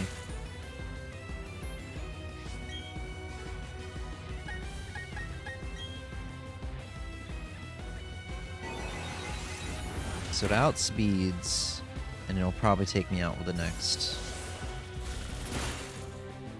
Please freeze. Oh.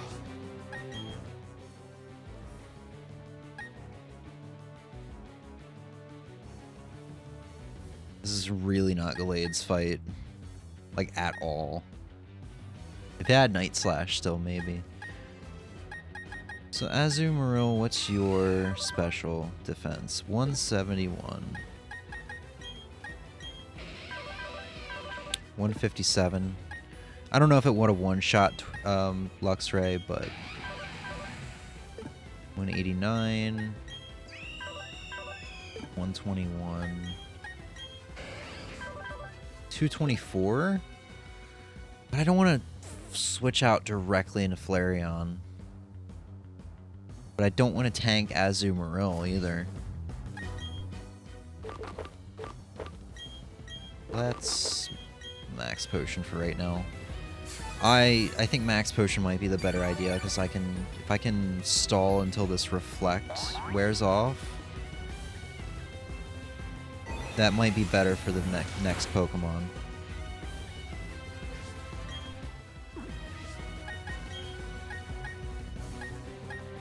Let's try a Hydro Pump.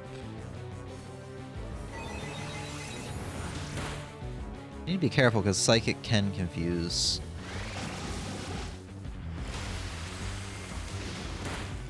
Oh my god, I didn't think I was going to do it, but it did. Thank goodness. It'd be nice if Reflect wears off. Light Screen. Wait, the Light Screen wore off before the Reflect?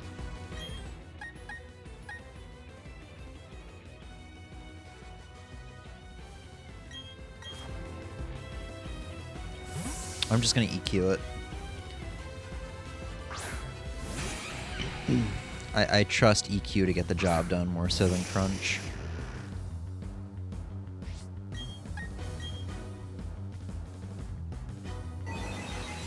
This might hurt a bit though.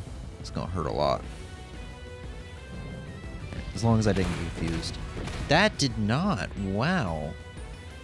Oh, right, the reflect. Why did the light screen not last as long as the reflect? Is it? I wonder if it's completely random on whether or not it might. Oh, yeah, I think it is. I think it's like both moves will be there for 3 to 5 turns. So I must have gotten the low roll on the light screen and the high roll on the reflect. Can I survive anything from this Sprong Zong? Or I can just outspeed it. Okay. It has Levitate. That's probably what he was thinking. He was like, oh, I used Earthquake. I'll send something out with Levitate. And if I used Earthquake, I might have gone down that turn. Alakazam outspeed. Flareon's got Bite and a good attack stat. I could just use Fire Fang, or whatever it's called.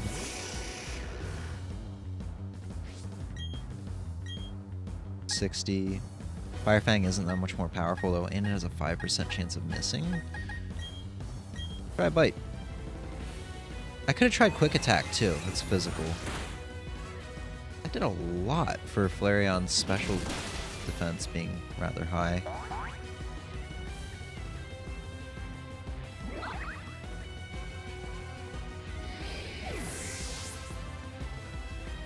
Alright, how many more Mon we got left? Delayed.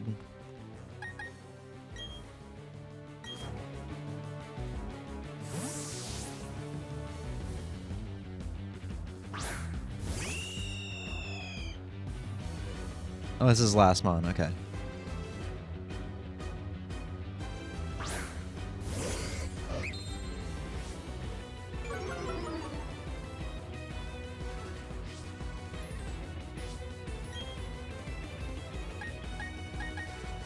YOLO, let's just Brave Bird this thing. Let's hope it doesn't have a Focus Sash. I don't think any of the Elite Four members have had Focus Sash. I think that's just strictly been the gym leader rematch things. Good. I think that was a good call, because that Gallade might have been able to wreck my shit if it had, like, a Rock Slide or something.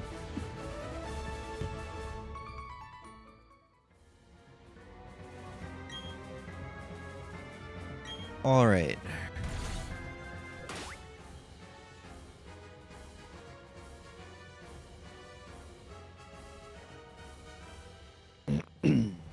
Now I'm worried. Cynthia's gonna be an interesting time.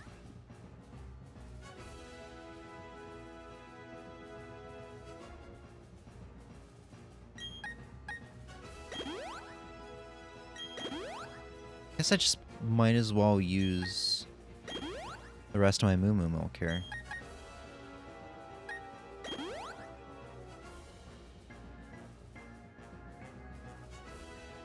I mean, 29 points, that was kind of a waste, but she's going to start off with that Spirit Tomb, which is going to be still the biggest problem, as always, because it's a Spirit Tomb.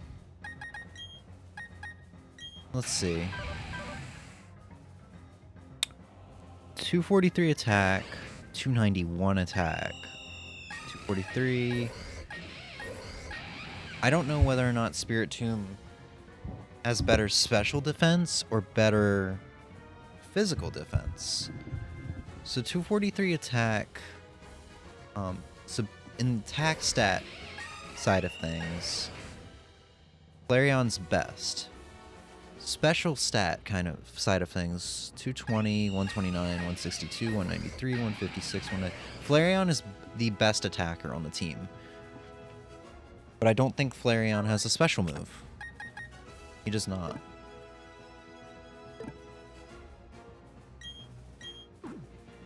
We could change that. I think I have a Flamethrower TM.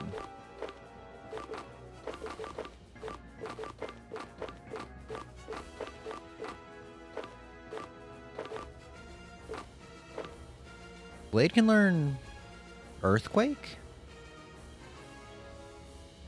Hmm.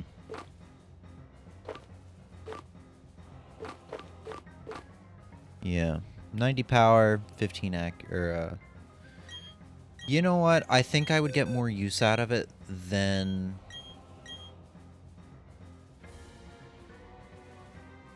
I think I'll get more use out of it than Flare Blitz. I could also get more use out of it than Bite. Let's get rid of Bite. I'll put Flareon in the front. It's got okay defense. Let me check that defense again. 162 defense, 224 special defense. It's hard to say. I don't really remember what it can do. I think it has Will-O-Wisp. I can never remember what Spiritomb has. I think it's just because its attacks aren't that threatening. It's just more of a wall for a little bit that you have to deal with. I think Flareon being in the front might be the best. Otherwise, the best choice would probably be Azumarill or Torterra in the front to kind of wall against anything it could do.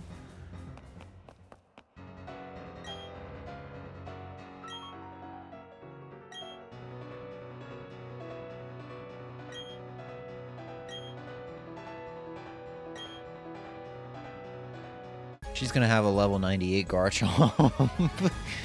I'm actually really frightened on what her levels are gonna be.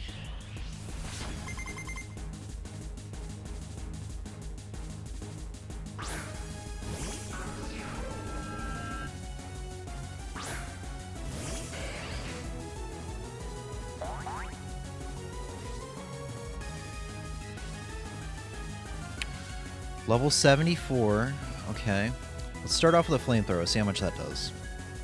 Flamethrower has a higher attack stat than Fire Fang does.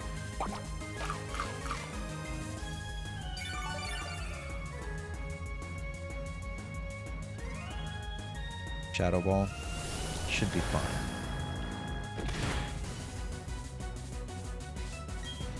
I'm gonna do the Flare Blitz and hope that it doesn't have significantly higher physical defense than it does special. It might not. Flare Blitz is very strong though. That's not really where I want Flareon's health to be right now, but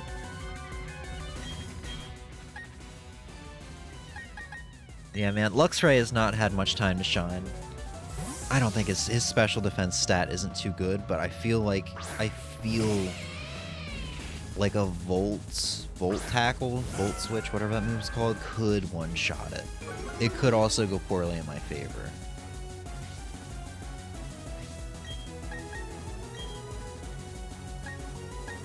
Okay, are you higher in... Let me actually check this and be smart. Higher attack, or... You have higher attack, so actually, yeah, the Volt Charge, the Wild Charge would be better. And I outspeed it. Oh! How bad's that recoil? That's kind of bad. Scald. Okay. What? Why is she holding a flame orb?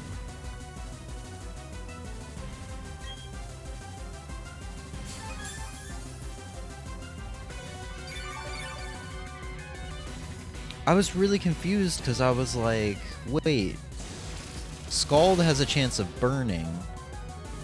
Did I get burned? But wait, Luxray has Intimidate, not... It has Intimidate, not Synchronize. Why does your Milotic have that? Because I swear it didn't have that in the initial fight. Does her Milotic have Facade or something that she's trying to use? That's really interesting. I am really curious, but at the same time, I'm glad I didn't get to see what she was planning on doing with that. There has to be a good reason that's there, and not just a simple focus sash or the berry that'll weaken an attack.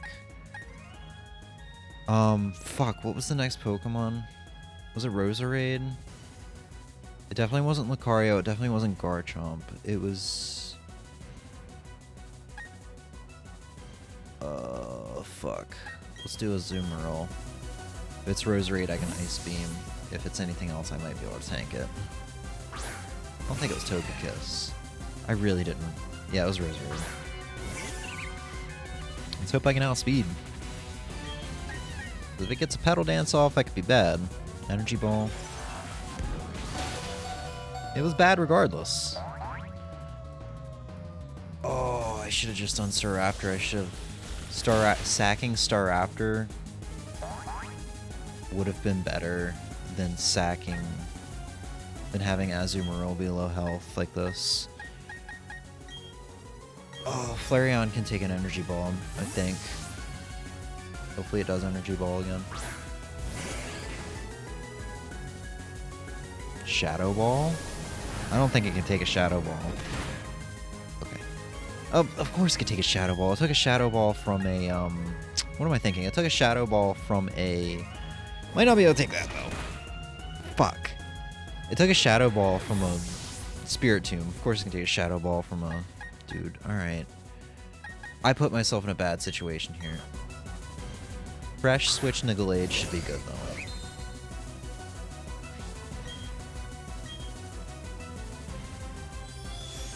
Never mind.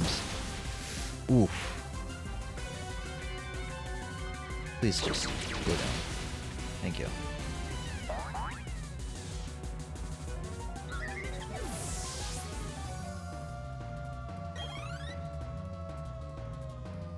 Dang, Flareon was gonna be level frickin' 97 too.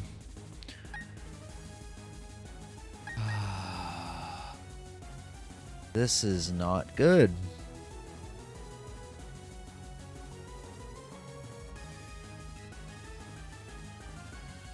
I really don't think Luxray...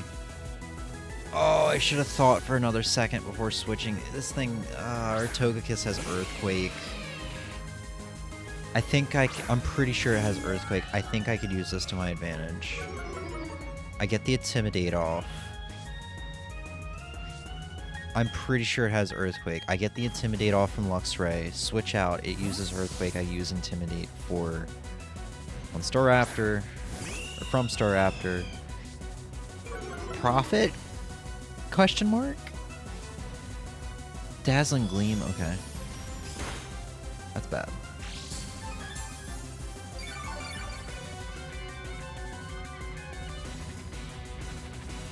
I don't know if I can outspeed this.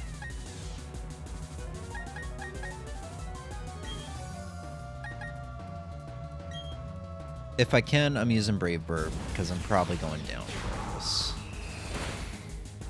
Half health. Ooh! The luck.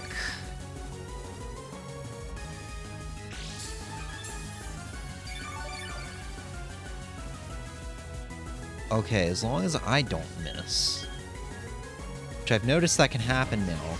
100% accuracy moves are no longer 100% accuracy because I guess their Pokemon can dodge just like mine or whatever.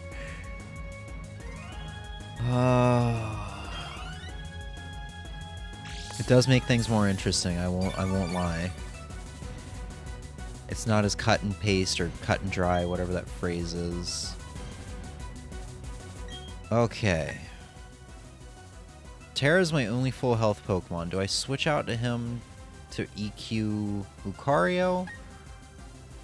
Or do I just keep Staraptor out and work on Lucario as is? I can't remember. I feel like Staraptor is not good in this fight for one reason or another. It's faster. I dodged. I feel like that Flash Cannon can take me out. Can I get a berry, please? No?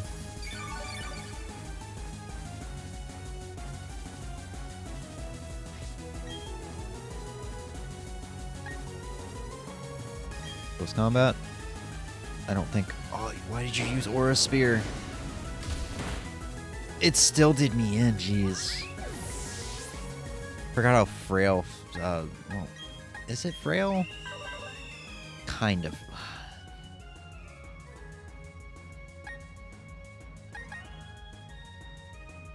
I can't outspeed a Lucario, but man, if I could get a Drain Punch off, that would be very rewarding. My team is not looking too hot for this Garchomp.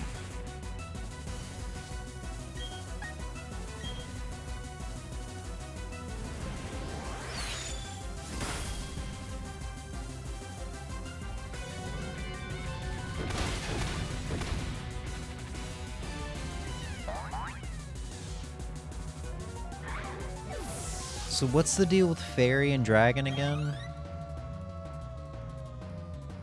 Fairy is stronger against Dragon, so I'm gonna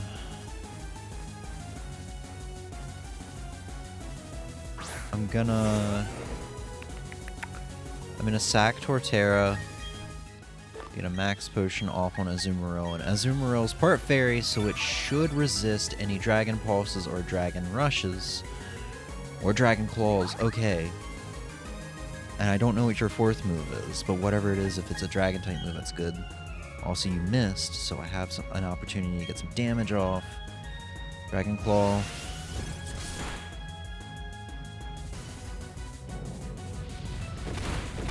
That does half health. Does it have leftovers? It doesn't. I don't think I can survive another Dragon Claw. Oh, Torterra! Was that Max Potion just completely useless? Was it in vain? Oh my god, I didn't even need to use Azumarill. Wow, I feel like that was a pretty well played match. I only lost 2 Mon and only used 1 healing item that was completely pointless.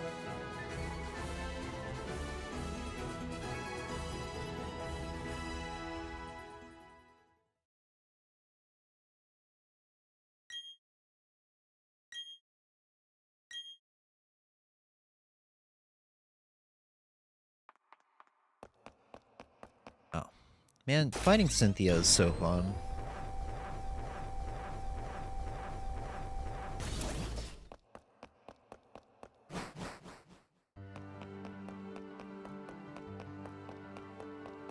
Like, the only champion that I can say is, like, second to Cynthia is probably Blue in Gen 1. And it's just because he has that variety, that team of variety that Cynthia has. You know, because Gen 2 it's Lance, he has all Dragon type user, he's all Dragon type.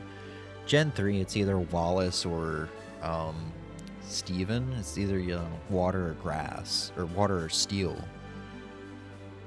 And I can't remember the champions after Gen 4, admittedly, but the only reason Gary or Blue comes second to Cynthia is just because of the team of variety, but I wouldn't have as much fun fighting him over and over again the way Cynthia I do with Cynthia, 'cause she has rare Pokemon that are all hard to get over, even like her easiest of Mon, like Roserade.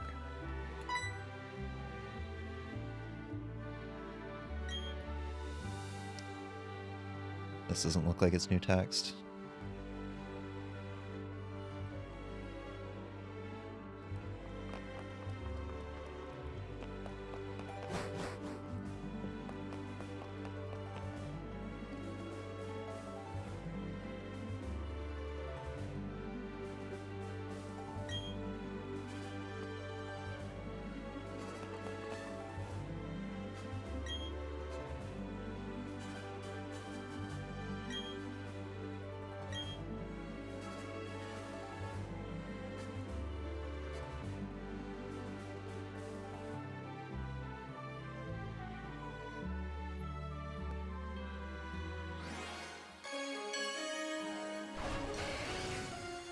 Level 96. Would be level 97 if it didn't faint so early in the match.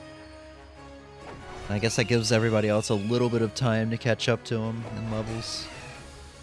They're all not going to fully catch up to him by the time he gets to 100, so it is what it is. I've not been able to get Gallade to catch up to the rest of the team at all since I caught it at level 50. Or since I caught Ralts at level 50.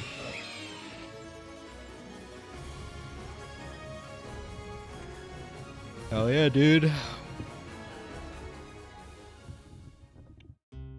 I just watched these credits like a couple days ago, but I'll let them play out just in case it's different in any way.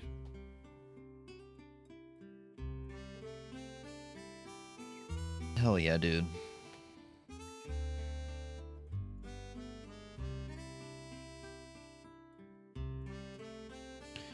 Now the question is, what do we do now? It's 1 a.m. I don't have to be awake for work until 11:30 at the latest.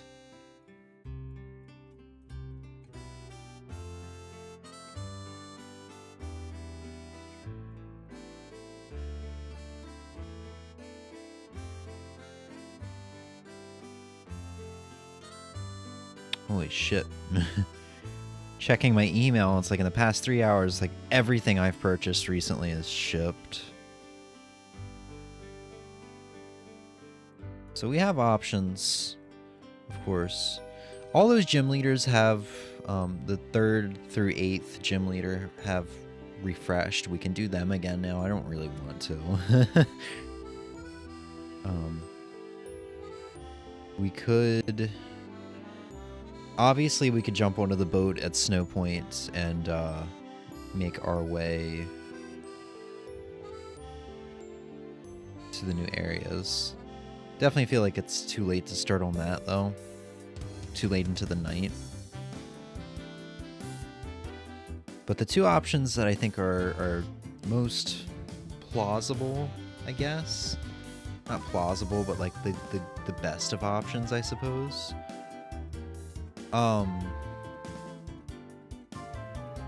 Is we can hit up the spring path and work on Giratina for a while, or we can go underground.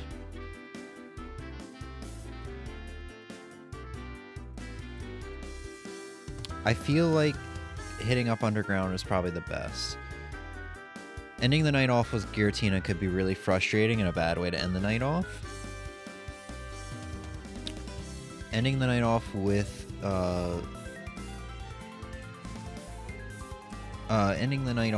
I'm sorry, I was just reading that the Final Fantasy 1 through 6 Pixel Remaster is coming to the PS4.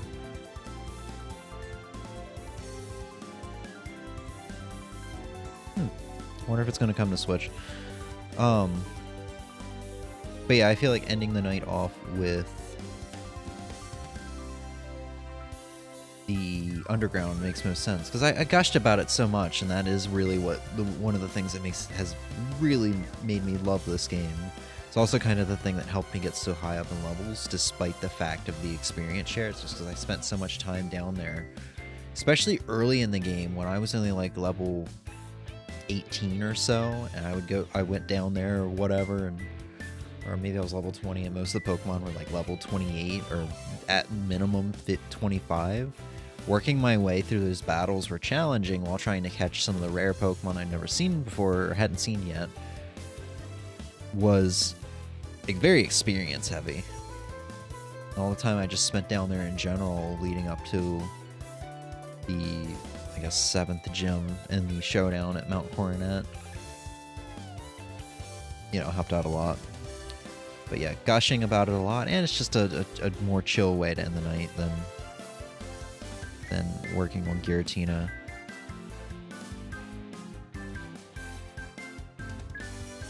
And we can do some mining and maybe find the last 2 orbs, or not orbs, but the spears or whatever, to possibly get a Pokemon from the park. We could go there and check it out real quick, because I don't think I've shown it off or explained it. Pretty cool.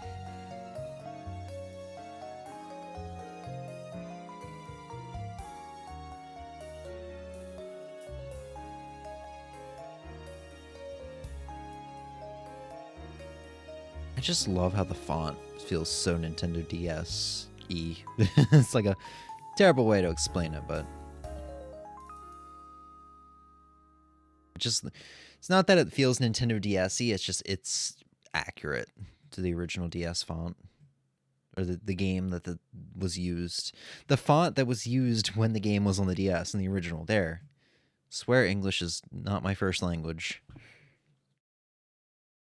Damn, we've been streaming for 4.5 hours, though.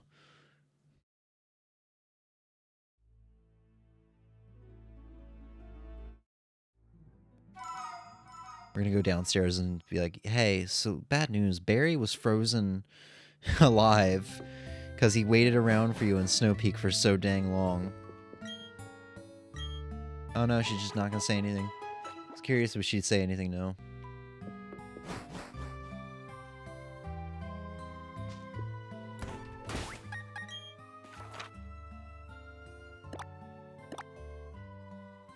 We'll go to Randomest Park to check it out and explain it. What I'm looking for, because I realize I haven't explained that yet. And it's probably not obvious because it's not new, or it's not something that was in the original. It's something new. It's replaced Powell Park. I just wanted to check out my Hall of Fame. Number 2. Number 1. Oh, it wasn't a couple days ago. It was nearly a week ago. A big difference in levels, especially for Flareon.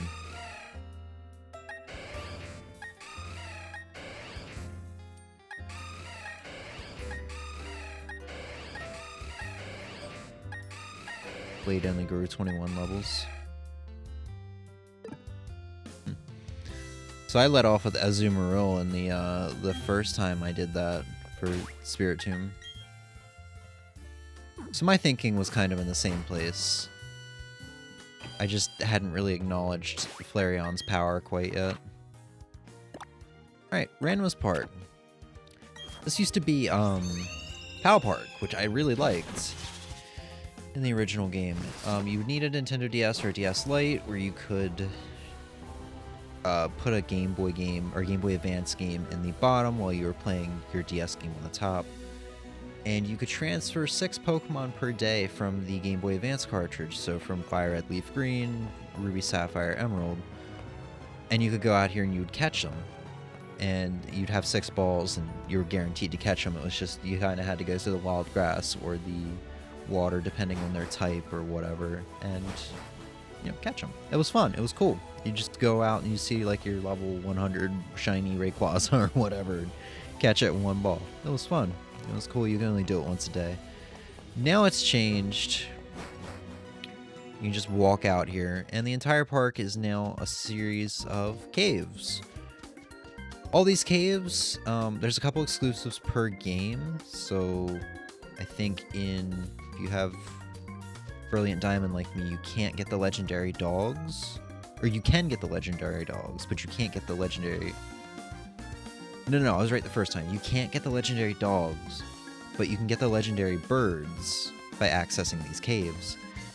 If you have Shining Pearl, you can get the legendary birds but not the dogs. I think the same thing is with Ho-Oh and Lugia. I think I can get Ho-Oh in this, but I can't get Lugia. But you need to get slates. As you can see, I've already gotten 2 slates that has let me catch Regirock and Regice. Sorry, Registeel and Regice. You can get slates by purchasing from this woman, which is crazy because she has all the power. She literally holds in her hands. I hope they pay her well. She holds in her hands the power to unleash and probably catch tons and tons of legendary Pokemon. She's carrying... she has Pokeballs. Wrong woman. Yeah. So you need mysterious shards from the underground. 1 mysterious shard L or 3 small ones. You can do that by mining in the underground. So we'll see if we can find 1 large or 2 small ones so that we can do that. I don't think we're going to be down here for super long.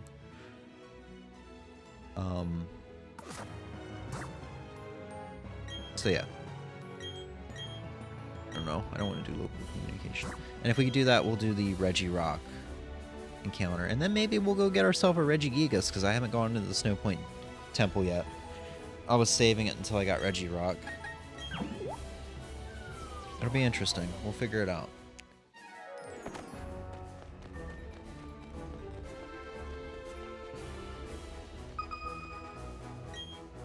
So I probably will go quiet because this is really chill and I like the underground. I've gushed enough about it.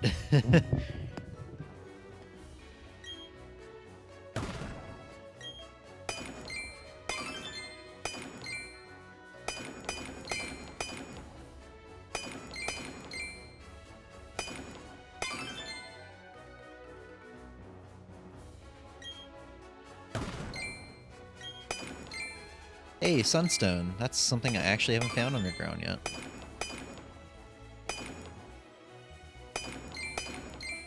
Hey, we found one! First try! Or like first attempt.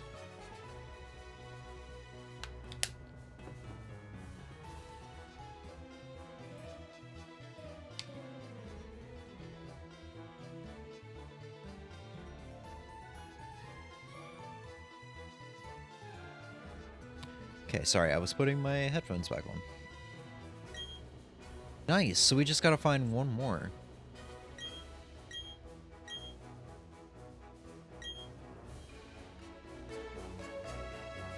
By the way, in that park, you can eventually get a slate for Giratina, which is something I am really curious about. I want to go to the Spring Path and see if Giratina is still there.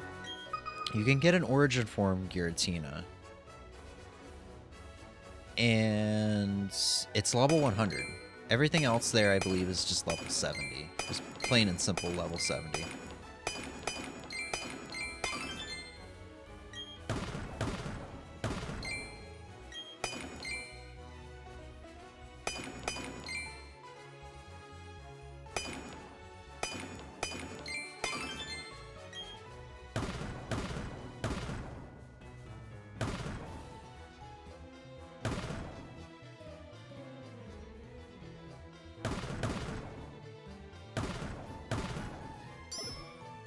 I don't think we're gonna get anything else.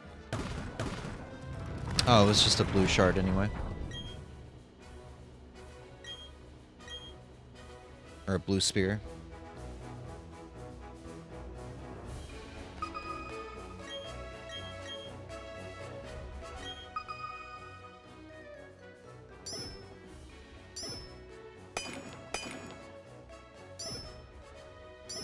God, how big is this freaking piece of metal here?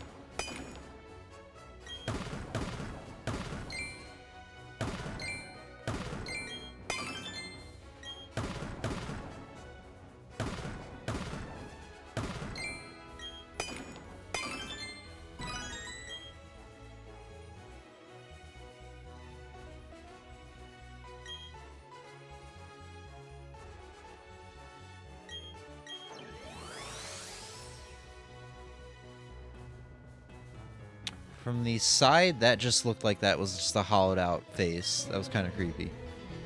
Its eyeball.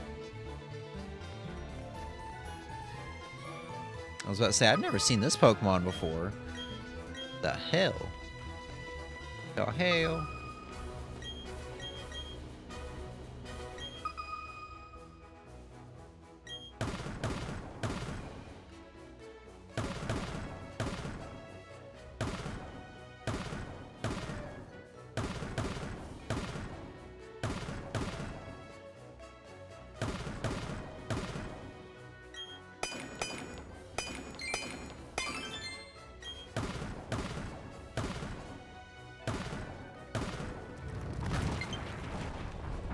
Low battery. I don't believe in low batteries.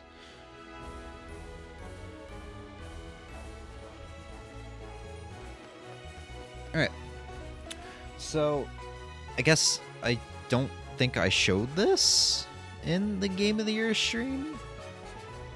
But you got all these open areas down here. This is actually new to the remake. You can go in. And there's wild Pokemon. It's really rare wild Pokemon. This is where you get the starters and such I was showing off earlier. And these are all pretty high level at this point in the game. They're typically going to be around the early to mid 60s. You can use them to grind off of. At this point, my team is in the mid 80s or higher. I'm not really too concerned. I've still got trainer battles in post game. But if it's something I haven't caught yet, I will go into the battle for. But I'm mainly just going to be going in and out of here to respawn mining spots, because I'm more interested in doing that right now than looking for new Pokemon. And here I was saying I was probably going to do more Pokemon searching than mining earlier, because, yeah. My interests changed really quickly.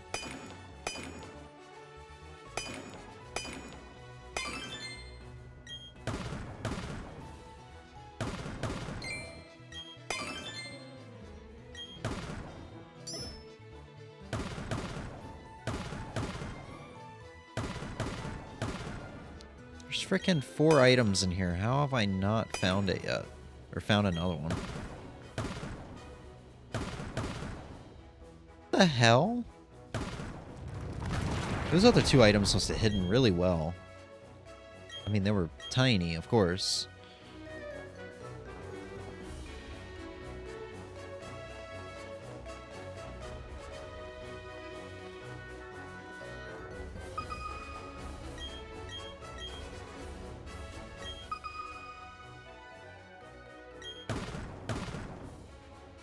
Oh, what's that?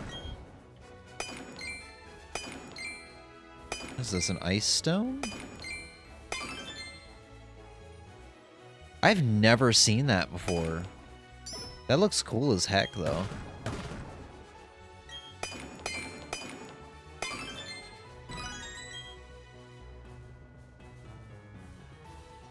A damp rock? I think that's just a hold item that probably doesn't do anything important.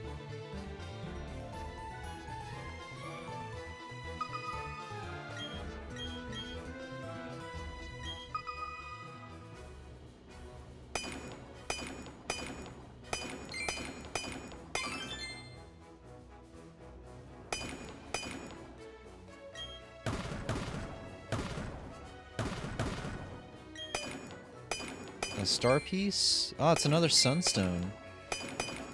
Here I was saying I've never seen one of them before.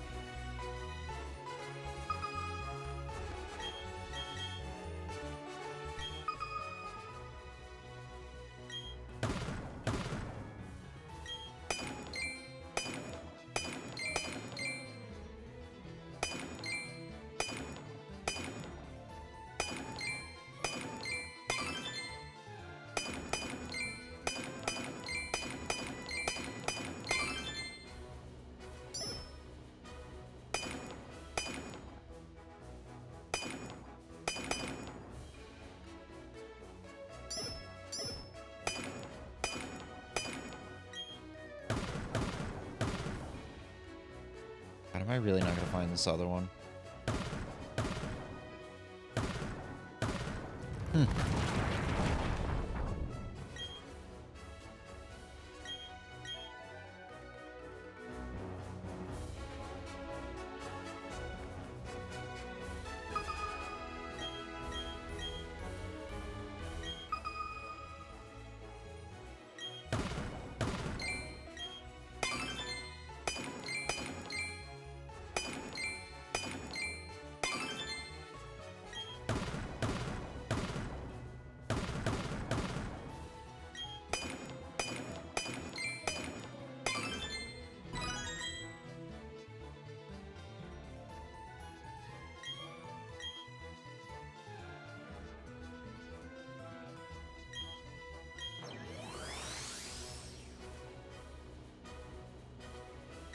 Schnabel. Alright. See if we can find anything new.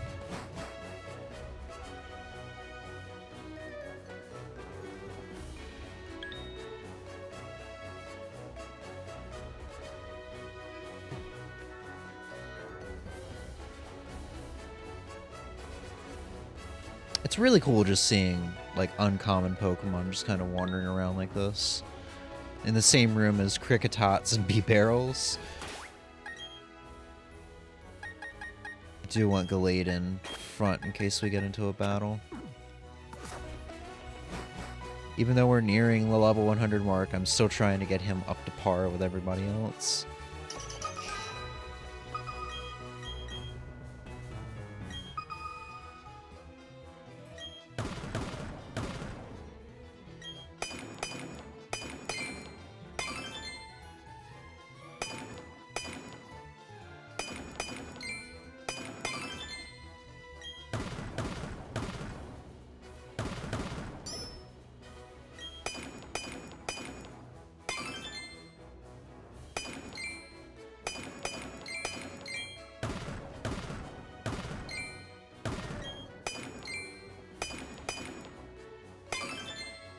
Ooh, I did that right when the cave was gonna, or it was gonna cave in.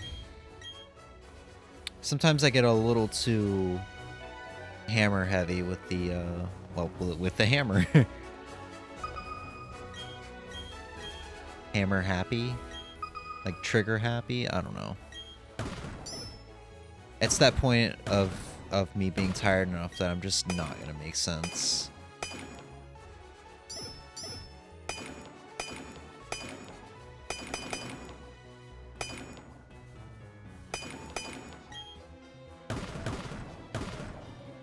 The hell?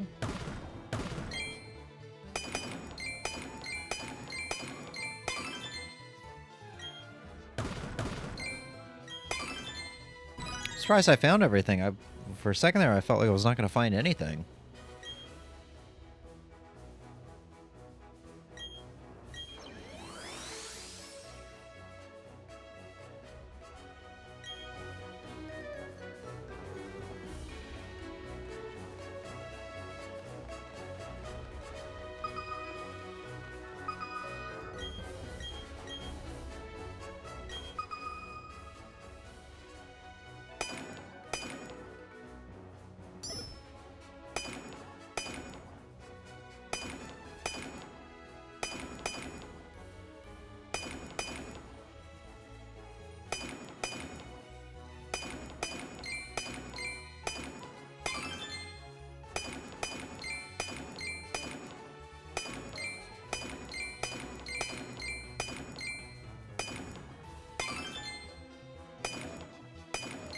They're all like bundled together over here.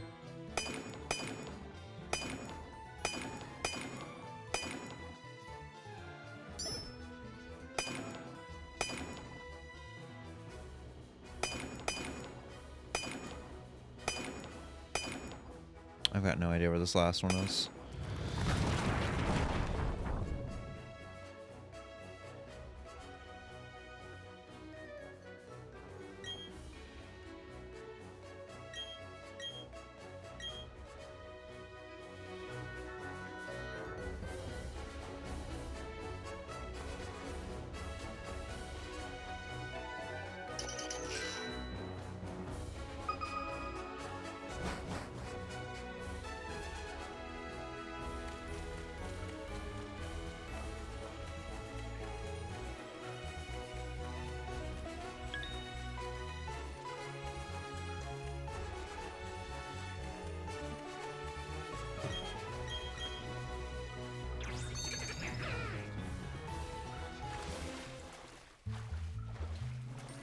You know, there's one rare Pokemon and I'm actually pretty surprised I haven't seen yet. I mean, it's a rare Pokemon. Which I also just got reminded there is one daily event I haven't done yet, which is check out the Pokemon Mansion Garden for the new encounter for the day. But it's actually Lapras. Lapras is the Pokemon I'm surprised I haven't stumbled upon yet in the Grand Underground. They've been so trigger happy, I guess, with giving you all the cool stuff of like just starters being out in the wild and stuff, with starters being out in the wild and such. I just feel like they would have just been like, yeah, here's a Lapras. in one of these rooms. Go nuts.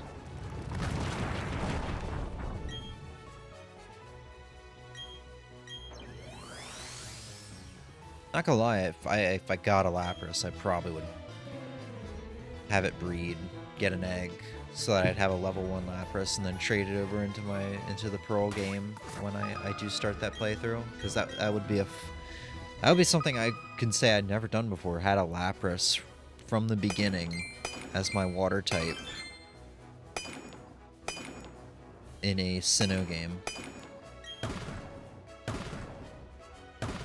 I mean, next time when I play Pearl, when I play Shining Pearl, I'm probably going to choose Piplup. But, you know, if I get a Lapras, I might do Chimchar then. Chimchar is always an interesting starter to choose for this game. It's always makes for an interesting playthrough because you get Mach Punch. Typically get Mach Punch by the time you're ready to take on the first gym. So it's just really weird because usually like, yeah, first gym is rock or ground based, but you've got a fire type that can do really well against it, but at the same time you gotta watch out because, you know, you get rock thrown, you might have a bad time.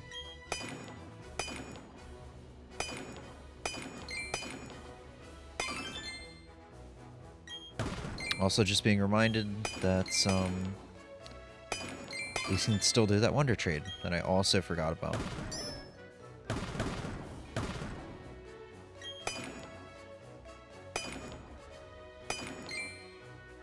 What's that? Is that another fossil? Oh, that was a Max Revive. Hadn't seen one of those yet.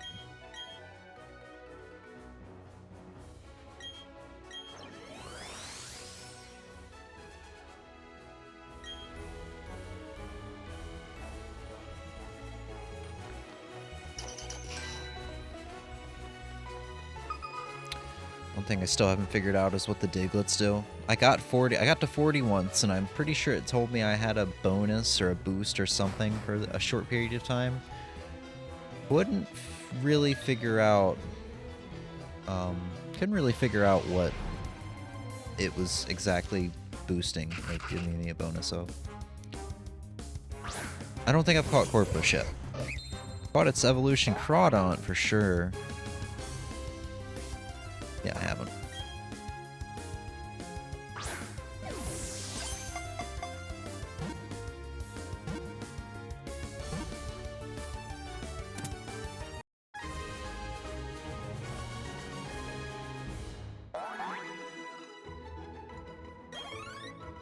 Oh.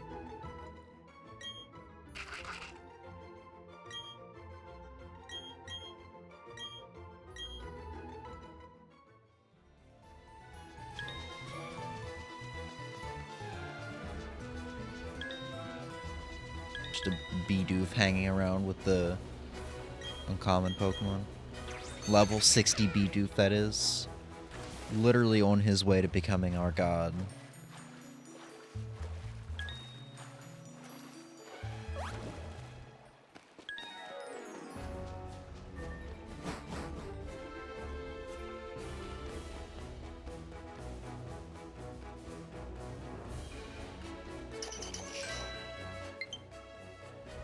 Stop reminding me there's a low battery, I know.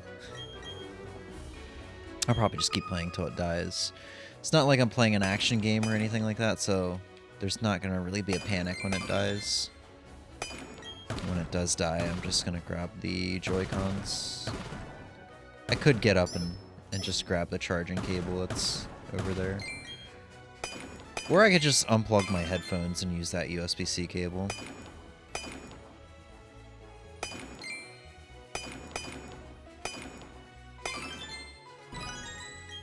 You know what, that actually sounds like a fine idea.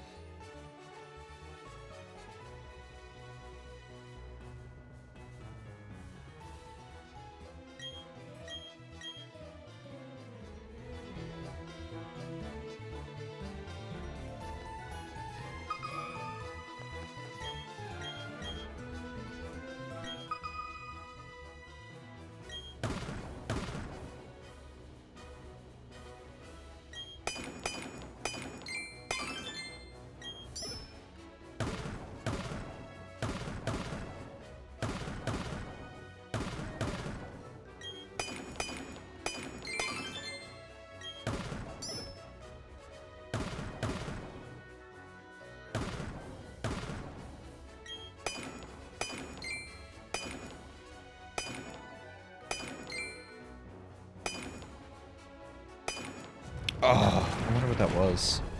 It looked like it might have been an earth plate.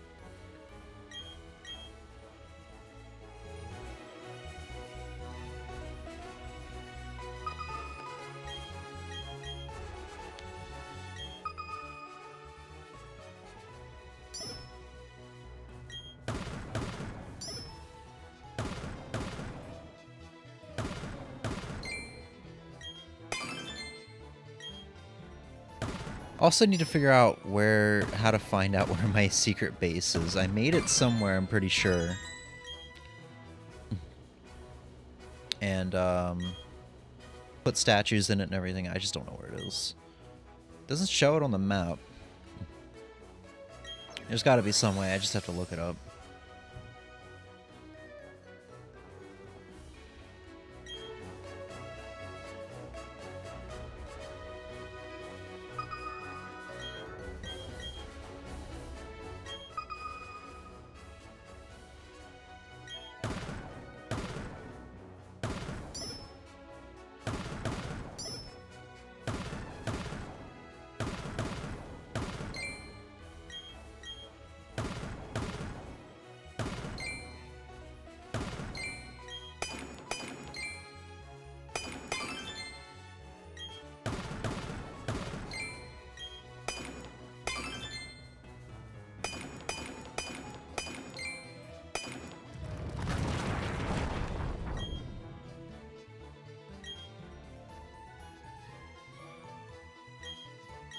Alright, well we got really lucky with that. What was it, the first dig? Where we got, one of the shards that we need. Doesn't feel like we're gonna get lucky enough to find, one more to get Reggie's Stone unlocked. Which is a shame.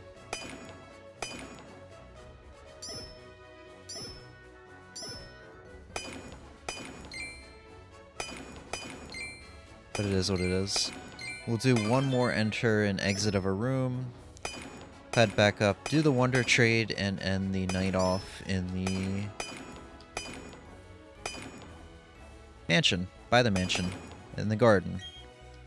Where my friend's about to bury me.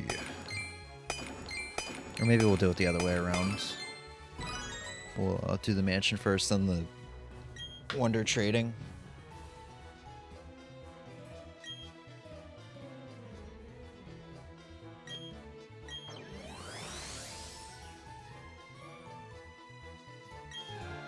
It's nice.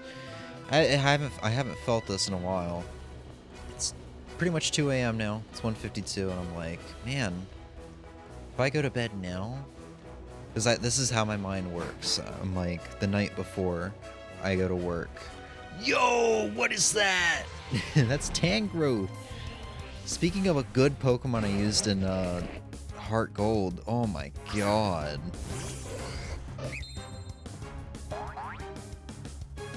I'm gonna throw a quick ball. I don't think that's gonna catch though. I think I will have to weaken it.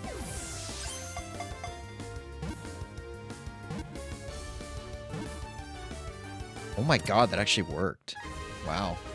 Quick balls, when I was talking to Emma about quick balls a couple months ago, I think when I was playing this game, I was like, man, quick balls never work for me. They suck. I wish they didn't exist. Something like that. She's like, what? Quick balls are amazing. I'm like, nah, man, dusk balls are where it's at. And I was right on the dusk balls.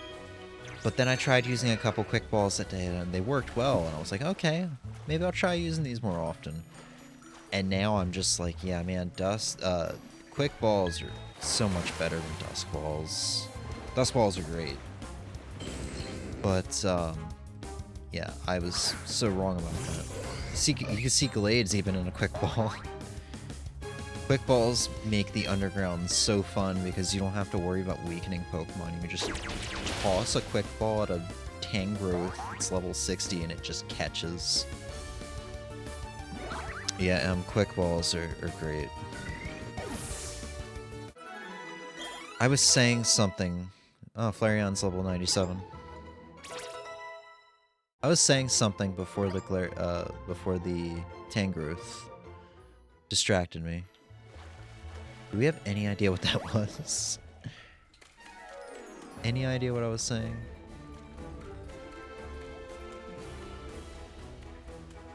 I feel like it was something I really wanted to finish my thought on. Feel like they're essential to Pokedex completing? Yeah, probably. I don't know.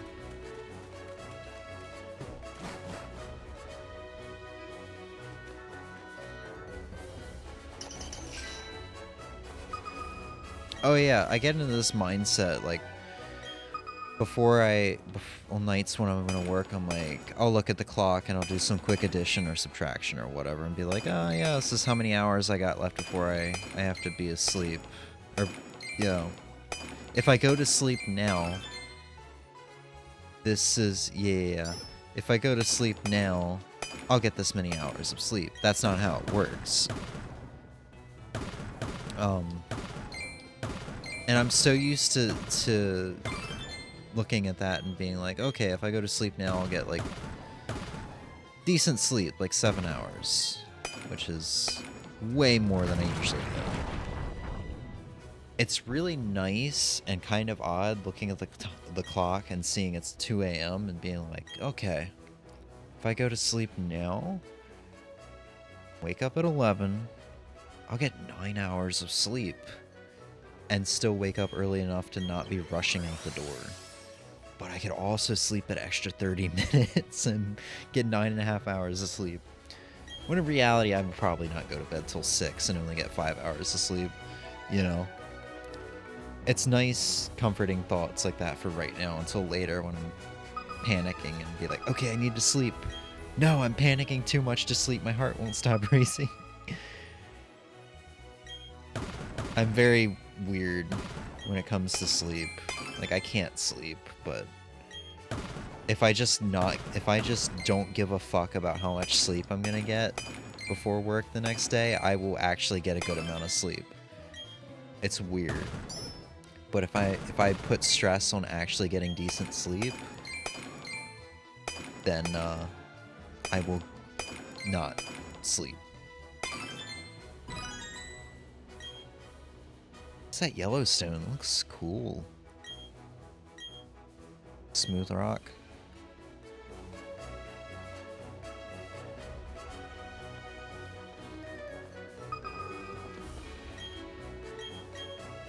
A lot of people do that. The whole if I'll sleep now, I get X hours. That's weird though, because like, there's no way we're gonna sleep now. It's gonna, you know.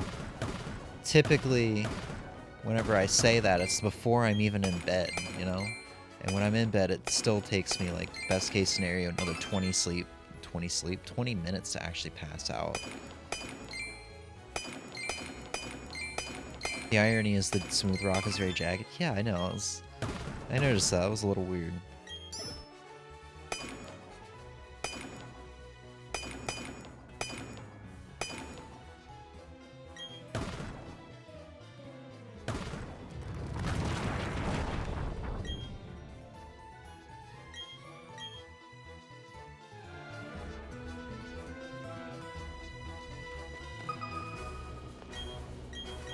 There's a little diglet up there. He just staring me in the face.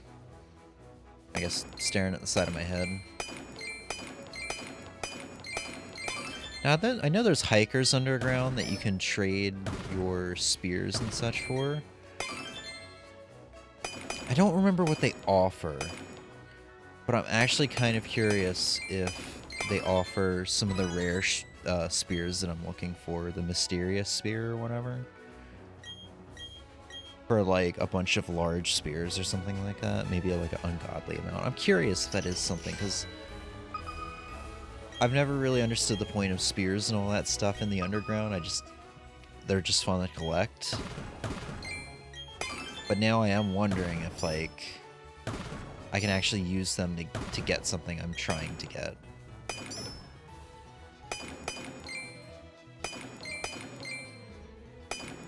Oh, revive.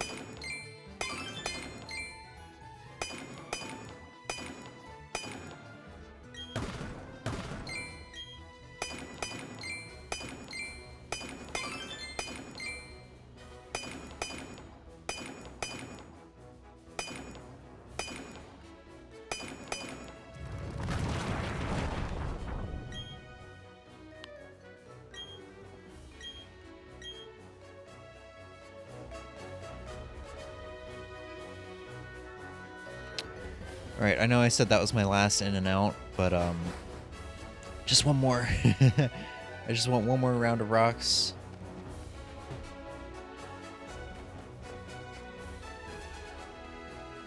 Or one more round of rocks, one more round of sparklies to give me that nice little Ghibli bit.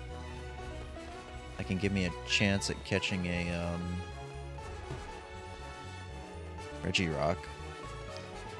Also, apparently, if you knock the Pokemon out, like when you're trying to catch the legendaries in Random's Park, if you knock the Pokemon out or fail to catch it, you will actually have to repurchase the slate. You will not get another chance. You can just, you know, do the traditional, you know, save before you go into the battle and then quit.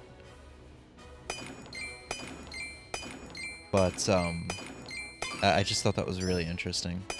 It didn't happen to me, but it's something that I read on Cerebi or Bulbapedia or one of those sites.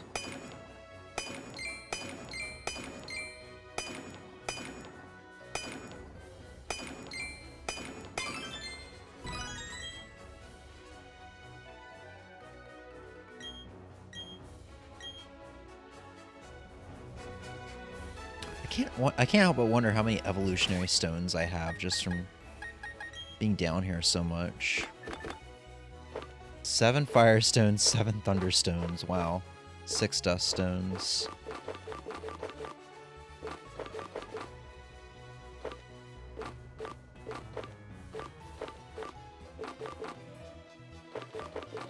I can't remember. There's somebody you can trade shards with. I think they're for berries though. I think they're to the west of Pastoria City. That's something I'll have to remember to check out another time. I think I'm getting to the point of this game where I'm like 1 or 2 more playthroughs and 1 or 2 more sittings of playing this game, and I will stop for a little bit. So like I'll do the Spring Path and a couple more things in Sinnoh before going to the post-game area. And then I'm just going to sit the game down for a little while so that I can actually go and play some Scarlet, or some Pokemon Violet, and more Legends Arceus. Because if I don't, I'm not going to get around to it anytime soon, because I'm just going to keep playing this. I mean, I'm not going to force myself away from this game, but I do feel like I'm going to get burnout on this one soon.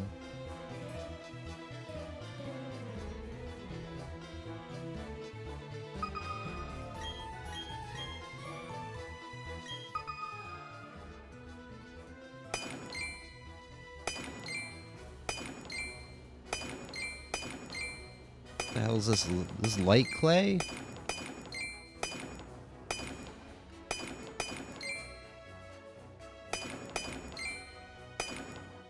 Is this light clay or a sperm sample?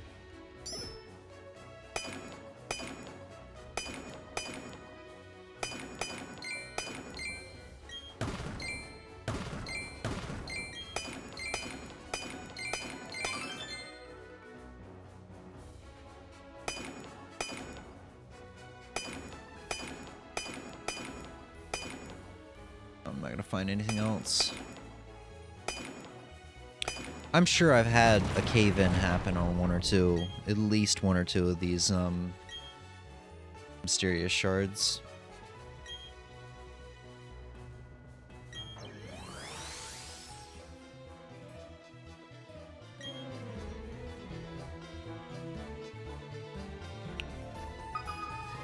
Alright, last digging spot.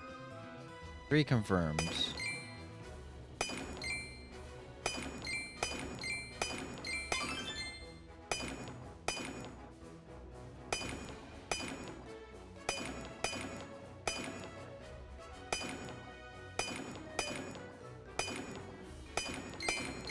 Another Firestone.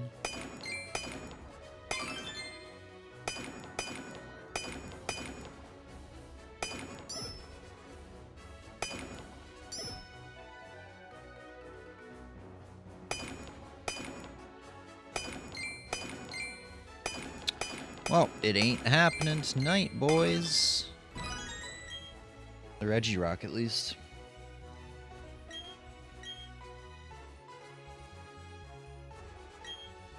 Been streaming for 5 hours, man. So unlike me.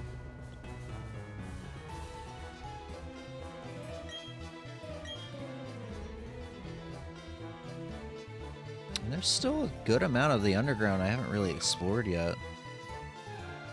There's that one area in the middle which I always assumed I could get to from Mount Coronet, but I went in there and tried and I couldn't. Top right is obviously in the post-game area. Bottom right I started but was tired and ended early the other night. That bottom right area is going to be exciting.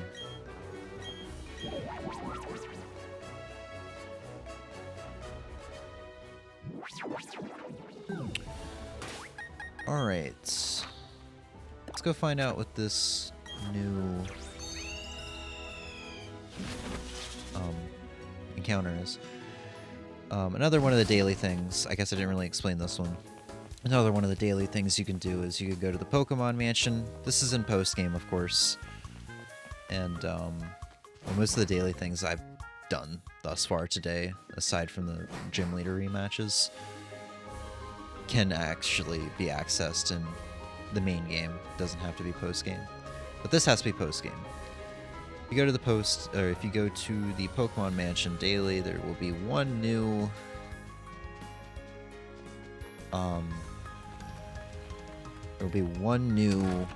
like rare Pokemon in the garden. That's how I caught a bunch of Eevee. You just gotta go in, talk to the owner. He's gonna boast, yes, I'm envious, and eventually he'll say, don't mind sharing my stories with you. So this is what happened this morning when I went into my trophy garden. I noticed the cute-eyed Porygon, which joyously ran over to me. Porygon ran up to me and gave me a smooch on my cheek. And then the butler would be like, Master, that Pokemon you mentioned is not in the garden. They'll go back and forth. And I think you can go out there and find it right away without talking to him, but I like to find him to see if, or I like to talk to him to see if looking for this Pokemon is even worth my time, because sometimes it can take a little bit of time to find. I don't know what its encounter rate is, but yes, you're gonna have to raid through the Cricketoons and the Roseraids, or the Roselias, and the Star Raptors, or Staradias. Porygon's a pretty cool one. But I keep coming here hoping to find a day where there's Ditto so I can grab a bunch of Ditto, make breeding in this game easier, and it'll let me breed really early breed anything really early in Shining Diamond, or sorry, Shining Pearl, whenever I get around to that.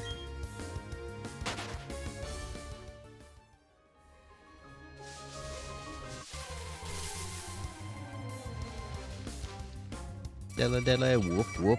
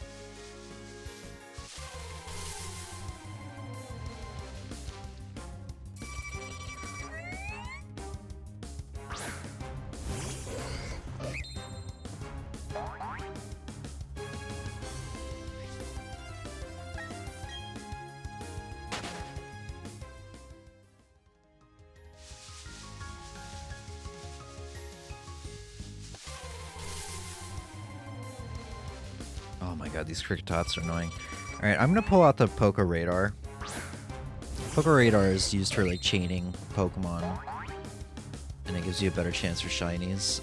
I don't know why, but I feel like sometimes when I use this, it gives me a better chance of finding the rare Pokemon in the area. Oh, yeah, look, there's Pichu. It's really just for chaining Pokemon for shinies. It'll show you where the encounters are in the grass. But, I don't know why. It's helped me find the last two, which was Eevee and Jigglypuff, I think. There's still Eevee out here? What the hell? I wonder if they show up once they stay around in the garden? Why is there still Eevee out here? I mean, it's an Eevee. I love Eevee. I'm gonna catch it. I'm no fool.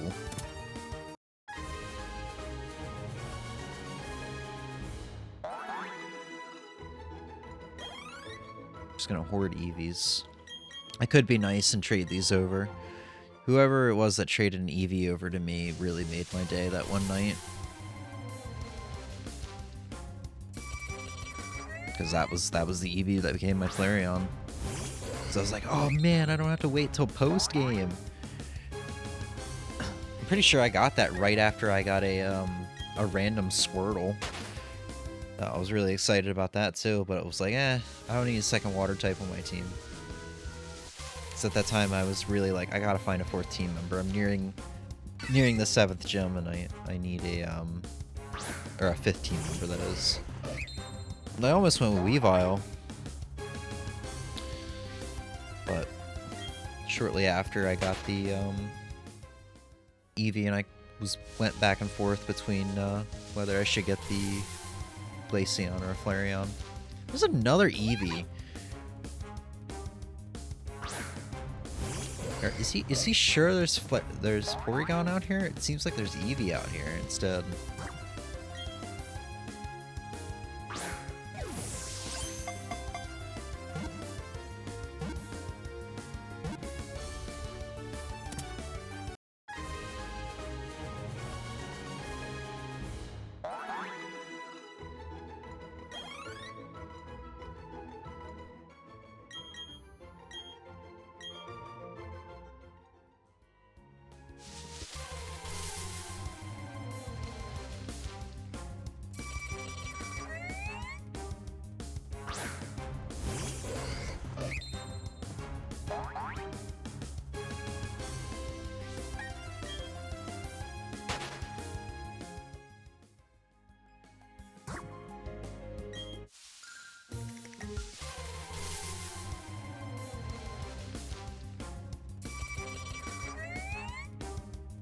So sick of Kricketot, dude.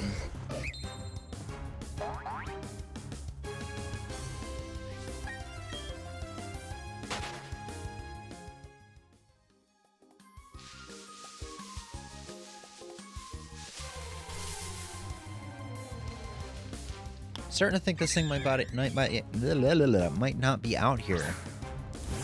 And that the Eevee are still sticking around from the night before. I don't know if it's glitched or...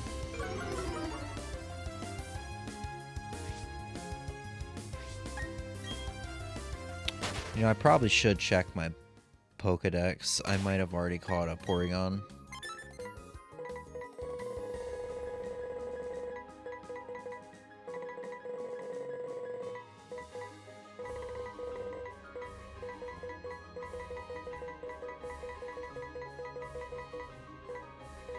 I was really confused. I was like, what? I caught a Mew? No, I haven't even seen a Porygon.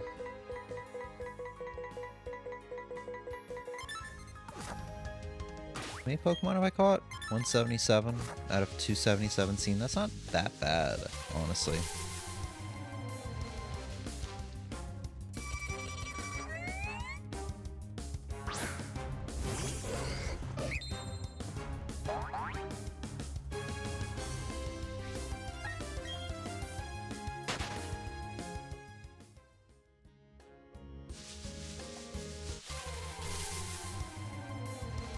I'd really love to find this thing though.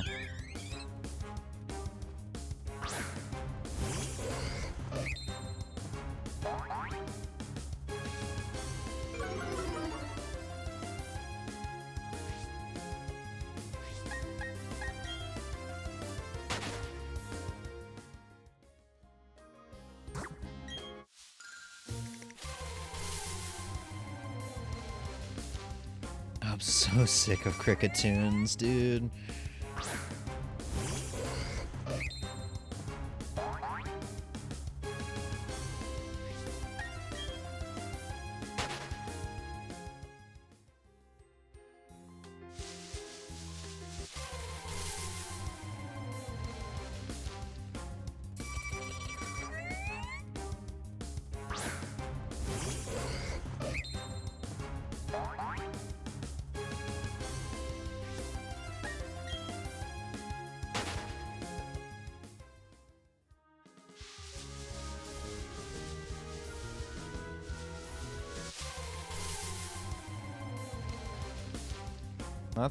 Haven't seen a Roselia in a while.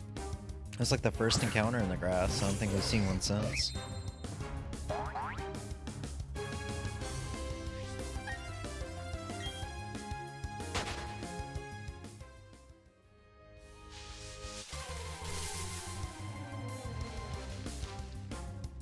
And now that's all we're gonna find.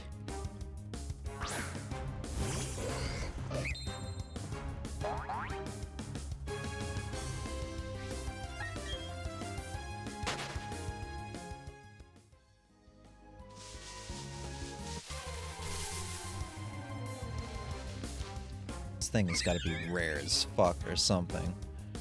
I'm worried that it's glitched because Eevee is still out here from the day before. I feel like Eevee is not supposed to be here.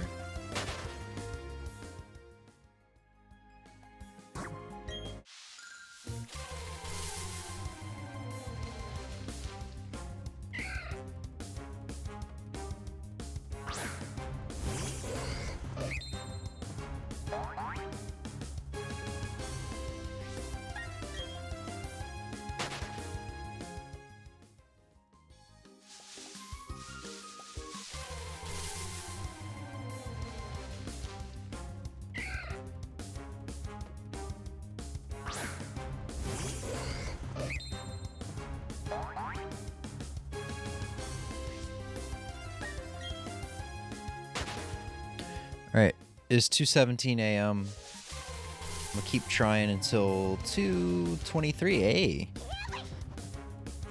Look, I'm always happy to see Eevee.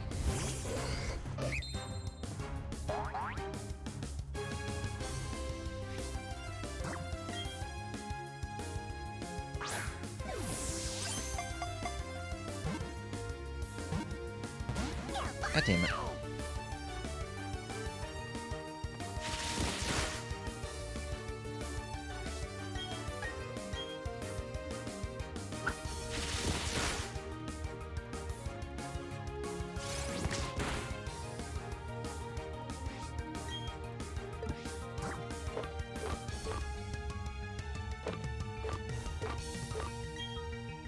I feel like Dusk Ball might be a bit overkill in this situation.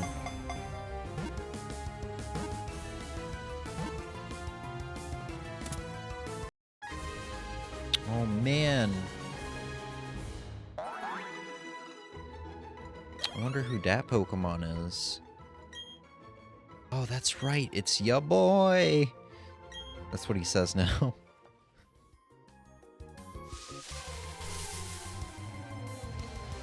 Hey! Yeah, that does really does look like it's a super rare Pokemon. What? I just wonder why Eevee is still out here. It's kind of weird.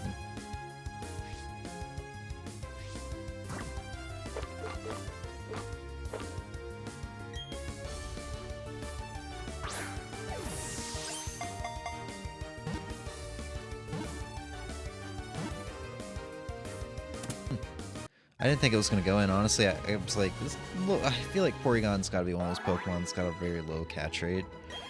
Like, not legendary Pokemon levels of low, but...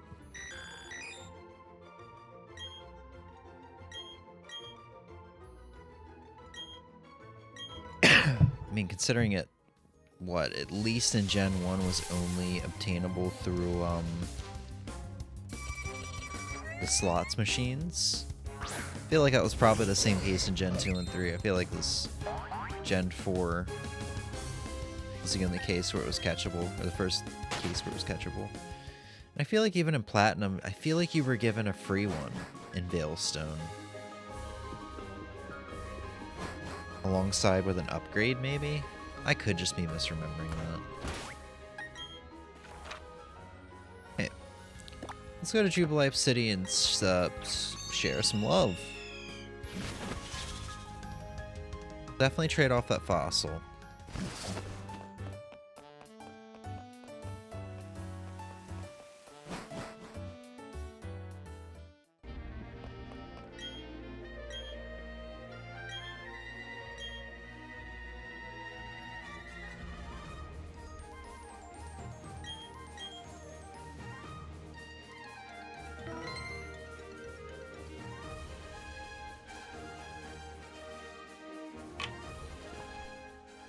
Now you can choose your, like,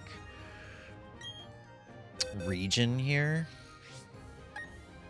And I did choose my region for a little while, but after a little while it just felt kind of pointless. What's your stats out of curiosity? Your nature, attack down, speed up. Oh yeah, we did look at this. It did feel kind of pointless because it was just kind of trading me wherever the world. So yeah, wherever this is, we'll just, this is my region. My point.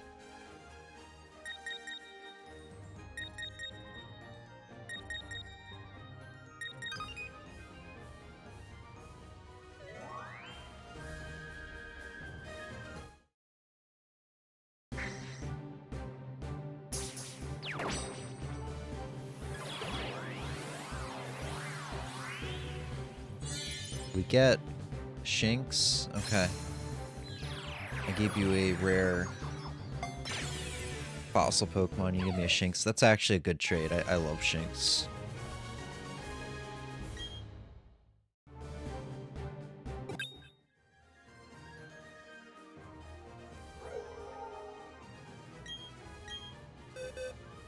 See this thing. Oh, they trained it up a little bit. Level 4, now it's level 10.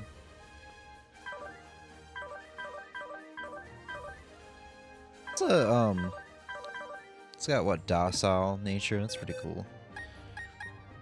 What else could we trade? Got a lot of Jiggles.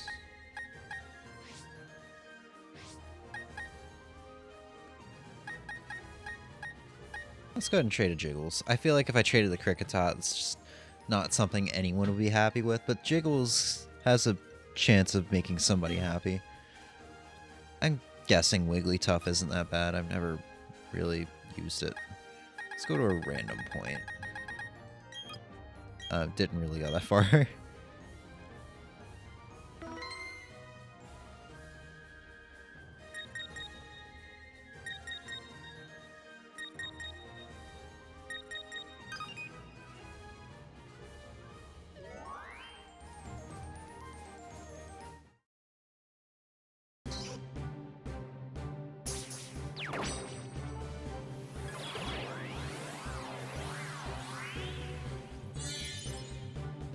A Geodude.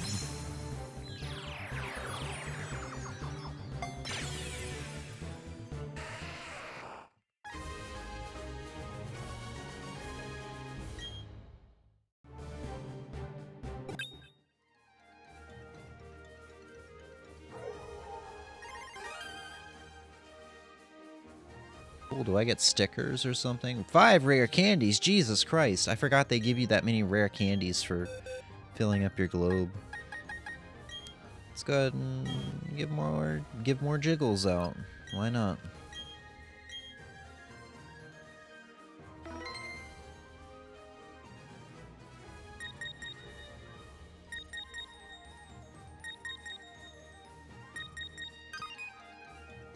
My god, everybody over in this area is trading.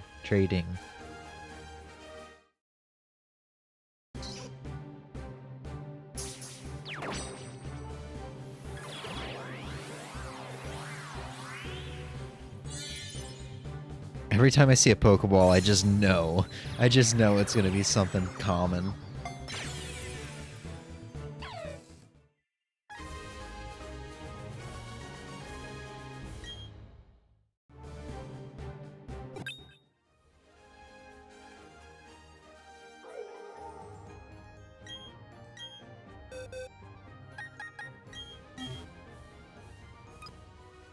feel like if I don't drastically change points, I'm never gonna get off of this island here. Okay, let's just rotate and go here.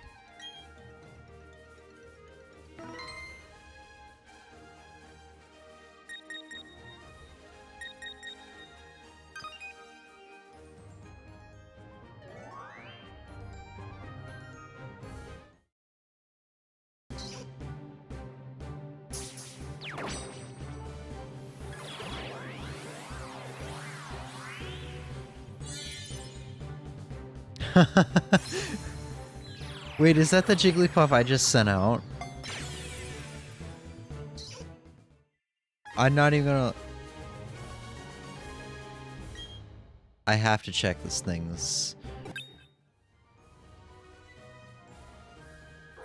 Because if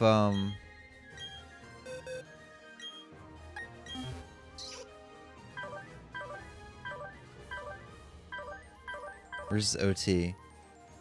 Original Tater James? Dude, that's the one I just sent out, isn't it?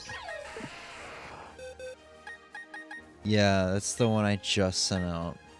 These are all saying James. I don't know which one it hovered me over, but yeah, the one I sent out came right back to me. See if we could do it again, boy.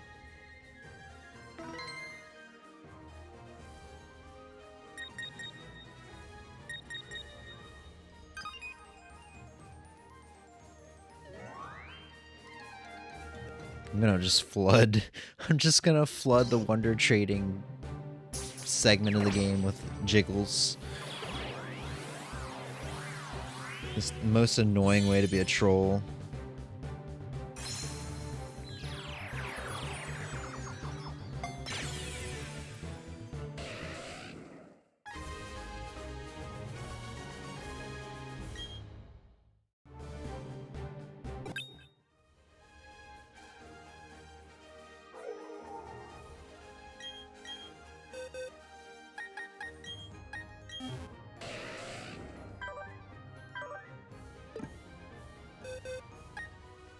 What else?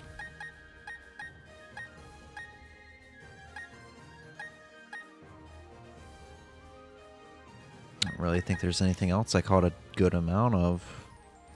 At least not recently.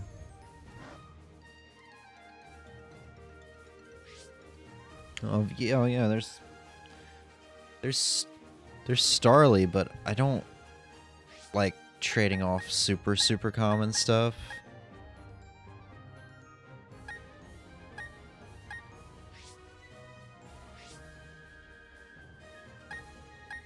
There was a Munchlax I was trading up.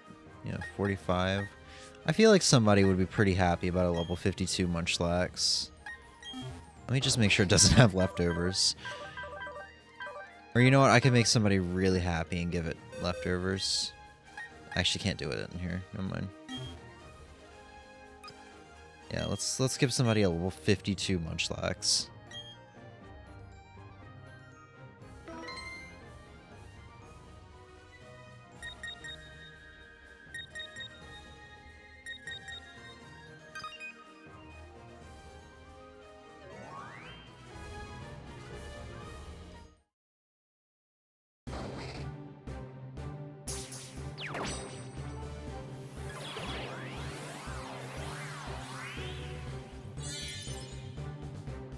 Meryl. I feel like they're probably pretty happy with the trade-off. And if they don't want one in level 50, assuming they are looking for something for their journey and that they're around Pastoria City right now, if they don't want something that's level 50, they do have breeding as an option.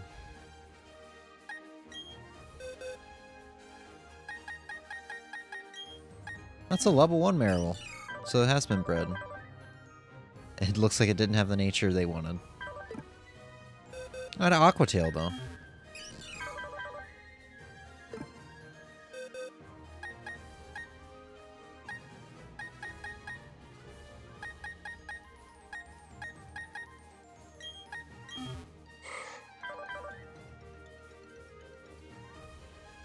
This could make a good Roselia. Somebody wanted it.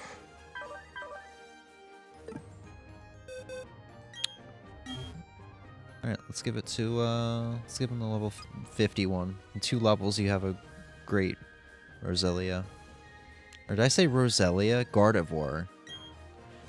It's definitely about time I go to bed. This is very addicting with, having a lot of Pokemon.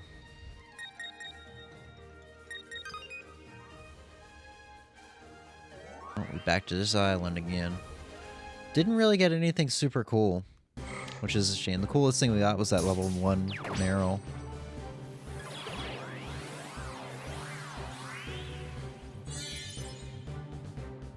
Surskit.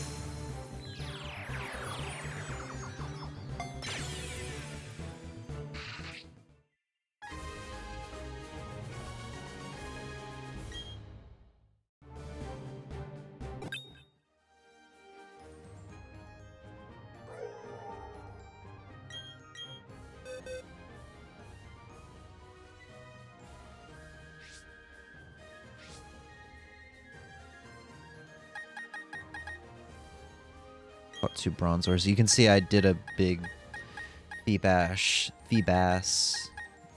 fishing spree. I think I can give up 1 more Feebas, just to be nice.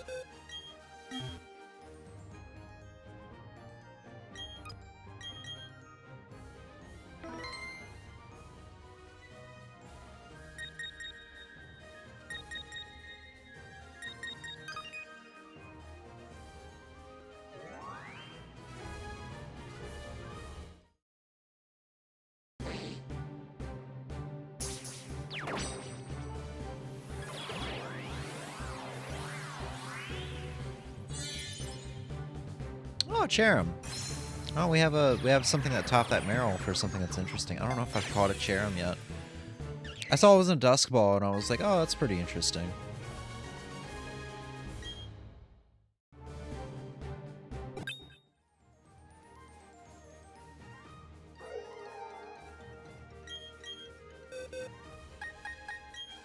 Or Cherubi, sorry. Cherim's the evolution.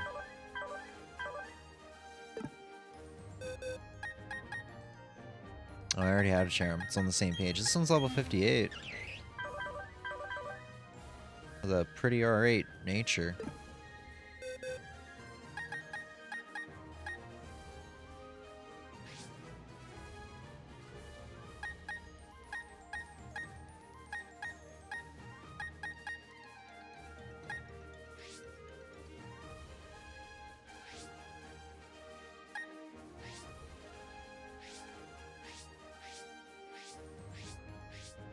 I guess there's not really much else.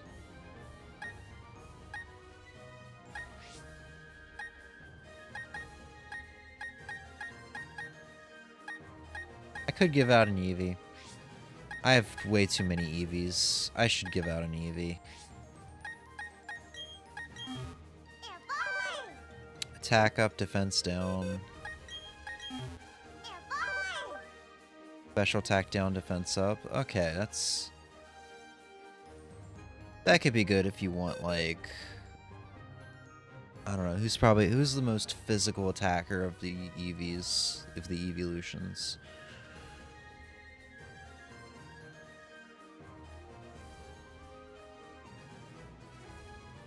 Maybe Umbreon? Or Leafeon? Probably Luffeon.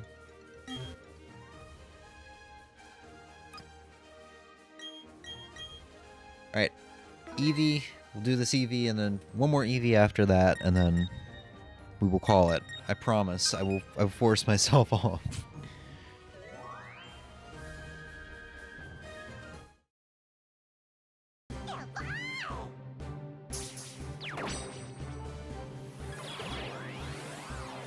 Yeah, boy. Oh, Pachirisu. Not sure if I caught one of those yet. I'm pretty sure I did. Always cute to see.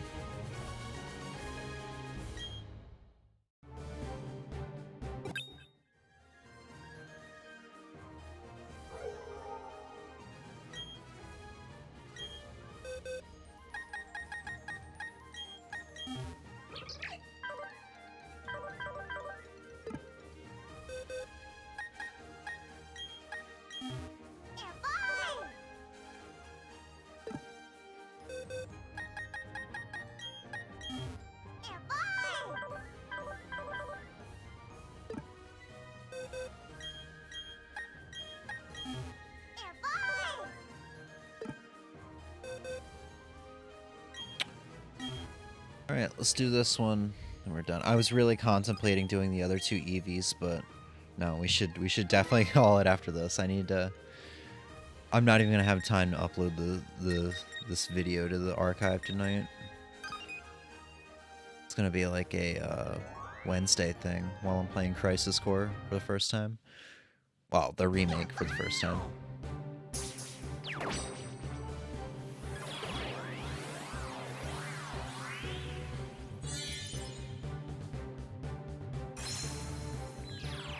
I think the Cherubi was definitely one of the more interesting ones. Clefairy's interesting. Pachirisu was interesting. It definitely got a little bit more, I guess, spicier as we went along. It stopped being Shinx's and mainly Shinx's, I think, is what we got at the beginning. My memory's bad. I don't remember that far back.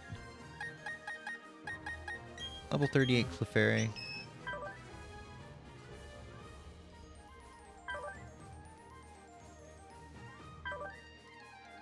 Moonlight, Gravity, Meteor Mash, follow me. Jeez.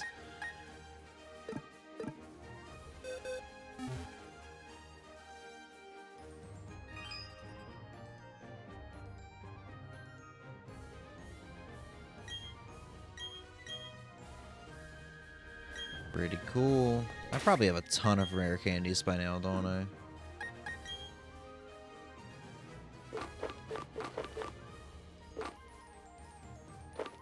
Oh, we found a lot of these rocks that I hadn't had before. Extends Rain Dance, Sunny Day, Sandstorm, and Hail. I was wondering what these did. That's pretty cool.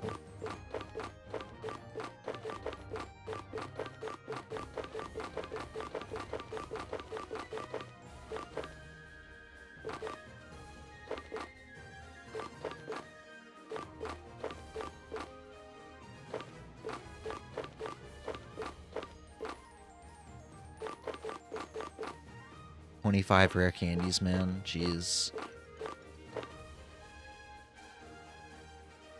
So in theory, I could use them on Azumarill and Flareon to get them to cap level and use them on everybody else to get them at least to the early 90s if I wanted to right now. It's not worth it. God, let's go get the Helix cost. I saw that and I was like, oh man. I gotta do this now that I've seen it. What do you say?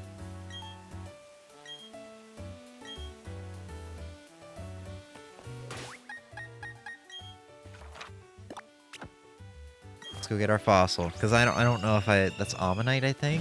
I don't know if I have Ammonite yet. Oops. Well, we can go ahead and heal. Even though I don't really think I need healing aside from maybe a few PP. I keep getting really distracted, I've noticed. Like, I think at the beginning of the stream I said, oh, we'll do the 8 gym leaders and maybe some underground stuff and we'll call it. And then that extended into 8 gym leaders and the champion. And then maybe a little bit of underground stuff. And then that it just kept going on and evolving.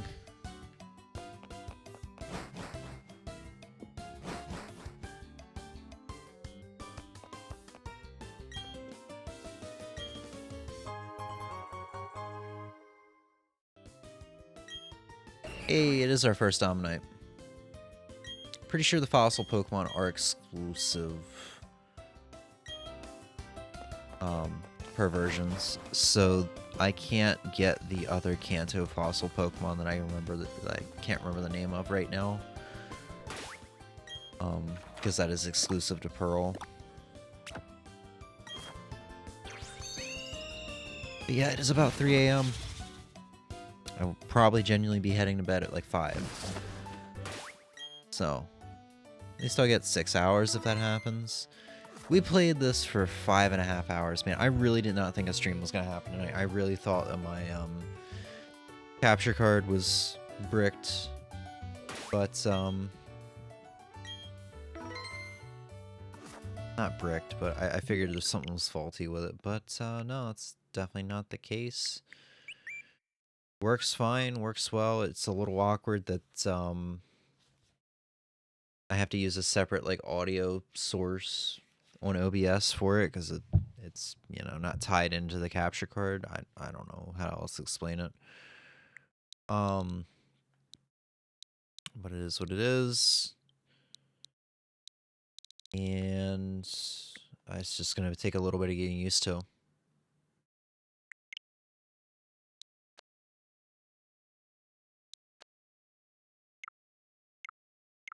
Yeah. See if anything's on sale in the eShop. The Don Pachi game in my wish list that was on sale the other day. Interested. I really wish I did kind of keep up with the backlog because I am really curious on how few games I've bought this year compared to previous years.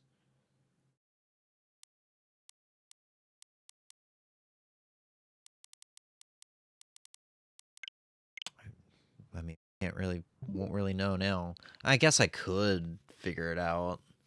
I just wouldn't know what I've purchased and then resold this year. I could figure it out because I would probably know what I've bought this year when here alone. On digital. Physical, I think I definitely would know.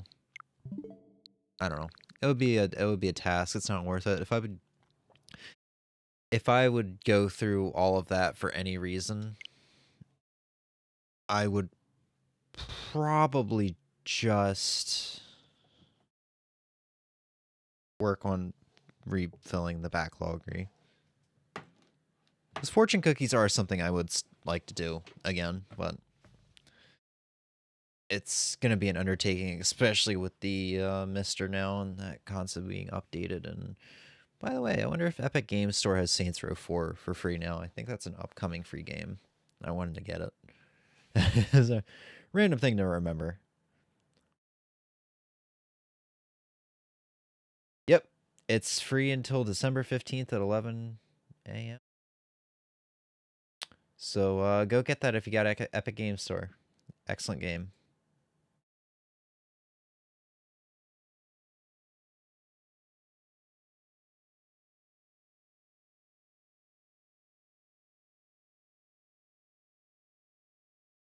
Cool. That's in my library now.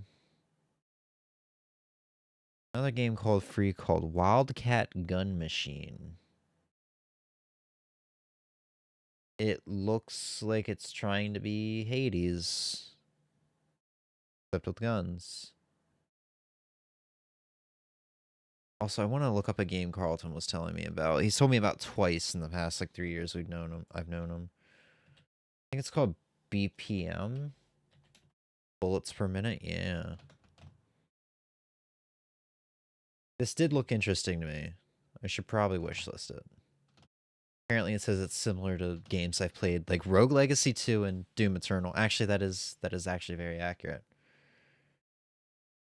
Rogue Legacy 2 and Doom Eternal, two of my all-time favorite games. I mean, that enough should sell me on it, but let's see. All right, I'm blathering on. That is end of stream. Emmy, if you're still awake, thank you for hanging out. Ozzy, if you're checking out the VOD, thank you. Anybody else watching, thank you. I'm gonna go get some sleep now. I'm surprised I've lasted this long. Next time you see me will probably be sometime after Christmas for a Game of the Year stream. My Game of the Year stream. My games of the year will be multiple games. Games I recommend. Games I loved. Have a good night and peace. Bye.